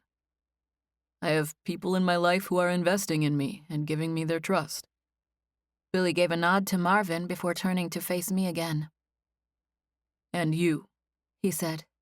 You, Tess. You're trusting me the most. You're risking it all. You're betting on the underdog. And she's about to win big, Marvin announced. His deep voice and cool tone cut dramatically into Billy's statement and caused everyone to laugh or cheer in agreement. Billy and I smiled and kissed each other. Listen, thank you all for being here. I love you all, even the ones I just met today. Everyone laughed again, and my dad used the opportunity to step in and say a few things. He told the whole story about how he tried to send me to Galveston for the summer so that I would stop making these big plans to move somewhere crazy, like out to California. He told them about moving me down to Galveston and seeing instantly how happy I was. Then he told the part about me calling home and telling them about Billy. I knew after that phone call they'd be getting married. I told her mom that would be the next call we were getting, and it was. And I look at these paintings she comes up with. I see through them that she's happy. I see that she finds beauty and life and love in her surroundings down there. And as hard as it is for me to just let her go start a life in an entirely different state, I just know everything's going to be okay. I know she's in the right place. Dad paused and looked at me. I believe 2 or 3 of these paintings are already accounted for, is that right? I nodded, since Maddie had bought 3 of them before he left. But the others are for sale, my dad added, looking at everyone else. I'd swipe one of these up if you'd like to get your hands on a piece of Tess's art before she gets too famous. And we can't afford it anymore. Chapter 19. Billy. 5 months later. Billy would compete in the National Golden Gloves tournament in Kansas City at the end of March, which was 2 months' time. That would be a milestone for him. But before then, in just 2 short days, he would box in his 8th amateur match and his final sanctioned bout before he concentrated his efforts on training for the Golden Gloves. Billy had escaped from most of his matches unscathed and was able to get back into the ring quickly. His opponent this weekend would be the toughest guy he had faced yet, but Billy still had every intention of coming out of it with an easy victory. He wasn't full of himself, but he did feel like he was destined for great things. The difference in these two things was subtle, but it meant everything. Billy was extremely confident in his own abilities, but his heart was humble and thankful, and that sort of confidence was endearing. So he was feeling pretty good. He was liking his life, liking his prospects. He was excited about the Golden Gloves in a couple of months, and he thought he had a good chance of being a national champion. Billy had continued to work construction for Maddie until a week or so ago, but he had just quit so that he could focus full-time on his boxing career. He did some work for Marvin at the gym, and he worked a couple of hours a day at the hardware store. But the construction he was doing for Maddie was back-breaking work, and Billy was putting his body at risk when it wasn't necessary. Between their jobs at the hardware store and Tess selling a few paintings, they were making enough to pay bills and save a little. Billy focused all of his mental power on becoming a world champion. He studied fight footage and practiced constantly. Even when he wasn't at the gym, he was practicing footwork, shadowboxing, or randomly doing push-ups or sit-ups in their apartment. Tess had thought she married a champion, and Billy would stop at nothing to become one for her. At this very moment, Billy was going to his old neighborhood for a meeting with Maddie. Maddie had come to the hardware store and asked Billy to come see him at his house that evening. Billy agreed and said he'd go by there before he headed to the gym. "There's the man," Maddie said as Billy walked toward his front porch. Maddie stood up and shook Billy's hand. The two men had known each other for years. Their familiarity went way back. It was a beautiful afternoon, warm for the time of year, but Maddie led Billy inside, which meant he had something private he wanted to discuss. They went into Maddie's kitchen toward the bar stools, like they so often had in the past. "What can I get you to drink?" Maddie asked. "It's okay, I have a big jug of water in my car," Billy said. "Thank you, though." "You've been on a tear," Maddie said, walking around Billy and sitting on a stool next to him. "It feels good," Billy agreed as they got settled. "I think everybody assumes you'll win this next one up in Houston." "I think I will," Billy said. "I don't know about everybody else." "Well, everybody thinks you will. That's why our odds are so good right now." "Oh, well, that's good news, I guess." "Very good news," Maddie said. Billy could tell by Maddie's tone and his mischievous smile that something was going on, that he was scheming. "I'm not throwing a fight, if that's what you're getting at, Maddie." Maddie flinched at Billy's candid statement. "You say it like I'm asking you to throw a world championship," Maddie said lightheartedly. "I wouldn't ask you to do anything big like that. But this is just a little amateur bout, Billy. And it's one that everybody assumes you'll win. I'm telling you, this could be a gold mine if we do it right. If we plan and execute it just right, we stand to make a lot of money here. Enough to get you out of that little apartment. I think it's a no-brainer, partner. Think about it. There's no reason you can't have a great career and also plan a few financial windfalls. You're good enough, Billy, that you can afford to have a few planned losses. Every fighter has a few losses on their record. Yours could just be a little more thought out." Maddie smiled and winked at Billy. The whole thing felt like Maddie thought he was doing Billy some big favor. Billy felt like blowing his top. He felt betrayed and let down by Maddie. But obviously, Maddie had no idea. He was smiling and looking at Billy like this was the best idea he had ever come up with. Like he assumed Billy would be thankful for the opportunity. Billy told Maddie he didn't want to do it. and Maddie laughed and went on to say that he had to get over his pride and see the bigger picture. Billy, again, said he would have to respectfully decline. Maddie, again, tried to reason with him from a business standpoint. He talked about the practical aspects of throwing strategic matches over a long, otherwise successful career. But Billy wouldn't budge about it.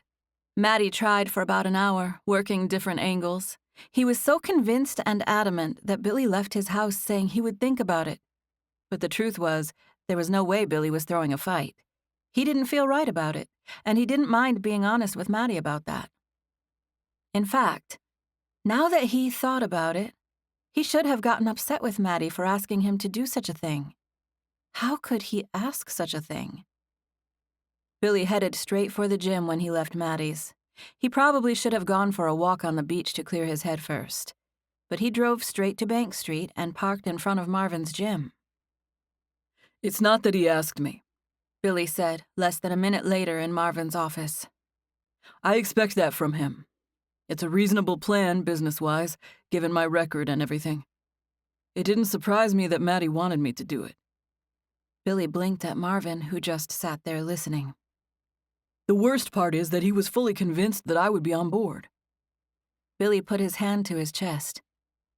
I wondered what kind of person I used to be that he was actually shocked when I told him I didn't want to throw a match. He laughed at first, thinking I was joking. He said the old Billy would never have turned down an opportunity like this. Billy tilted his head at Marvin. Is throwing matches just a part of boxing? He asked. That's what Maddie told me. Is that true? Marvin regarded Billy with a serious expression. I have never thrown a fight a day in my life, boy. Did Maddie tell you to come up here and spill your guts to me like you're doing right now? Did he tell you to ask me about it? Billy opened his mouth but hesitated. Well, no. Then it's not part of boxing, Marvin said. If you gotta go in some shady corner to talk about something, then that tells you there's a problem. I knew that. I wasn't going to do it. I told him that right away when he brought it up. He just kept acting like I was being silly, like it was just part of being a boxer. I knew it wasn't right, but I just can't believe Maddie would try to manipulate me like that. It's not personal, Marvin said. Some people, when they're obsessed with something, they lock on to that thing, and they can end up unintentionally hurting people they love because they're so focused on getting it. Maddie's locked onto money. He's thinking about nothing but that payday, and he can't appreciate that you might get caught in the crosshairs, that your feelings might be involved. He probably thinks you'd jump at the chance to get paid. He did think that. He was shocked when I refused. I'm sorry, Billy, Marvin said. Billy thought he would say more, but he just stopped after that and stared at Billy with empathetic eyes. Sorry for what? Billy asked. That he's gonna go and let you down like that. It's okay, Billy said. No, it's not. You've got a match this weekend, and you don't need to think about anything but winning it. You'll win this weekend, and then you're going to Nationals in March. And guess what? You'll win there too. That's what I thought, Billy said, standing up with a sigh. I just wanted to make sure with you in case you were like, oh yeah, fighters throw matches all the time. That is one thing you will never, ever hear me say. Now, go get changed and grab your gloves and jump rope. Billy smiled. Yes, sir, he said as he turned to head for the door. It was 3 hours later when Billy opened the door to his apartment. It smelled like Tess was making dinner, and he smiled because he was starving. He had gone hard just now. Coach Marvin was good at wearing fighters out when they had something on their mind. When someone wasn't feeling right, he'd say all they needed was to sweat it out. That was a phrase Marvin used quite a bit when he was putting an athlete through a difficult workout, and he said it more than once to Billy today. Billy was spent.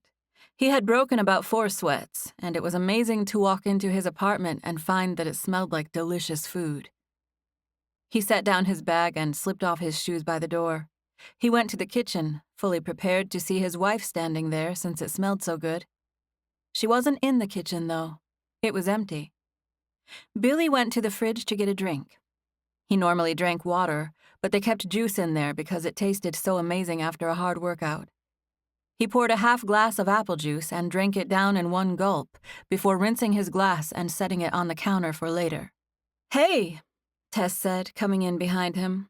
"Hey," he said, turning, taking her in. Her hair was pulled into a ponytail with her long bangs clipped to the side. She had a painter's apron on, and she was barefoot. She smiled as she stepped forward and leaned in to kiss him. "I don't want to get too close. I might have some wet paint on my apron."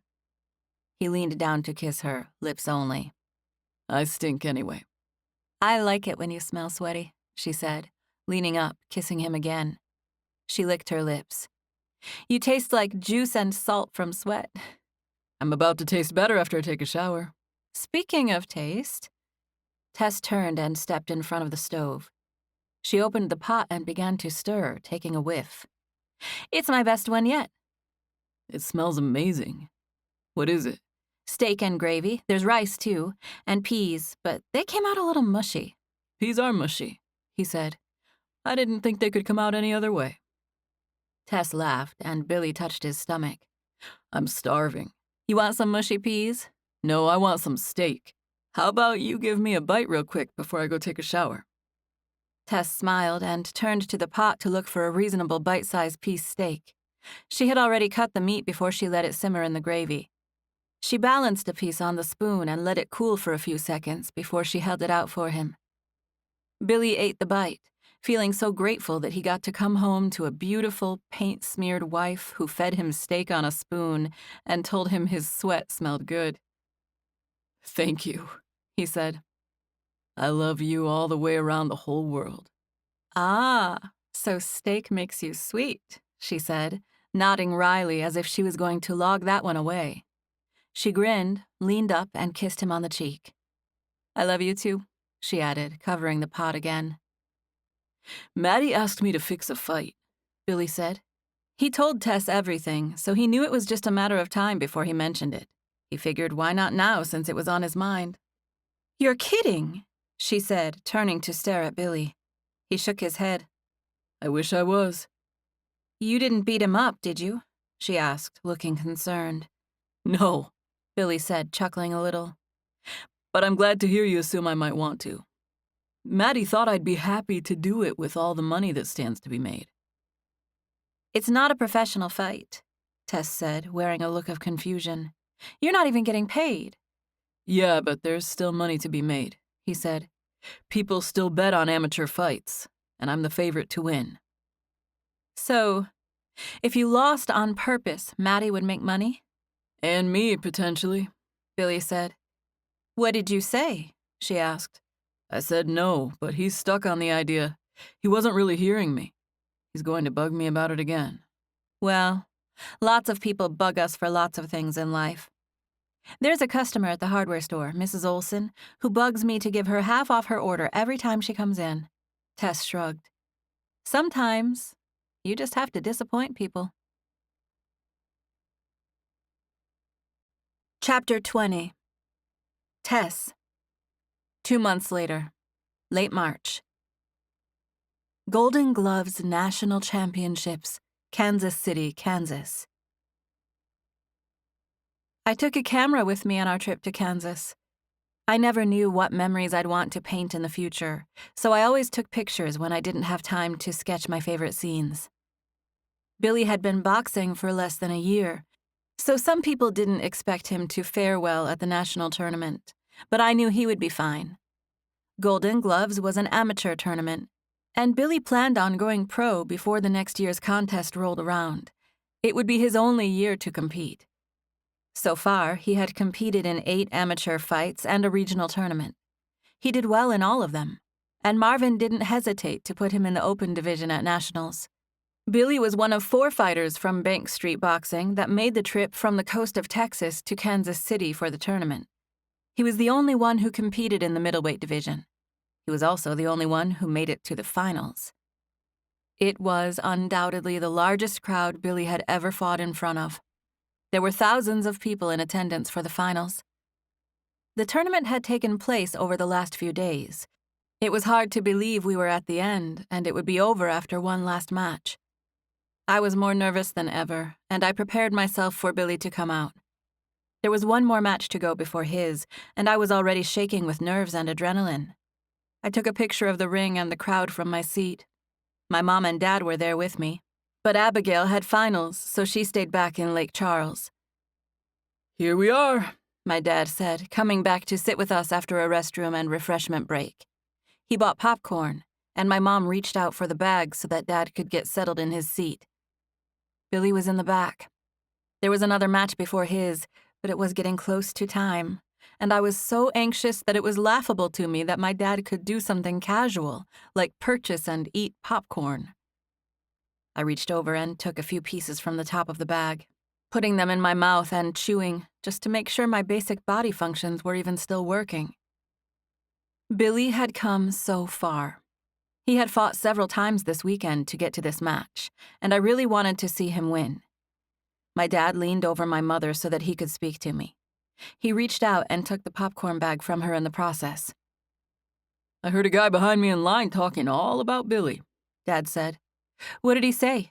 I asked, leaning toward him.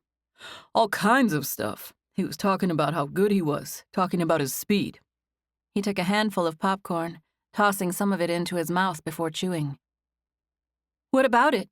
I asked, feeling nervous and desperate for more of the story. "What about Billy's speed? What did he say?" I ate another bite of popcorn to make myself shut up. "He was talking good about Billy," Dad said. "Saying he's really fast for being a bigger fighter. He said some people think it's all about strength, but it's not." Dad ate casually as he recited the story, chomping bites between sentences. "He said these guys are all strong, you know. They're all fighters. They all train and lift weights, and let's face it, you have to be born with a certain amount of physical strength to be doing this in the first place. So it's their speed that sets them apart. That's what he was saying, at least. He said, when you think about greats like Ali, it's that they have speed in addition to strength." My dad said it dramatically, like he really knew what he was talking about. "So, he was comparing Billy to Ali?" I asked, feeling excited. Dad nodded and popped a few more kernels excitedly. "He'd been following Billy. He's the one who brought him up." "Well, did you tell him he was your son-in-law?" Mom asked with wide eyes directed to Dad. "Of course I did, honey," Dad said. "He stood there and talked about Billy, not even a foot behind me. So of course I turned and introduced myself. I was glad he was being nice, otherwise I might have had cross words." "What did he say after you told him who you were?" I asked. "He complimented Billy again. Said he'd probably have a long career. I told him he just started boxing a year ago, and he couldn't believe it. He said some really nice things. He's impressed with Billy, and like I said, I wasn't even the one who brought it up." I sat there on pins and needles while we watched the next match. I talked to my parents and even said a few things to Dizzy's wife, who was sitting in the chair next to me, but I was out of it with nerves and excitement. I kept thinking about Billy, how much his life had changed in a year. He went from making threats in alleys to competing in one of the most prestigious boxing championships in the world. Minutes seemed like hours as I waited for Billy's match. And then it was time. His name was announced, and he walked up the path that led to the ring. I kept praying for him, that he would be strong and fast, like that man said. I just kept thinking to myself that he was the fastest, strongest, best boxer in the whole world. He walked out with Marvin and Dizzy behind him. I did not take my eyes off of Billy the whole time. I smiled and looked confident so that I would provide a source of encouragement if he happened to glance at me. He usually did look for me. He usually tried to find me in the crowd. He knew where I had been sitting during the tournament, so I waited for him to glance my way. Finally, his eyes met mine. He didn't smile, but his head moved upward just enough that I knew he had seen me. I smiled and blew him a kiss. I hoped he saw me do it. I thought he had, but he was in the process of getting into the ring, and he and Marvin were doing all the things boxers and trainers did before a match. I had seen them go through this process more than a few times. They had certain things they did ritualistically. Marvin did a lot of talking to Billy, and Billy listened and occasionally nodded. He was wearing white shorts with a black stripe. His shoes and socks were a combination of white and black. He looked understated, not flashy like the colors some of the other guys chose. Billy was a classic. He looked calm and loose and, well, easy. I did not take my eyes off him. I couldn't. He turned as the announcer was introducing his opponent. His opponent was in black shorts with red trim, but that was all I knew. I didn't pay attention to his name or the announcement at all. Dizzy was standing behind Billy. He was on the edge of the ring, on the other side of the ropes, and he sprayed a sip of water into Billy's mouth from a plastic water bottle. Billy drank it down, and watching him do it made me remember to breathe. I took a breath in, but then I held it again when Billy looked my way. He scanned the audience as he turned. He saw me. I knew he did. His eyes only stayed on mine for a second, but he saw me. I didn't even hear his name. The announcer must have said it because everyone around me cheered. Obviously, so did I. I cupped my hands to my mouth, yelling Billy's name in my best cheerleader voice. I yelled for him at every fight. I was not a quiet spectator. I had been around some obnoxious supporters, and I wasn't one of those. But I was a yeller, make no mistake of it. And just like that, the bell rang and the athletes went to work. They circled for a few steps, but there was an exchange right off the bat. Billy's opponent advanced, and Billy got hit on the side of the face. He answered back with a straight jab that made the other guy's head snap back. That one drew gasps from the crowd. I put my closed fists in front of my face, hiding behind them, waiting to see what would happen next. They had come out guns blazing. It was fast-paced, and they were both hitting hard. It was their last match of the tournament, and probably their last amateur match at all. I flinched at another exchange, and then another. They barely had time to reset before someone would attack again. They were big boys, and they hit hard. I had seen Billy against a couple of other good guys, but nothing like this. I was incapable of complex thought. I thought in small, reactive words. My internal dialogue sounded like, go, go, go, go. Yes, yes, do it. Hit, yes, block. Punch, oh, block, Billy, block. Yes, go. There were also little moans and groans that came out of my mouth every now and then when Billy would get hit or come out on the losing end of an exchange. I had already learned the following fact about myself. In fights, I tended to assume Billy was doing worse than he was. I always overemphasized the times he would get hit and underestimated the times he would hit his opponent. It was just the way my brain worked. Seeing Billy get hit made a larger impact on me.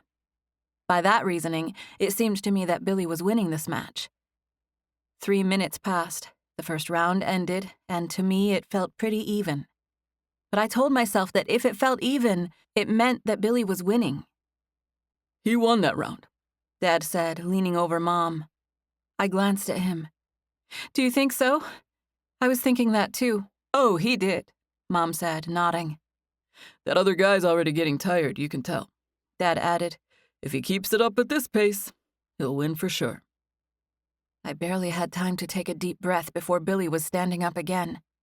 Marvin spoke to him, getting right in his face. Billy nodded. His eyebrow was cut. There had been blood on his face before Dizzy wiped it off. The other guy looked worse, though. Didn't he? I glanced toward the other corner, but the other guy's coach was standing in the way and I couldn't see him.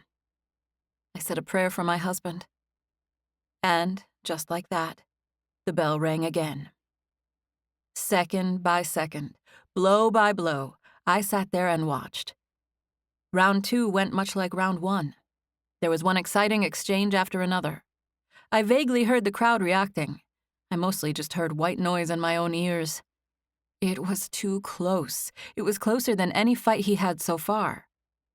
That other guy was swinging for the fences, just letting hammers fly.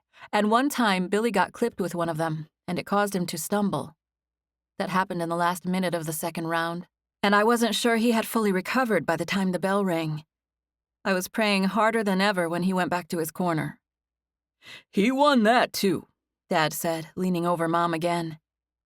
He was smiling. How could he be smiling? Didn't you see him get hit? Didn't you see him start stumbling?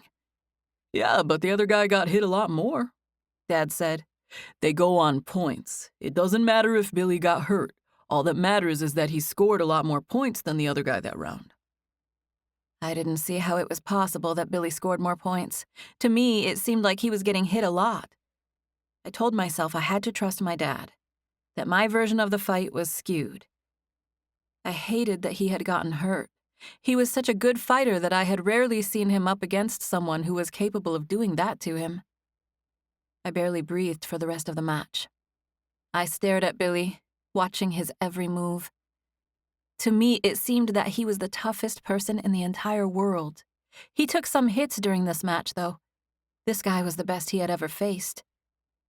But Billy never slowed. He kept on pushing, answering every blow with 2 or 3 of his own. One time, the referee stopped the action so that he could check on Billy's opponent and make sure he could continue. By the final minutes, I knew that Billy had come out on top. I hadn't counted points like my father and the judges were doing, but I knew that unless something crazy happened, Billy had the match won. There were only 20 seconds left when Billy landed an overhand right that made the referee call it the match. He stepped between Billy and the other guy, and Billy easily relented, turning and heading back to his corner, knowing he won. He did the thing he always did. He didn't raise his arms all the way like a lot of boxers did. Billy did a half raise where he lifted his arms from the elbows up and flexed with contained excitement. Marvin went into the ring and so did Dizzy. They met Billy in the corner and instantly began celebrating by patting him, rubbing his shoulders, and saying things to him. Billy wore a half smile and nodded, still looking loose and in the zone. He took a second to go check on his opponent and shake hands with the opposing coaches. The crowd cheered when Billy came back to our side of the ring, and I raised up my camera and took a picture since the whole scene was almost too overwhelming to look at with my own eyes. Billy looked at me right when I snapped the photo. I wasn't sure if it would come across on the film or not, but I definitely took the picture when he was looking my way. I was looking through the little viewfinder, taking in the whole composition while zeroing in on his face. I snapped the photo and then I lowered the camera so that I could smile at him with my own eyes. I blew him a huge kiss with my free hand, and he smiled and lifted his glove at me. There was a celebration in the stands as we waited for them to announce Billy as the champ and gave him his belt. Billy got my attention and gestured for me to come to him, so I walked toward the ringside area to be there when he finished. It was like I was in a dream. He was at the very beginning of his career, and he was already a national champion. The finals match and the moments surrounding his victory were a surreal experience. Billy caught sight of me coming his way and locked eyes with me until I made it to the corner of the ring and climbed the steps. He leaned in to put his head close to mine when I got there. "I love you," I said. Billy propped himself on the rope as he leaned in to kiss me on the mouth. He tasted like battle. "I love you too," he said. Epilogue. 2 years later. March 1971. Billy was unstoppable. Once he started winning and doing post-match interviews, people fell in love with his quiet, likable demeanor and his handsome, boyish looks. His popularity grew, and so did his earnings. He was able to fully quit the hardware store within the first 6 months of fighting professionally, and his earnings seemed to grow exponentially from there. We had no bills besides rent and utilities, which were affordable.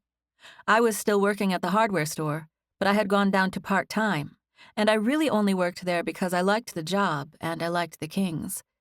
They also ordered canvas for me whenever I needed it and sold it to me at cost. It was convenient, I didn't mind the work, and I had met several art customers through the store. In fact, that was exactly what I was doing at the moment.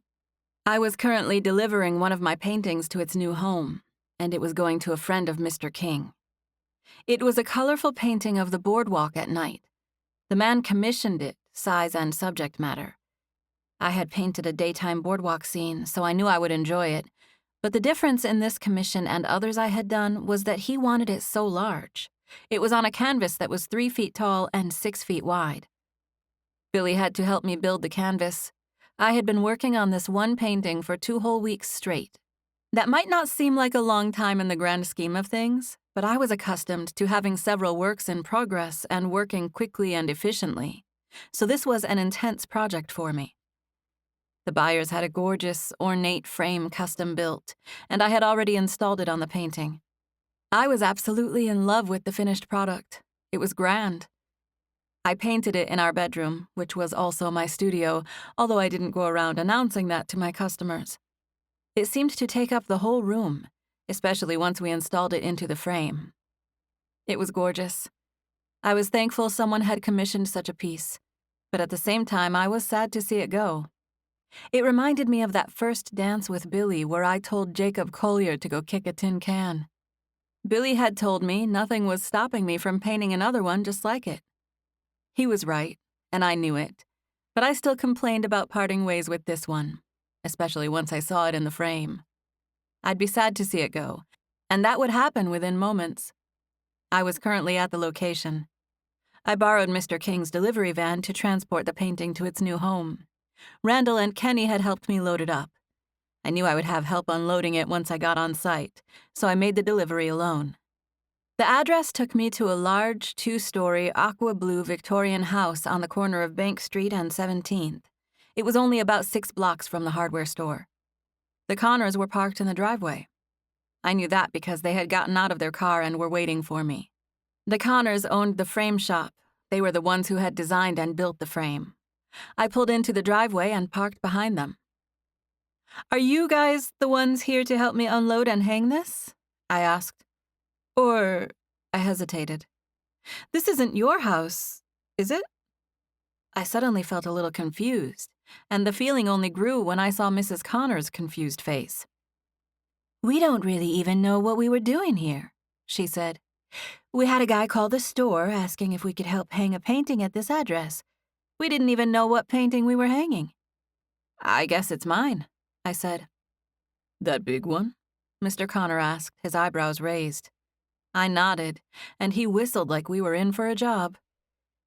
Is there hardware on it yet? He asked. "Yes, sir, I put a wire on it." Is it secure? He asked. Because that frame alone is 50 pounds. "It's secure," I said, nodding. "Billy and Mr. King helped me with it." I glanced at the house. "Are the people here?" No. We knocked. There's an envelope taped to the door, but nobody answered. I walked to the door, looking around, noticing the envelope, which was blank. I knocked, cautiously at first, and then a little louder. I turned and made a face at the Connors who had come up to stand behind me. "I'm just going to try the envelope," I said. I opened it, and there was a handwritten note with 2 words. "Come inside." There was also a key. I unlocked the door and opened it. "It's empty," I said, looking around and noticing that the house was completely vacant. My words echoed. "Look," Mrs. Connor said. She pointed, and I followed her gesture to the far wall in the entryway. There was a piece of paper hanging on the wall, and we all made our way over to it. "Please hang the painting on this wall. Let the artist choose the positioning. We trust her." I looked at Mrs. Connor with a shrug. "I guess they trust me," I said. I pointed at the wall where it was to be hung. It was painted a soft blue-gray color that would go perfectly with the painting. I knew it would look amazing there. "It's going to be easy to center on that wall," I said. "It's just a matter of how high or low." I didn't second-guess myself. I worked quickly with the Connors to haul in the painting and hang it. It took us the better part of an hour, but it was worth it. I stood back, shaking my head at myself for wanting to keep this thing in my bedroom when it so obviously belonged in a house like this. I didn't always get to see my paintings after they were hung, and I was thankful I got to see this one in its new home. Mr. and Mrs. Connor loved how the whole thing came out. Mrs. Connor asked me about 5 times for the name of the guy who had bought it, so she could call his wife and come by and take a photograph once furniture was in the home. She said she wanted to use it for advertising for their shop. I told her I had set everything up through Nathaniel King since the family was a friend of his. I promised her I would get the person's name, and they took off. They left so quickly that it took me a second to realize I was stuck with a decision to make about the key. I didn't know whether I should lock the house and tape the key back onto the door, or leave the house open and leave the key inside. My first thought was to call Nathaniel and ask him what to do. I glanced around in the next room, looking for a telephone, but there was nothing. I decided I would leave the key inside near the painting and leave the door unlocked. I was on my way back to the hardware store anyway. I could have Nathaniel call the guy and tell him the painting was in place and the key was inside the house. I placed the key neatly in the envelope on the floor underneath the painting. I was on my way out when I opened the door and ran into Billy. My face instantly changed to one of confusion. I glanced behind Billy to see the Connors car driving away. "Hey," I said, feeling a little confused. "I thought you were working out. Are you okay?" Yeah, I'm fine," he said. "I was just coming to check on you, to see how the painting looked once you got it up." "Oh, gosh, Billy, perfect timing," I said. I took a step back, smiling and letting him in. "You need to come in here and see this." He followed me inside. "I didn't expect it to be empty," I said. But that made it easy to hang. Mr. Connor had a ladder, thank goodness. There wasn't one in the van, and I didn't even think about that. Mrs. Connor's going to contact these people to see if she can get a photograph of it once they have their furniture in here. I'll probably get a copy. Isn't it amazing on this wall? We had come to stand in front of the painting as I was talking, and we both looked up at it. "Are you sad to see it go?" Billy asked. "I thought I'd be sadder than I am, honestly," I said. "Seeing it here on this wall makes me happy." I looked all around. It looks so good in this house. "It's yours, Tess." Billy spoke slowly and seriously enough that I glanced at him with a look of disbelief and confusion. My heart pounded. "I bought the painting," Billy said with a little smile and nod. "Are you serious?" I asked with wide eyes. He nodded again. I could tell by the way he stared at me that he was serious. My eyes began to sting. I was trying to see the positive by admiring the painting in its new home, but the truth was, I'd rather own it for myself than sell it to someone else. "You bought it back from this guy?" I asked excitedly. "What do we do now? Just take it down and put it in the van again? I wish I would have known. We put nails in their wall already. But I guess maybe he'll hang something else there." Billy smiled and put his hand around my waist, pulling me in. "Your wall." "What?" "You really don't get it yet?" he said. "Get what?"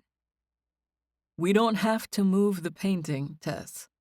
"I thought you said you bought it back." "I didn't buy it back. I bought it the first time. I also bought the house." He grinned. "Welcome home."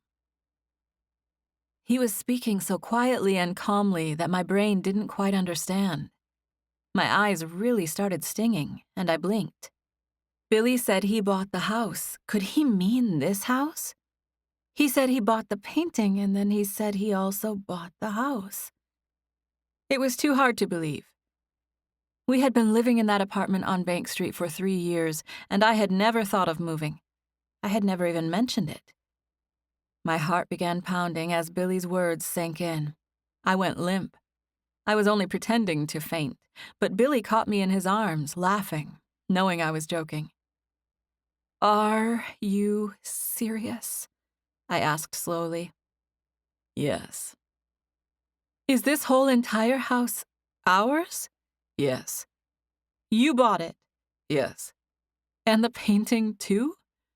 "Well, yes," Billy said, laughing a little like that was an afterthought.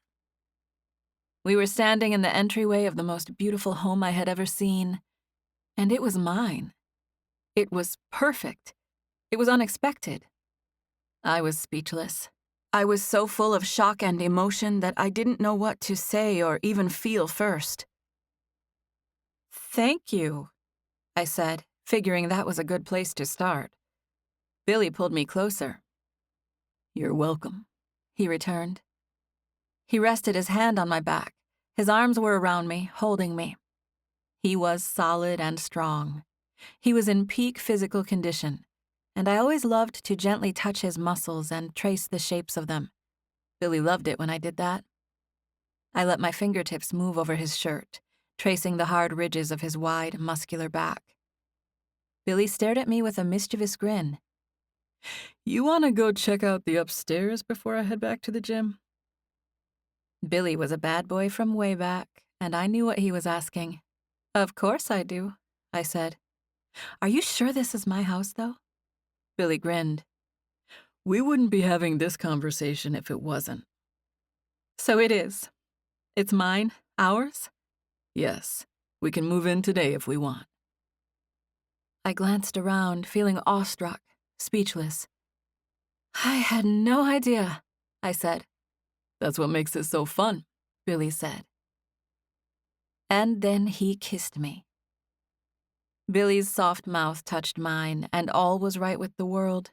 It was flawless, all of it. The whole moment was so very good, the sounds and the smells, the taste of Billy's kiss, the painting, the house.